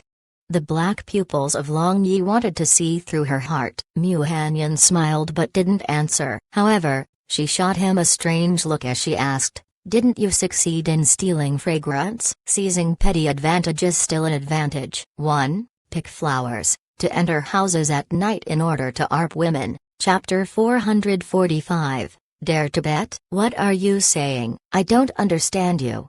Long Yi smirked and said, don't feign ignorance. I can clearly see some strands of hair on your body. Quickly, tell me, how much advantage did you take? Mu Hanyan smiled and slowly walked over to Long Yi. Hugging his arm, she pressed her soft meat buns on them. Long Yi felt his heart start pounding as sweat started to form on his forehead. He muttered, this isn't fair. You saw the hair on my body, but I haven't seen the hair on your body. I don't even know if you have hair on your body. Quickly strip naked and let me look. Mu Hanyan slapped off Long Yi's wolf claws. Rolling her eyes, she lightly scolded him, don't speak nonsense. The sun is about to appear. Shouldn't you be returning? With a sly smirk on his face, Long Yi looked at the wall behind Mu Hanyan. He started to throw questions at her instead. What is your relation with her? Mu Hanyan looked at Long Yi with her glittering eyes and caressed his handsome face. Everyone has their own secret. You are no exception. Of course, I have my own secrets. If I feel like I should tell you my secrets one of these days, I will do so even if you don't ask. Long Yi looked back at Mu Hanyan and smiled. Yes, everyone has their own secret. Although he had already made love to Mu Hanyan twice, she didn't truly belong to him. Such a seductress-like woman wasn't easy to capture at all. Are you going back or not? I would like to take a bath before going to bed. She had a feeling that Long Yi understood her words. A brilliant smile broke out on her face as she winked at him. She knew that she had successfully seduced him. Take a bath? That sounds good. How about we take a bath together? Long Yi smirked and said. He extended his arms to hug Mu Hanyan's slender waist. If you want to take a bath with me, then what are you waiting for? I'm not afraid of you. Let's go. Mu Hanyan slightly opened her cherry red lips and her charming eyes became watery as she looked at him. When Long Yi saw that this out-of-this-world beauty was teasing him, he became unable to control himself. Long Yi's heart swayed. He carried Mu Hanyan in his arms and ran into the bathroom, which was located in the inner room. Arose passionately and rapidly as the 2 of them hugged and kissed in the bathroom. When they were around under the magic bath item attached on the wall, they became thoroughly drenched. In the blink of an eye, Long Yi got rid of Mu Hanyan's outerwear. She was left with her pure white underwear and it became dripping in mere moments. As her white underwear was soaked, coupled with Long Yi's stimulation, the bright red annals on Mu Hanyan's bosom stood erect. She looked even more alluring as water slowed off her body. Her white panty was in a similar state. It was practically transparent and a clump of shadow between her legs was visible. The small valley-shaped outline was completely exposed. Long Yi lowered his head and nibbled on that protruding nipple from above her drenched underwear. He occasionally looked up at Mu Hanyan's face and a cheeky smile would be plastered on his face. "Why are you smiling? You are so hateful." Mu Hanyan's pretty face was scarlet red and she reached her hand downwards. She gently pinched Long Yi's member which was standing tall and straight. "I was wondering if you were sisters with Mist Fairy. She appears to be noble and aloof on the outside, but she wears sexy black lingerie inside. She is truly a woman who seems cold on the outside but passionate on the inside. As for you, you appear to be so seductive but you only wear lingerie of the purest white color. The two of you are truly a perfect match." Ayo. Before Long Yi could finish speaking, Mu Hanyan pinched his family jewels which hung below his little brother. "You saw what kind of underwear she wore but you told me that you didn't take advantage of her. You also said that she is noble and aloof. Does that mean that I let anyone play with me?" Mu Hanyan glared at Long Yi. If his answer didn't satisfy her, she would break his balls. Long Yi begged for mercy with a bitter face. "You heard it wrong. I said that she appears noble, but in reality, she is lusty. She appears to be cold to everyone but she is actually a passionate woman." Even though he appeared to be seductive, "I know that you have an extremely pure heart." Mu Hanyan loosened her grip and her heart palpitated after hearing Long Yi's words. "What's wrong?" When he saw that Mu Hanyan was behaving strangely, Long Yi couldn't help but ask. "What do you mean what's wrong? You're really hateful. Just when I'm feeling good, you had to interrupt me."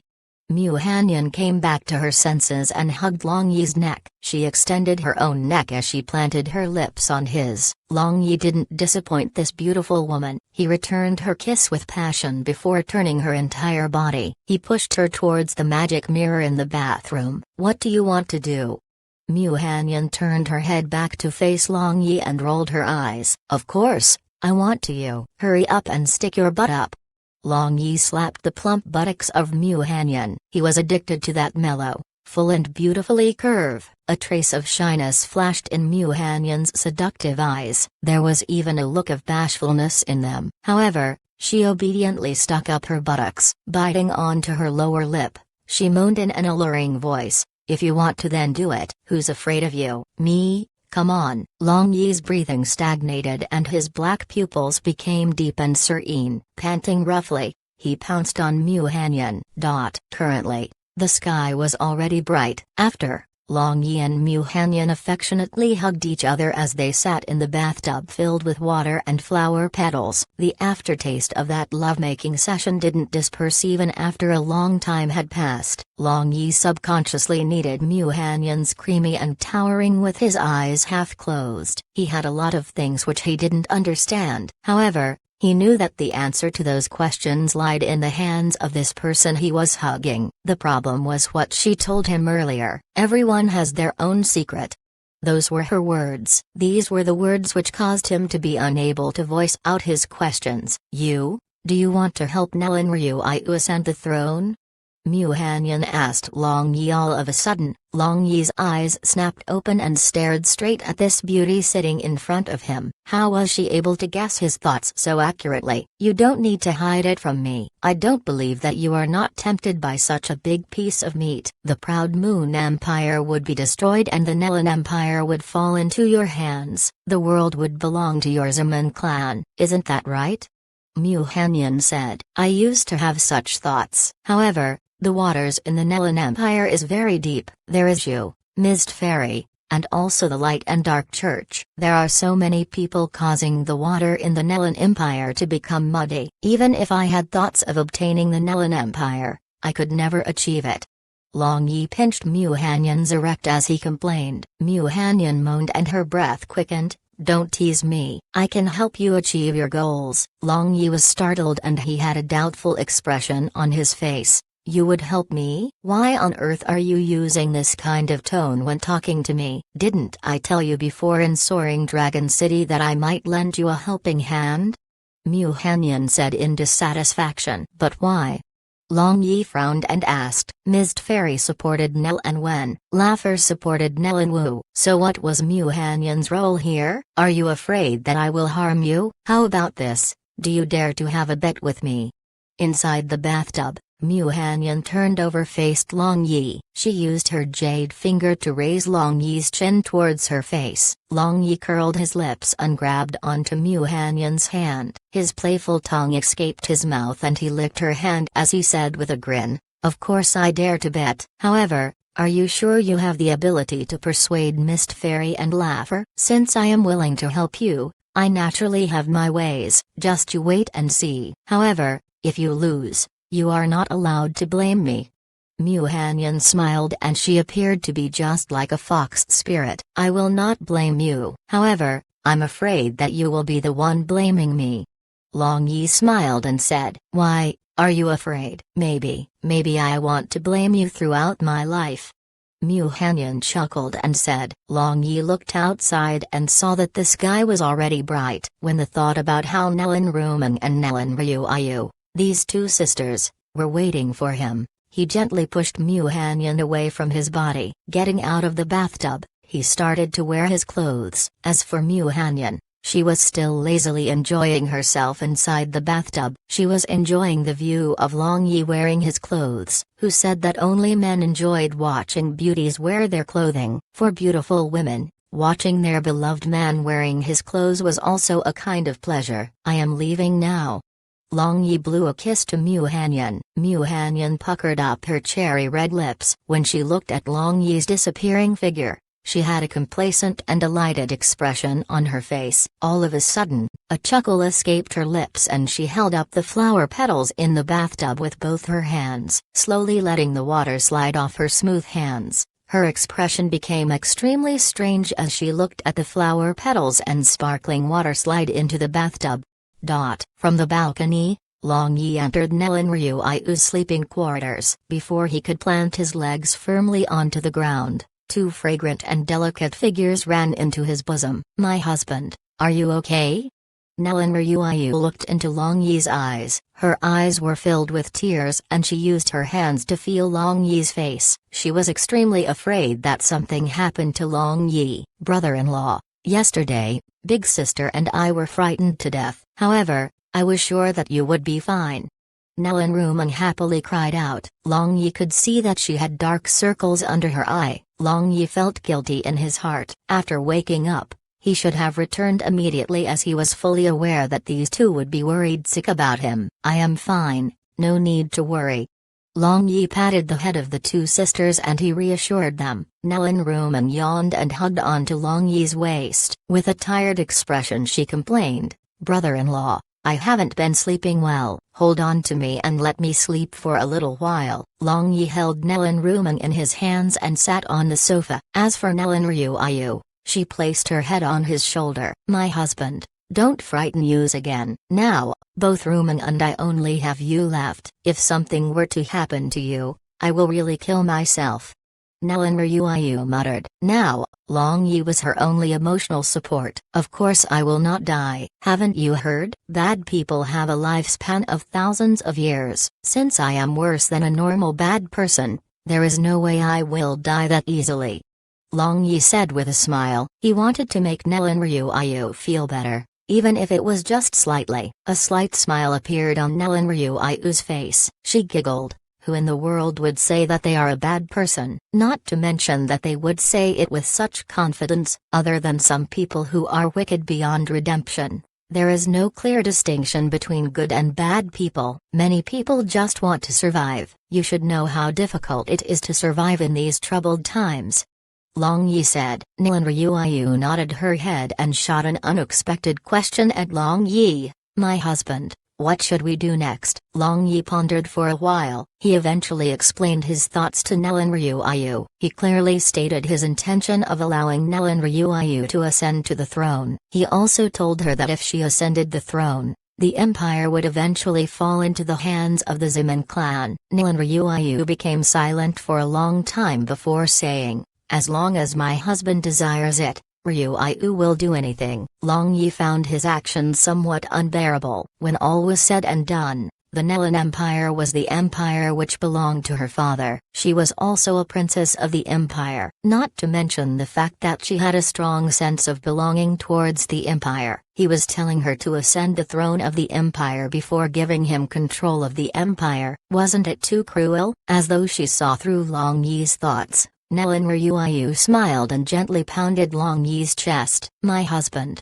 wasn't everything pre-planned? At that time, our agreement was, other than my body, everything else belongs to you. When I become the empress, I will naturally follow the agreement. The entire empire will become yours. Long Yi wanted to say something, but Nelan Ryuayu used her finger to block his lips. She earnestly said, my husband doesn't need to say any more. I am most willing to hand the empire over to you. I believe that handing over the Nelan Empire will make the people happier. Chapter 446. 3 Teeth Marks. In the middle of the 6th month of the year 87, the Beastmen race launched an attack on the western border of the Nelan Empire. Although the border army of the Nelan Empire was prepared to some extent, they were still defeated. This was because Nelan Wen and Nelan Wu used the military seal to call back a large half of the army. The remaining forces were defeated after a tragic battle and they suffered heavy casualties. The Beastmen army drove straight into the Nelan Empire. They burned,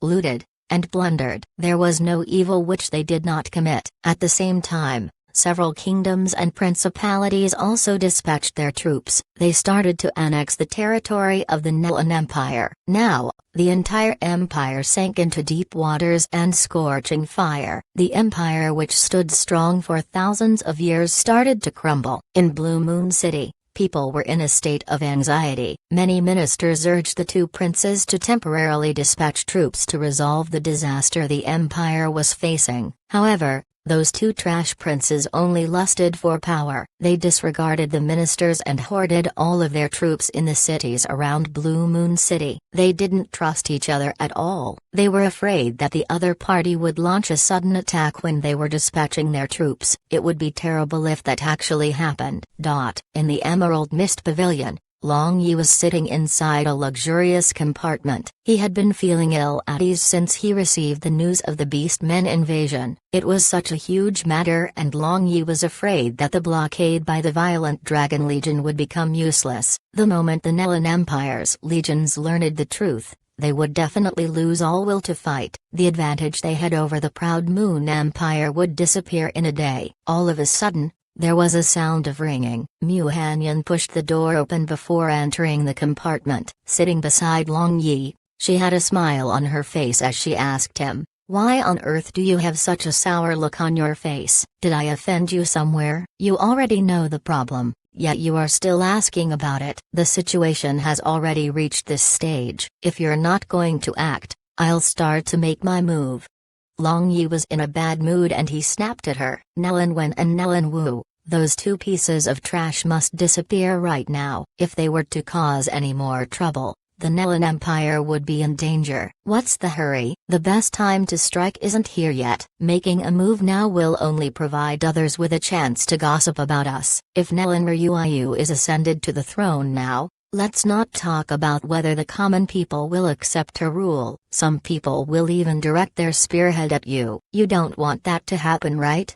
Mu Hanyan breathed out a breath full of orchid fragrance and placed her chin on his shoulders. She took the chance to press her towering mounds onto Long Yi's arm. I know that. However, even if we don't talk about the matter of putting Nelan Ryuayu on the throne, those people hiding in the shadows will not wait for me to put everything in place. This is a critical situation. The moment the two legions of the Nelan Empire withdraw from the Yatzana defense line, all of our efforts will go down the drain. Think about it. How can I not be anxious?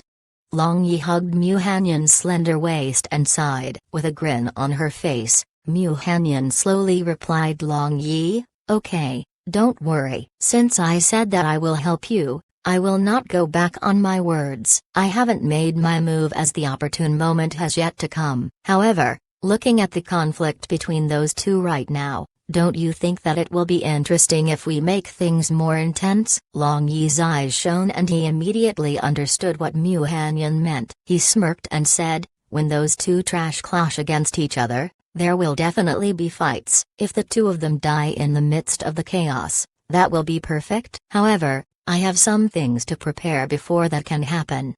Long Yi pinched Mu Hanyan's waist and his eyes shone with a profound light. Leaving Emerald Mist Pavilion, Long Yi directly went to the Light Church in Blue Moon City. He wanted to speak with Holy Priest Karen. As long as she personally declared that Nelan Ryuiu ascending the throne was the Light God's decree, everything would be much easier. Even if the common people felt that they couldn't accept the fact that there was going to be a first empress governing the Nelan Empire, the backlash wouldn't be too extreme. Since the time the Nelan Empire fell into chaos, endless streams of people would enter the Light Church in order to pray. All of them knelt in front of the Light God's sculpture in the hall as they prayed. They begged for the Light God to bless and protect the Nelan Empire and to the chaos end. Long Yi quickly passed the lobby and proceeded towards the rear hall. The rear hall also had a statue of the Light God, and it was where the people from the Light God would cultivate. Originally, Long Yi wanted to look for someone to notify Holy Priest Karen. However, he dropped the idea after thinking about it for a bit. It was better if lesser people know about his visit. This was to avoid rumors from spreading and to ensure that people couldn't accuse Long Yi in the future. The moment he passed the lobby, he reached the interior of the church. There were many light warriors guarding the place. Although they were extremely strong, they were nothing compared to Long Yi. Long Yi didn't have a hard time avoiding them as he walked deeper into the church. After he avoided several groups of light warriors, Long Yi arrived at the rear hall of the Light Church. Although the door wasn't closed, the inside of the hall was very quiet. He looked inside and saw a beautiful figure who wore a red robe kneeling in front of the Light God statue. She had her palms placed together and she seemed to have entered some kind of ethereal state. "It's Kexen. Why is she the only one here?"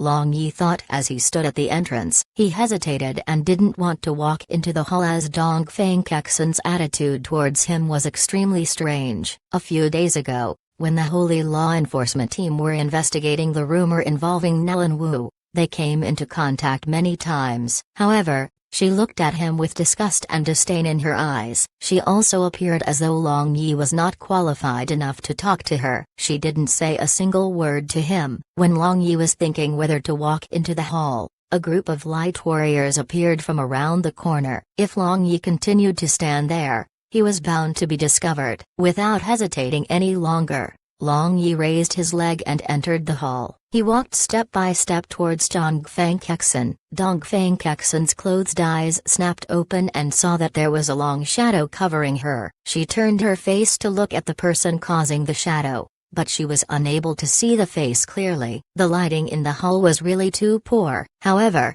just by looking at the tall figure walking towards her, she could feel an indescribable pressure coming from him. Getting up and walking 2 steps to the side, Dongfeng Kexen finally saw the person walking over. He was actually Long Yi. He was looking at the statue of the Light God with his hands folded in front of his chest and his eyes had a trace of disdain in them. That was something she was unable to bear. "Why did you come here?"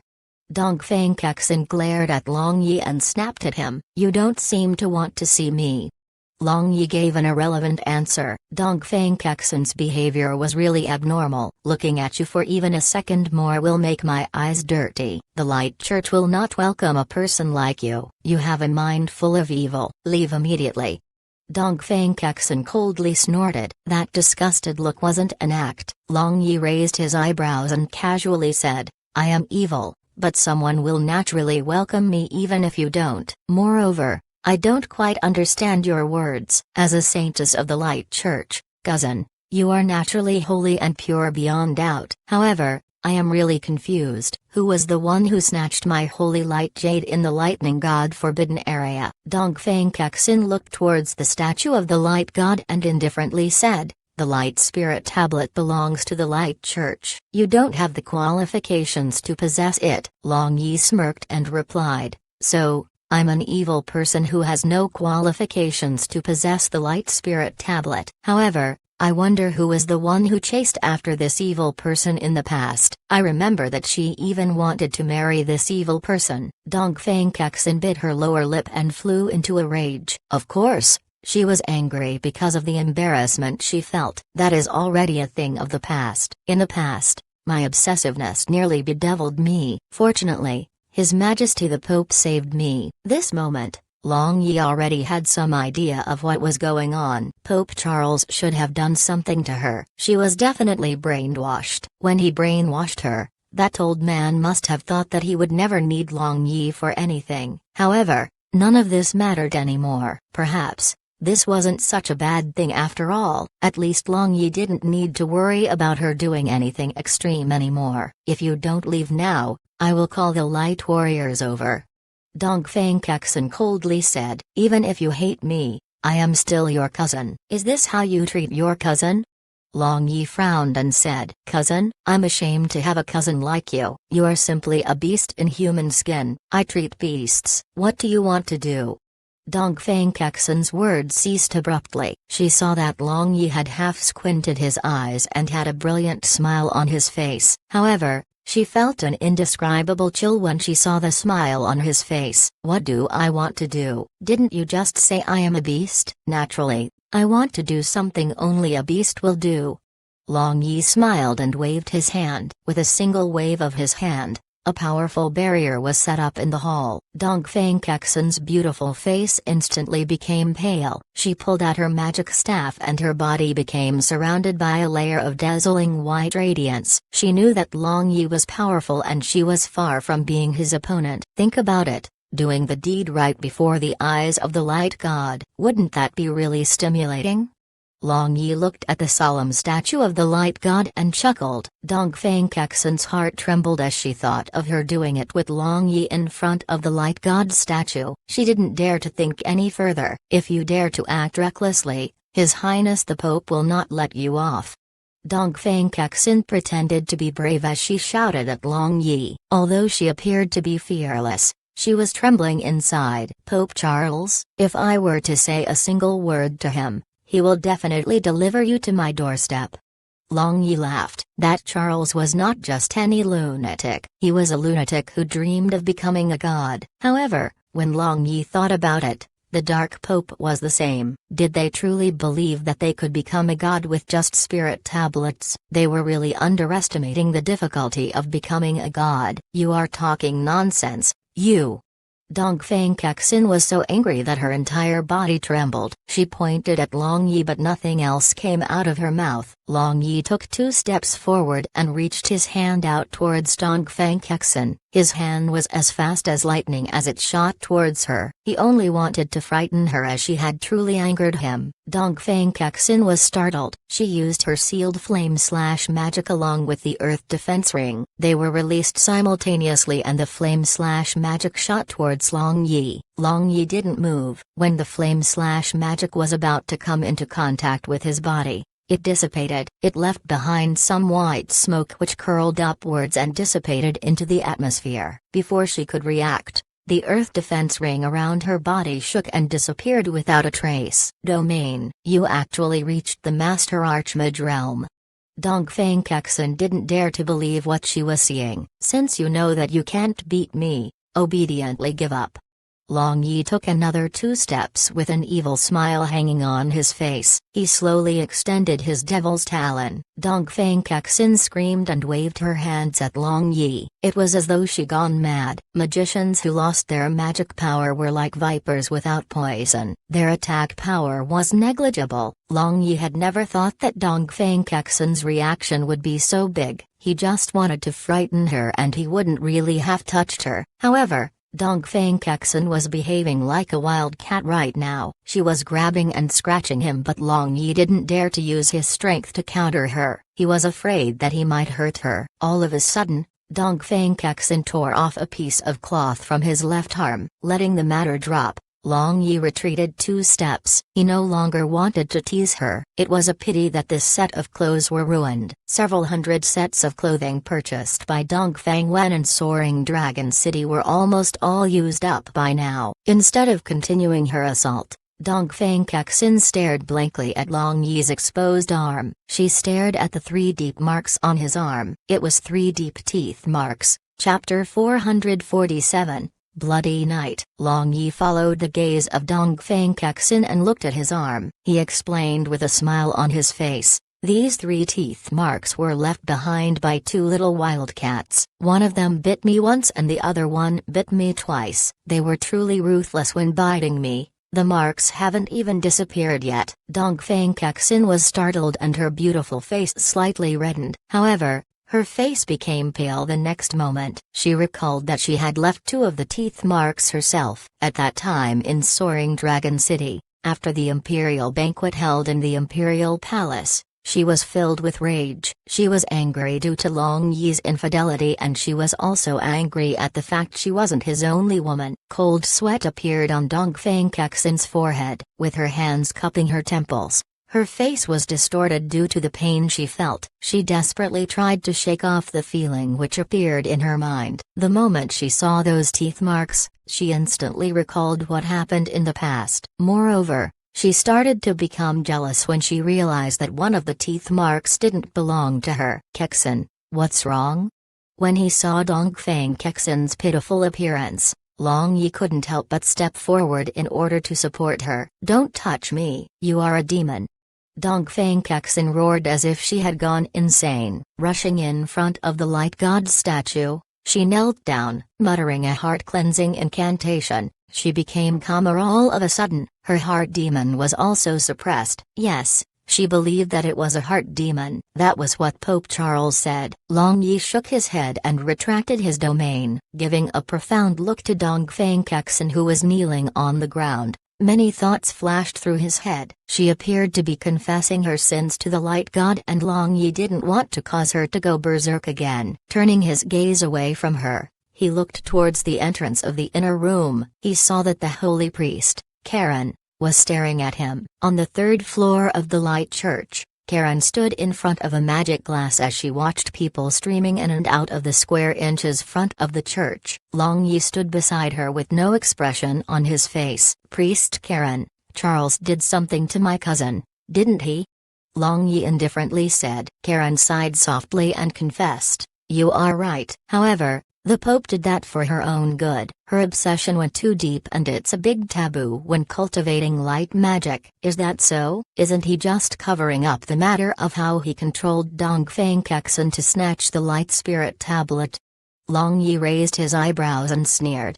I don't know anything about the light spirit tablet. However, I know that the Pope did nothing wrong. Although she is not his biological daughter, the Pope regards her as his own daughter. Karen said. Her obsession is too deep. However, what about you? Priest Karen, is the obsession in your heart gone?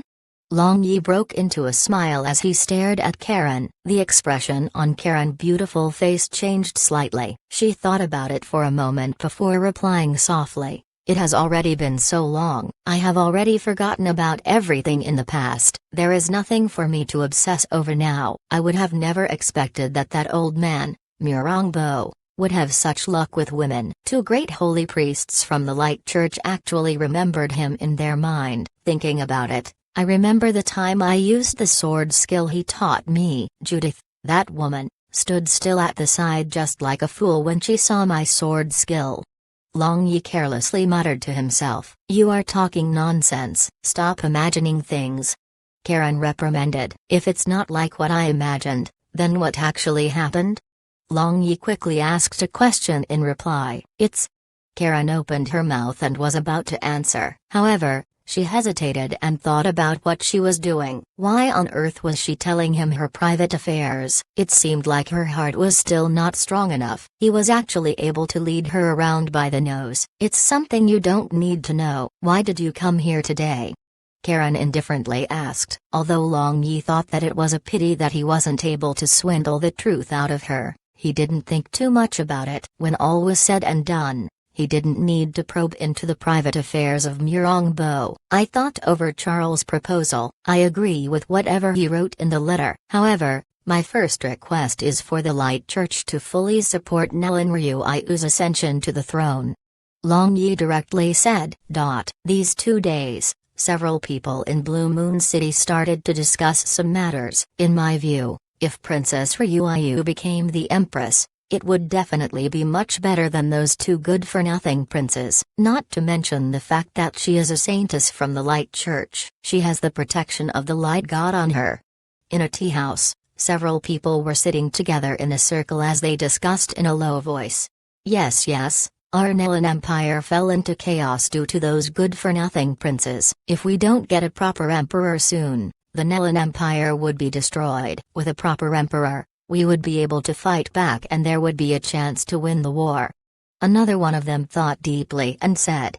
Currently, discussions about the new emperor were everywhere. It all started from inside the army. Of course, it was the handiwork of Wei Yasi and the others who had sought refuge under Long Yi. After the news spread throughout the military, observant people added their own opinions. As a result, the majority of people felt that Nilin Ryuiyu ascending to the throne was much better than Nilin Wen and Nilin Wu. The situation in the Nilin Empire had already deteriorated to the extreme. A dozen or more kingdoms and principalities had started their rebellion. They seized 2/3 of the territory the Nilin Empire possessed. Other than the heavily guarded Blue Moon City, the few neighboring cities around it, everywhere else was practically hell. As the flames of war started to spread, the Beastmen clans were not the only ones who wreaked havoc. The armies which belonged to the other kingdoms and principalities added to the chaos. The peace and serenity which the Nilin Empire used to have in the past were immediately broken. The beginning of the 7th month of the year 87, the temperature of Blue Moon City was supposed to be mild at this point of the year. However, it all changed. It became extremely hot and the weather became extremely abnormal. Late at night, when everyone was deep in slumber, the clanging of weapons and yells destroyed the tranquil atmosphere. Because of Mist Fairy and Laugher, Nilin Wen and Nilin Wu ordered their armies to attack each other. They launched surprise attacks at the same time, trying to catch each other off guard. The entire Blue Moon City and the neighboring cities were thrown into disarray instantly. These cities were dyed bright red by the blood of all the soldiers. All officers and soldiers, heed my order. Kill for the future of the Nilin Empire. Glory, wealth, splendor, and ranks are waiting for all of you at the end of this.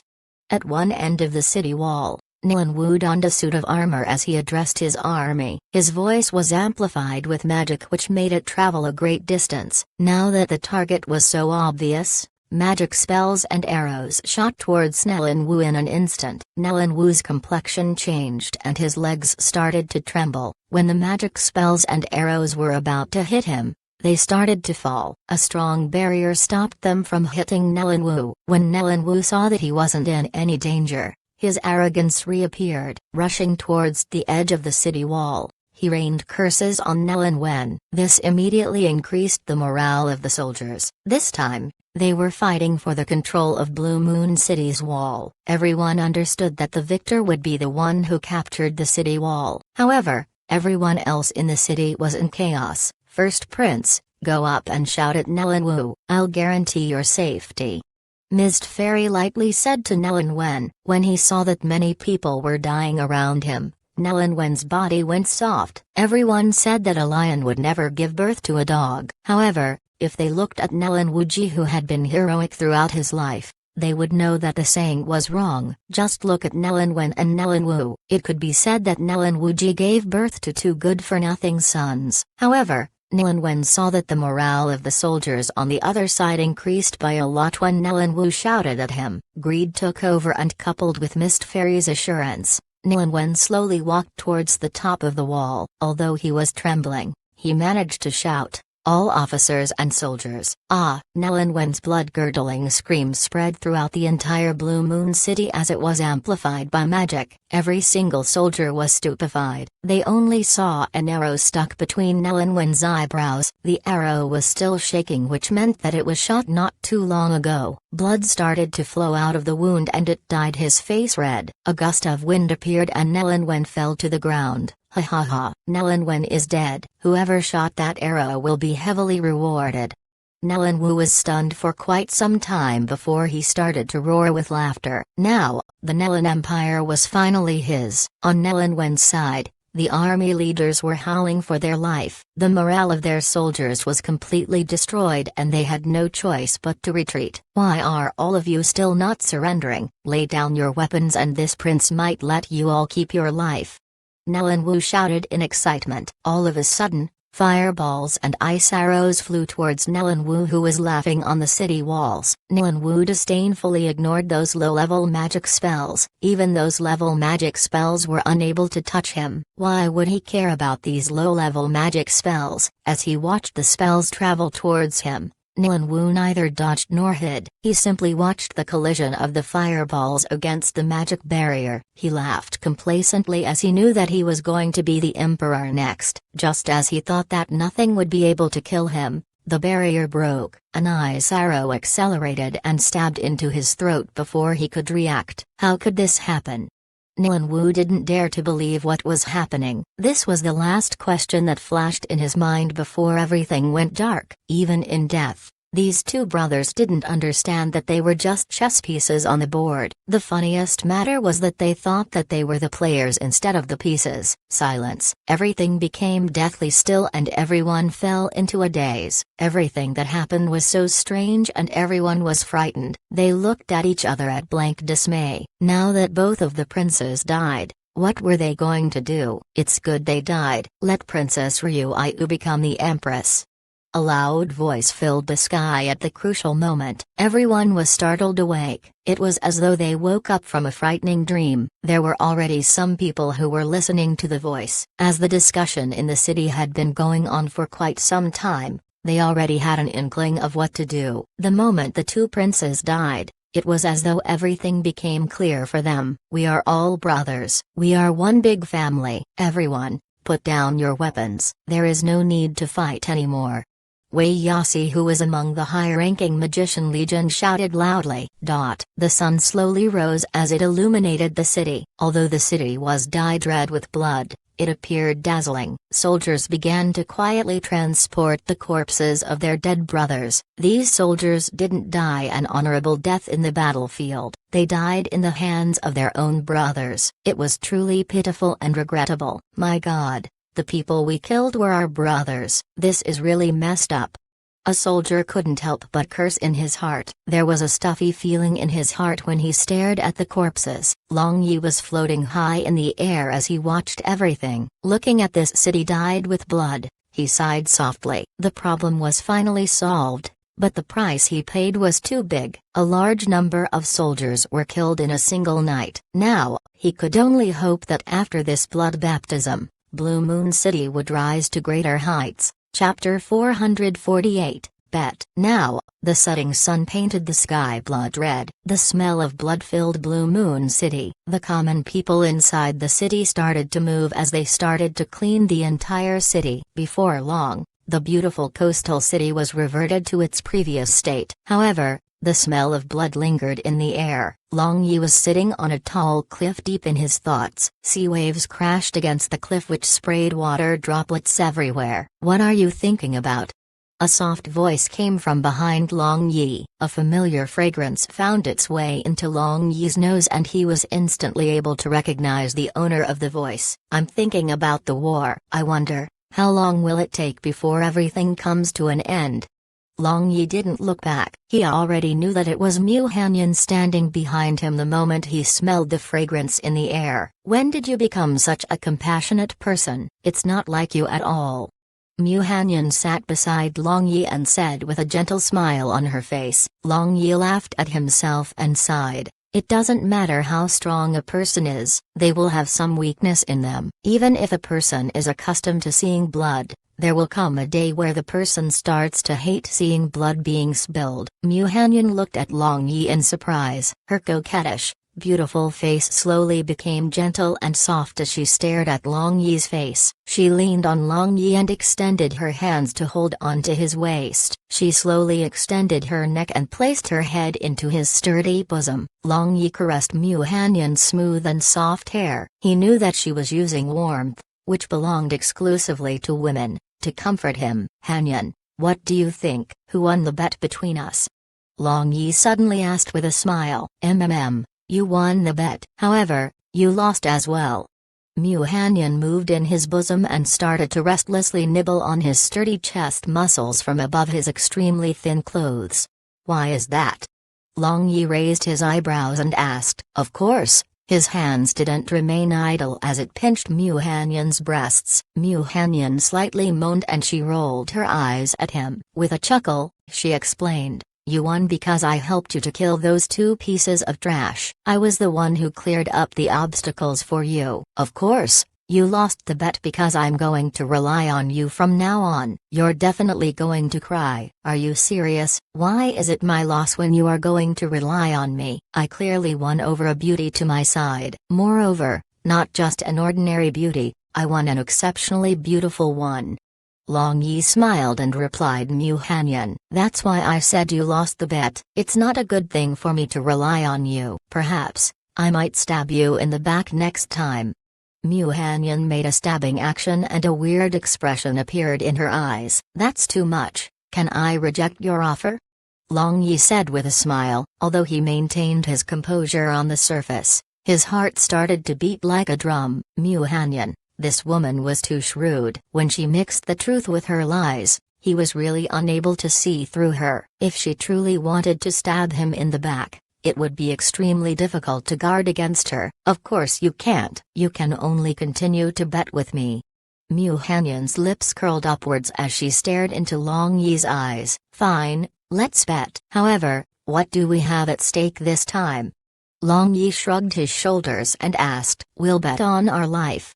Mu Hanyan blurted out and her pretty little eyes stared straight at Long Yi without blinking. Long Yi's heart started to shake and he stared back at Mu Hanyan. Intense sparks flew in all directions when their gazes met. However, Mu Hanyan broke into giggles and she pressed Long Yi's arm against her towering chests. A sly grin appeared on her face and she teased. I was joking. All I wanted to see was the tense expression you had on your face. Don't scare me like that. My little heart is still jumping up and down.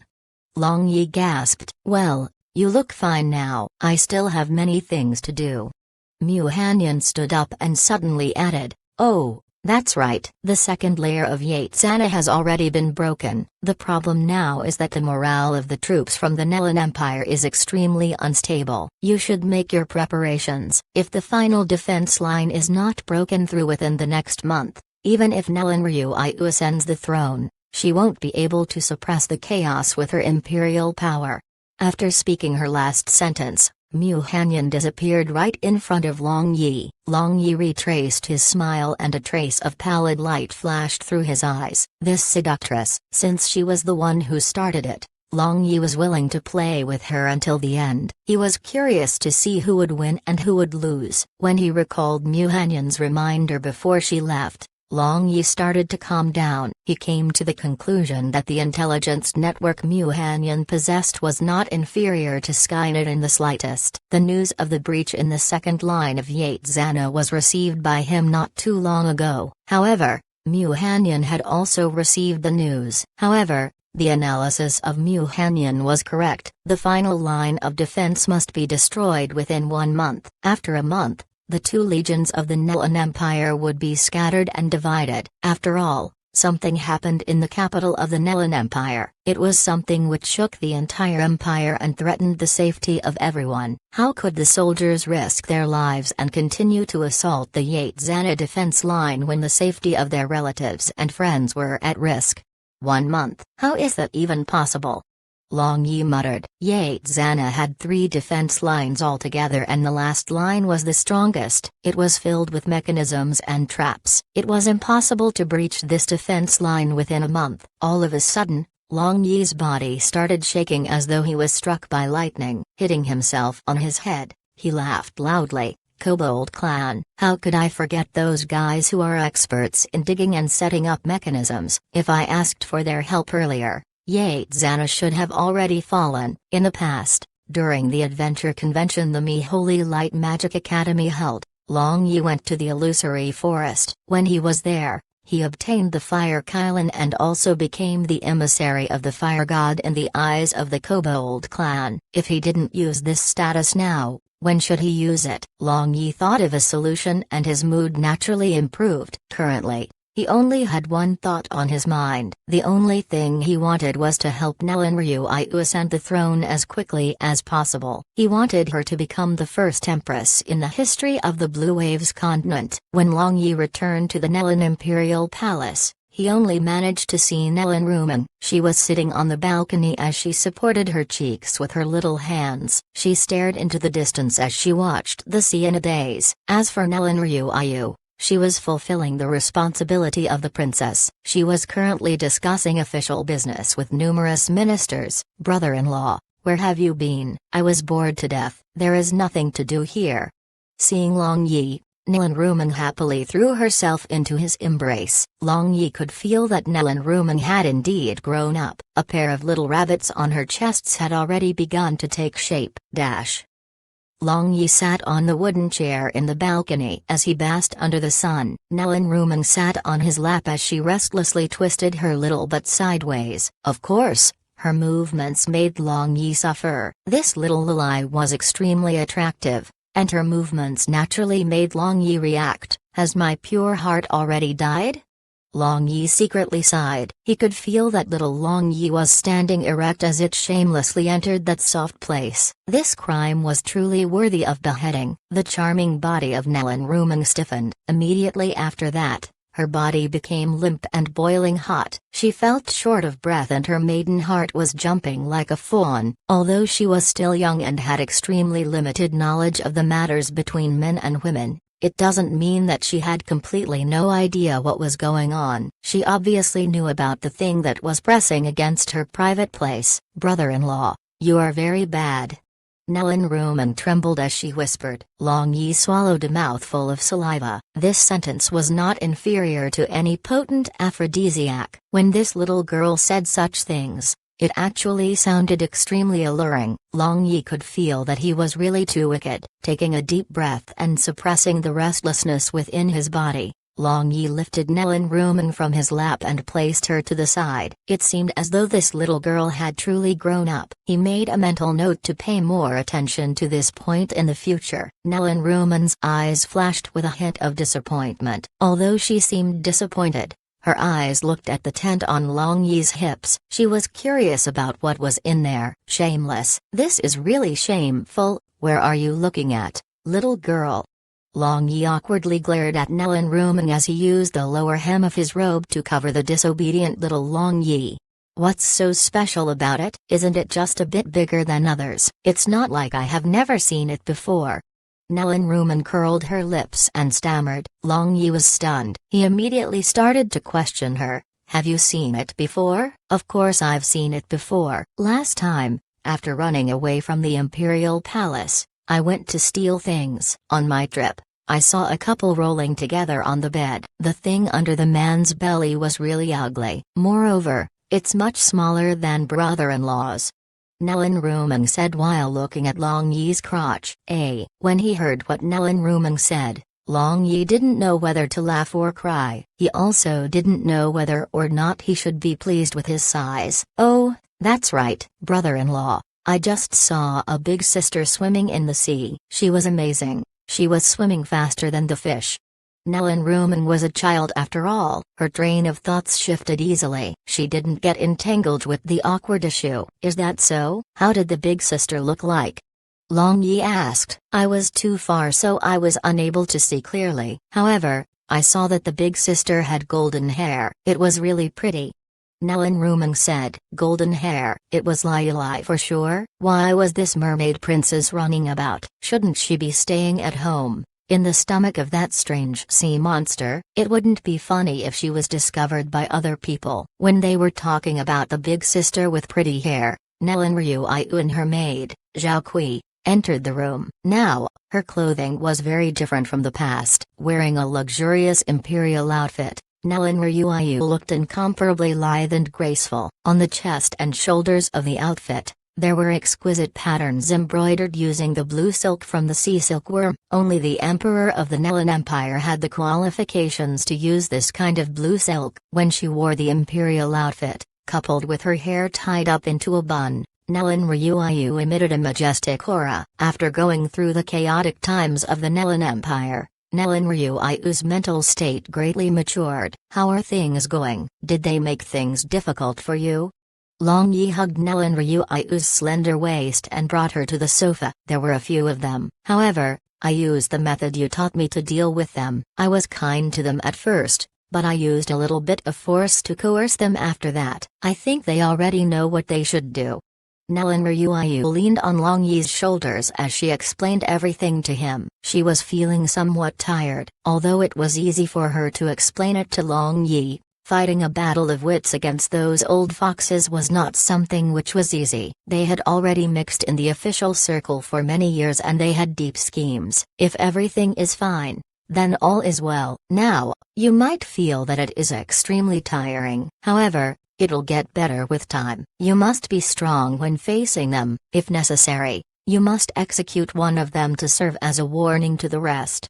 Long Yi patted the shoulder of Nellen Ryuiu and his eyes became somewhat cold. There was no way Long Yi would let anyone obstruct his way forward. Chapter 449, Heart Demon. In a narrow and small secret room in the Emerald Mist Pavilion, there were two people sitting opposite each other. One of them was a mysterious person covered in a black magic robe from head to foot. The other was Mist Fairy, who was wearing a pale purple gown. "I have already completed the task according to your wish. However, I don't get it. Do you have any benefits when Nellen Ryuiu ascends the throne?"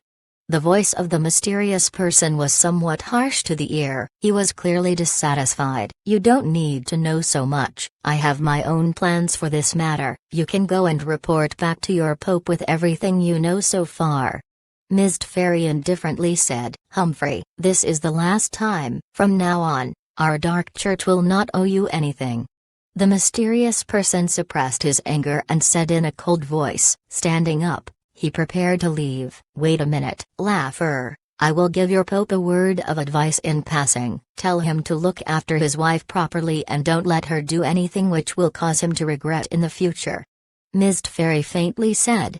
Laugher paused and left the secret room without turning his head. Behind him, a hint of a smile appeared on Mist Fairy's face and before long, white light flashed around her body. She disappeared from the secret room. Both in the army and among the common people, there was a debate going on about Nellen Ryuiu. They had lots of opinions regarding the matter of Nellen Ryuiu ascending the throne and being the first empress in the history of the entire Blue Waves continent. There were some people who supported her and there were others who opposed it. In the Blue Waves continent, the social status of men and women were not equal. It was caused by many conservative factions as well as patriarchal supremacist doctrines. They expressed strong opposition to Nellen Ryuiu becoming the Nellen Empire's supreme ruler. Among them, there was no lack of high-ranking ministers, great nobles, and there were also some high-ranking military officers. In the end, strength decided everything. With the help of Long Yi, Nellen Ryuiu quickly controlled the military of the Nellen Empire. Although she had yet to formally ascend the throne, she had already started to exercise her imperial power. She used various means to suppress the ministers and nobles who were hell-bent on opposing her. She also released an imperial notice which declared that the empire was in the midst of extreme misery. The Beastmen race was invading and the various kingdoms and principalities had revolted. The most important matter right now was to dispatch troops to suppress the rebellion and to drive out the Beastmen race. They were going to make all the kingdoms and principalities which revolted pay a bitter price. This was the price they had to pay when they trampled on the Nellen Empire's prestige. They had to show them that the Nellen Empire's prestige was sacred and they did not tolerate traitors. This imperial notice was posted everywhere. Many common people and high-ranking military officers reacted to the notice. This was not the time to discuss whether Nellen Ryuiu should be the empress or not. This was the time to save their fellow countrymen from their horrible plight. When the discussions were going on, Holy Priest Karen from the Light Church appeared. She conveyed the will of the Light God as she expressed that Nellen Ryuiu was the person who had received the blessing of the Light God. As the representative of the Light Church, Pope Charles said that he would personally enter Blue Moon City to coronate Nellen Ryuiu. He would be the witness to her becoming the first empress in history. The moment Holy Priest Karen spoke, the opposition became less intense. This was because the majority of people were believers of the Light God. Since the Light God had appointed Nellen Ryuayu as the Empress, they didn't have any objections. Currently, the obstacles Nellen Ryuayu faced was much smaller and she rarely had to use imperial power to get things done. After her position stabilized, she gave her command to all of the legions in the Nellen Empire. She immediately dispatched them to quell the rebellion happening in the Nellen Empire. Big sister, you are amazing. You are actually going to become an emperor. Nellen Rumeng excitedly hugged Nellen Ryuayu's arm and said with a smile, "Do you like being emperor so much? How about big sister make you an emperor?" Nellen Ryuayu rolled her eyes. "I can become the emperor? If this makes big sister happy, I'll be the emperor. Big sister dotes on me so much, how can I oppose big sister?" Nellen Rumeng happily said. It seemed as though she had it all planned out. "If you become the emperor, you can't run wild. If I become unable to control you, I'll call your brother-in-law to put you in your place." Nellen Ryuayu patted Nellen Rumeng's cheeks and giggled. Nellen Rumeng looked at Long Yi, who was sitting on the sofa as he sipped on a cup of fruit wine. Her beautiful face flushed red in an instant and she lowered her voice. "Big sister, how about you share brother-in-law with me?" Nellen Ryuayu was startled and she looked at her younger sister with a probing gaze. She realized that her 15-years-old sister was already all grown up. If she was a daughter from an ordinary family, she might already have been married off. "Big sister, is there a problem? If brother-in-law takes me in as well, I can justifiably ask brother-in-law to take me out to play. When I go window shopping, he can help me carry my stuff. Moreover, he can fight for me if I ever get into trouble. However, the most important thing is that I can hug him to sleep every night." When she mentioned the last part of her sentence, Nellen Rumeng looked around like a thief. "Aren't you hugging him to sleep every day already?" Nellen Ryuayu jokingly pinched Nellen Rumeng's cheeks. Because of this third wheel, she had not gotten intimate with Long Yi for several days. "But Zhao Kui said that I can't sleep with you two. However, if I become brother-in-law's other half, there won't be any problems."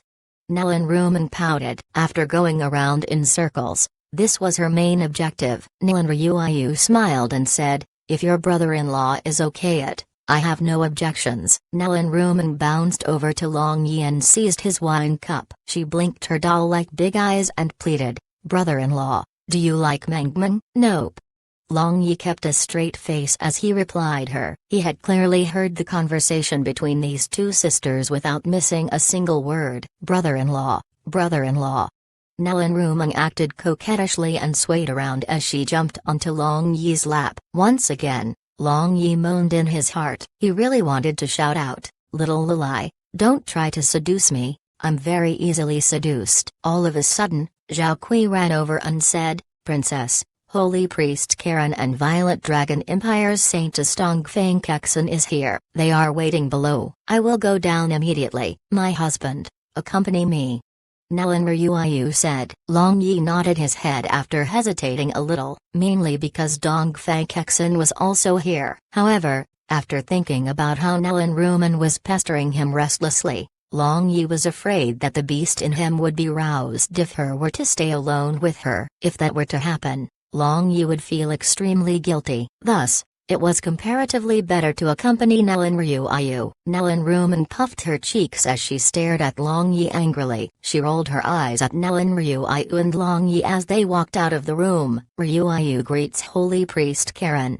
Nellen Ryuayu performed the etiquette of the Light Church upon seeing Karen. However, she just nodded her head at Dongfang Kexen. Dongfang Kexen also indifferently nodded her head. Sitting to the side, Dongfang Kexen said nothing, neither did she look in Long Yi's direction. She was afraid to look at Long Yi. She was afraid that her heart would fluctuate once again. It was Holy Priest Karen who gave her some advice. She said that if Dongfang Kexen couldn't face her fears bravely, her heart demon would never disappear throughout her life. She eventually made the decision to take a trip to the Imperial Palace. Long Yi saw Dongfang Kexen's reaction, but he didn't care. He had a certain feeling towards this cousin of his, but he couldn't stand her possessive desires. Perhaps, This was the best thing which could happen to him. He wanted to thank the Light Pope for this. In a few days, His Majesty the Pope will arrive here in person to coronate you. Up until that point,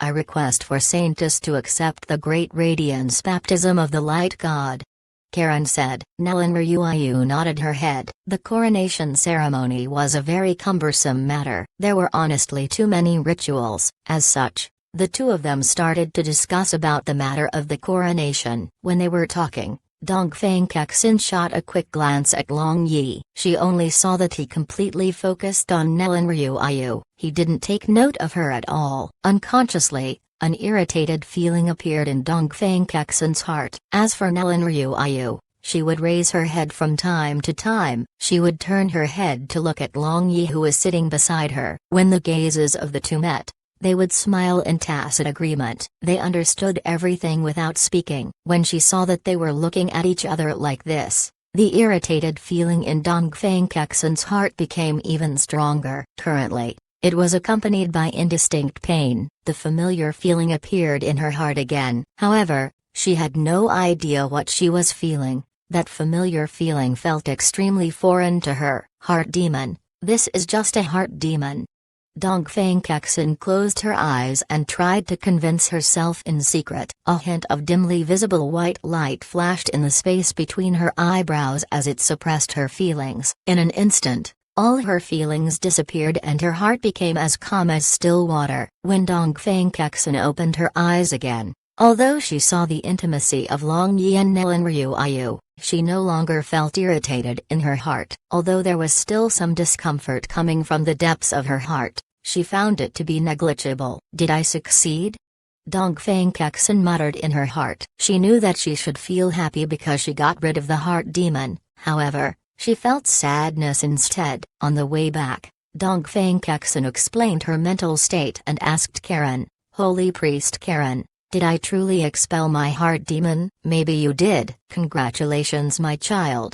Karen stroked Dongfang Kexin's head pitifully. Her congratulations sounded fake as she knew that the secret magic placed in Dongfang Kexin's body was displaying its full effect. From now on, all of her feelings would start to disappear. Happiness, anger, grief, joy. All the feeling a normal human would have would start to disappear. Dongfang Kexin might never feel those feelings again. Karen started to think of Sibai all of a sudden. She was also a genius magician in the Light Church. She also loved the same man as Dongfang Kexin. However, the two girls were walking on two completely different paths. One selfishly wished to possess and one selflessly wanted to let go. It was because of love that the both of them did that they did. There was no right or wrong in the world of love, as everything was bounded by karma.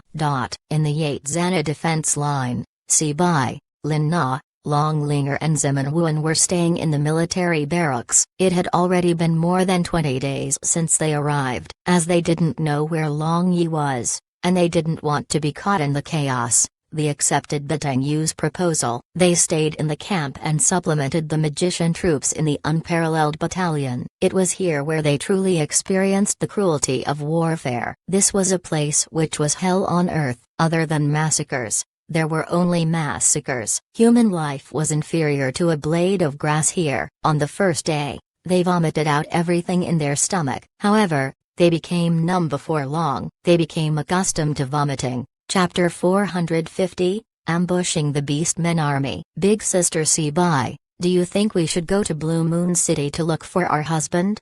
Long Linger lied on the bed and asked Sibai. They knew that the Nelan Empire was in chaos and Long Yi was currently residing in Blue Moon City. After thinking for a bit, Sibai shook her head. We shouldn't. Currently, he should have lots of things to deal with in Blue Moon City. We won't be able to help him even if we go there. It will be better to stay in the unparalleled battalion and do our part. Yes. Let's stay here and wait for the return of second brother. He will definitely come back after dealing with the things in Blue Moon City. There are many wounded soldiers in the army who needs to be healed. Not to mention the fact that they are lacking in manpower here. It's better that we stay here and save as many as we can.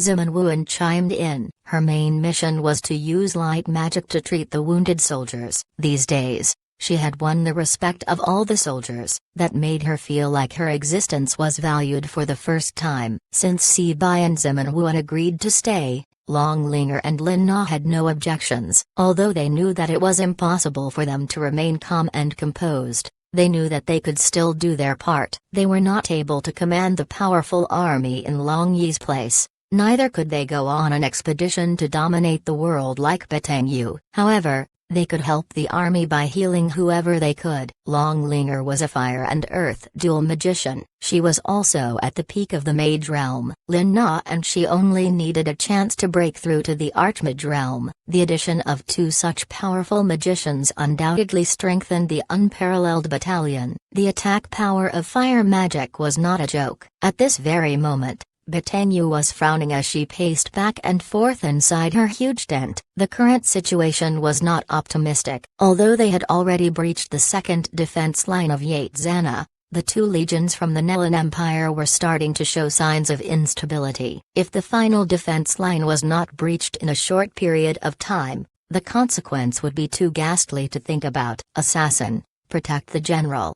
At that time, clamor came from outside the tent. In an instant, Batang Yu's tent was surrounded by her personal bodyguards. They were there to make sure nothing happened to Batang Yu. What is going on? Batang Yu lifted the curtain of the tent and asked. Reporting to General, an assassin snuck into the camp. He triggered our magic arrays, but that assassin was too fast. We were unable to capture him. Currently, everyone in the camp is searching for him. The captain of Batang Yu's bodyguard team replied to her. The captain of the bodyguards had just finished speaking and a violent gust of wind appeared. Sand flew about and stones were sent hurtling through the air. Everyone's vision became obscured by all the sand in the air. Quick, protect the general. The bodyguard captain hastily shouted. However, he had no idea what kind of trick the assassin was playing. Batang Yu's eyes glimmered with pallid light and she stabbed her huge sword behind her as fast as lightning. Out of anyone's expectation, the assassin was already in the big tent. A cyan shadow lightly flashed and stood 10 steps away from Batang Yu. The second he touched the ground, Batang Yu's personal bodyguard rushed in and surrounded him. Make them leave. I don't come with malicious intent. That assassin was covered with a cyan robe from head to toe. However, she had a gentle voice. She was a woman without a doubt. Why should I believe you? Batang Yu indifferently replied. I wonder if this is sufficient as a proof.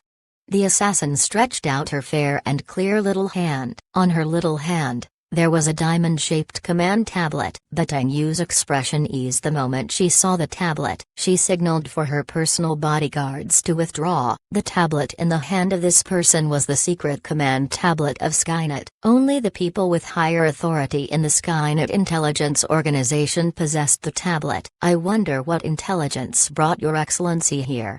Batang Yu asked. Roughly 300,000 Beastmen soldiers have entered the northern border of the Proud Moon Empire from Hengjuan Mountain. They should be making a detour to surround all of you before launching a sneak attack. The cyan shadow still used her soft voice to relay the information.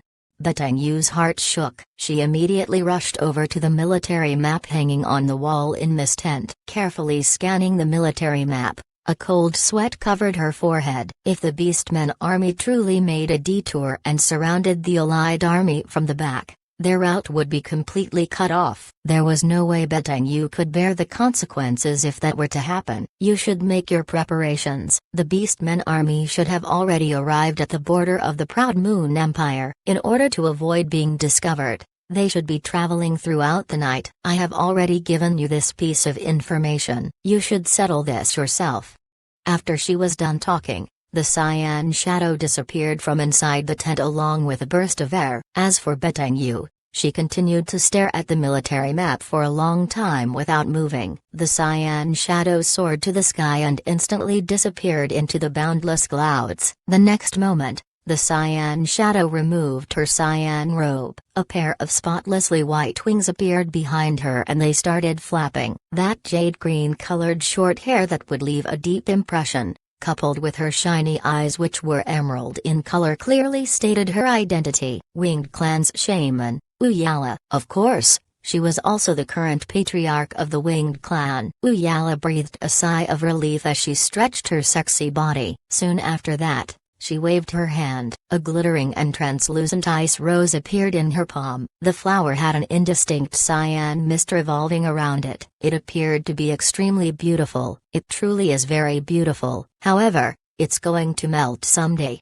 The emerald pupils of Wu Yala appeared somewhat blurred. Long Yi's handsome face with his signature cheeky smile appeared in her mind.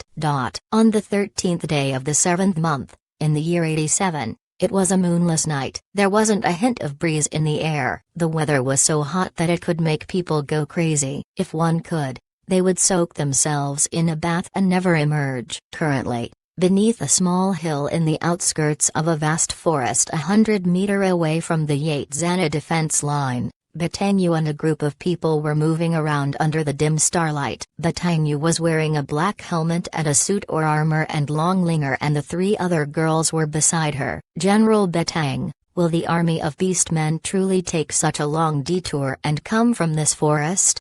Lin Na whispered in doubt. Turning to look at Lin Na, Batanyu replied to her, I can't be 100% sure. Lin Na muttered in a low voice, you're not even sure, but you mobilized your soldiers. Moreover, you moved all of them here and made them hide in the grass. One should know that in the thick clumps of grass in the woods, there were lots of mosquitoes and other insects. However, none of them applied any insect lotion, as the beastmen had a keen sense of smell. They were bitten by an unknown number of mosquitoes. However, none of them uttered a word, and neither did they move a finger. After staying in this posture for several hours, Lin Na was unable to keep it up anymore. Batanyu's hearing ability was extremely sharp. She naturally heard Lin Na muttering about the discomfort. However, she didn't bother to explain the reason they were hiding, as it wasn't necessary. As a great general who had matured in the midst of war, she was keenly aware that the slightest of carelessness could lead the entire army into a death trap they had no escape from. However,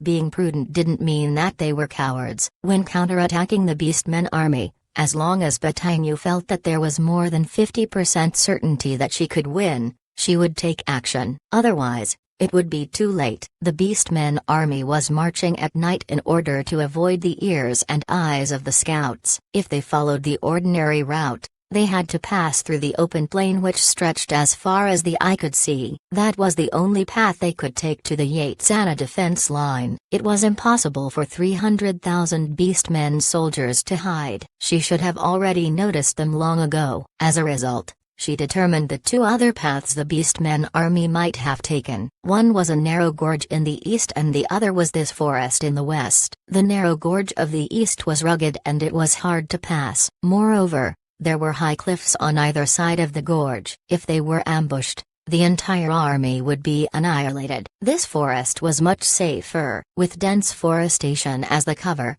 they could still organize an effective resistance even if they were ambushed. If they succeeded, they could quickly advance 100 meters away from this forest. With some cooperation with the Proud Moon Empire, they could attack the allied army of the Proud Moon Empire and Violet Dragon Empire from 2 sides. Therefore, Batanyu selected this place to set up a big army for an ambush. As for the narrow gorge in the east, she had left a few reconnaissance teams. Even if the Beastmen army came from the east, she had already made preparations. The greater part of the night had unwittingly passed, but only the sounds of insects could be heard. There was no change in the situation and there were no signs of the Beastmen army. Batanyu looked up to the sky. Currently, dawn was only 2-3 hours away. The moment dawn arrived, the concealed soldiers would be discovered easily. Time passed second by second, but Batanyu was still as steady as ever. She didn't show the slightest hint of impatience. Despite being nervous in her heart,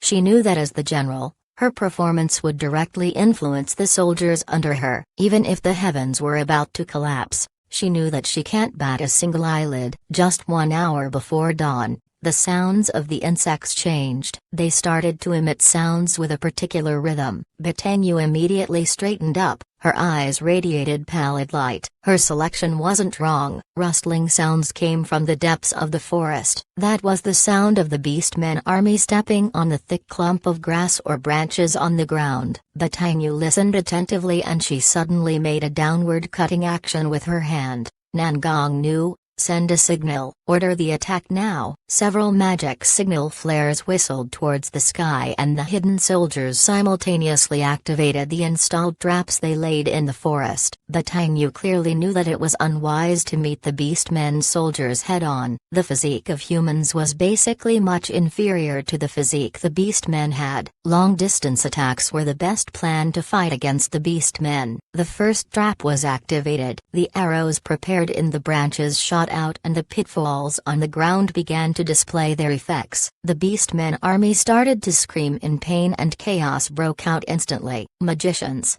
prepare.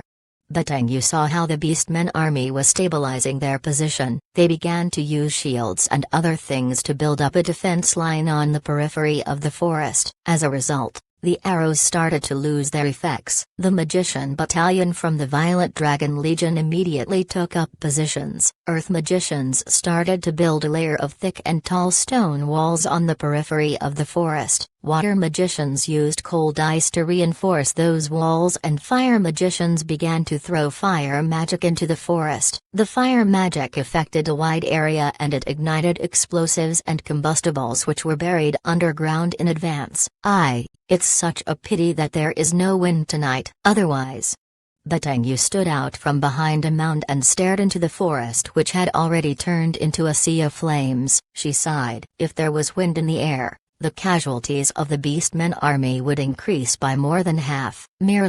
Before Batanyu could finish speaking, a strong wind started to rise. The wind intensified the power of the fire. The flames raged on and started to spread all over the forest. The flames illuminated the horizon. Currently, the forest was turned into a hell in the human world.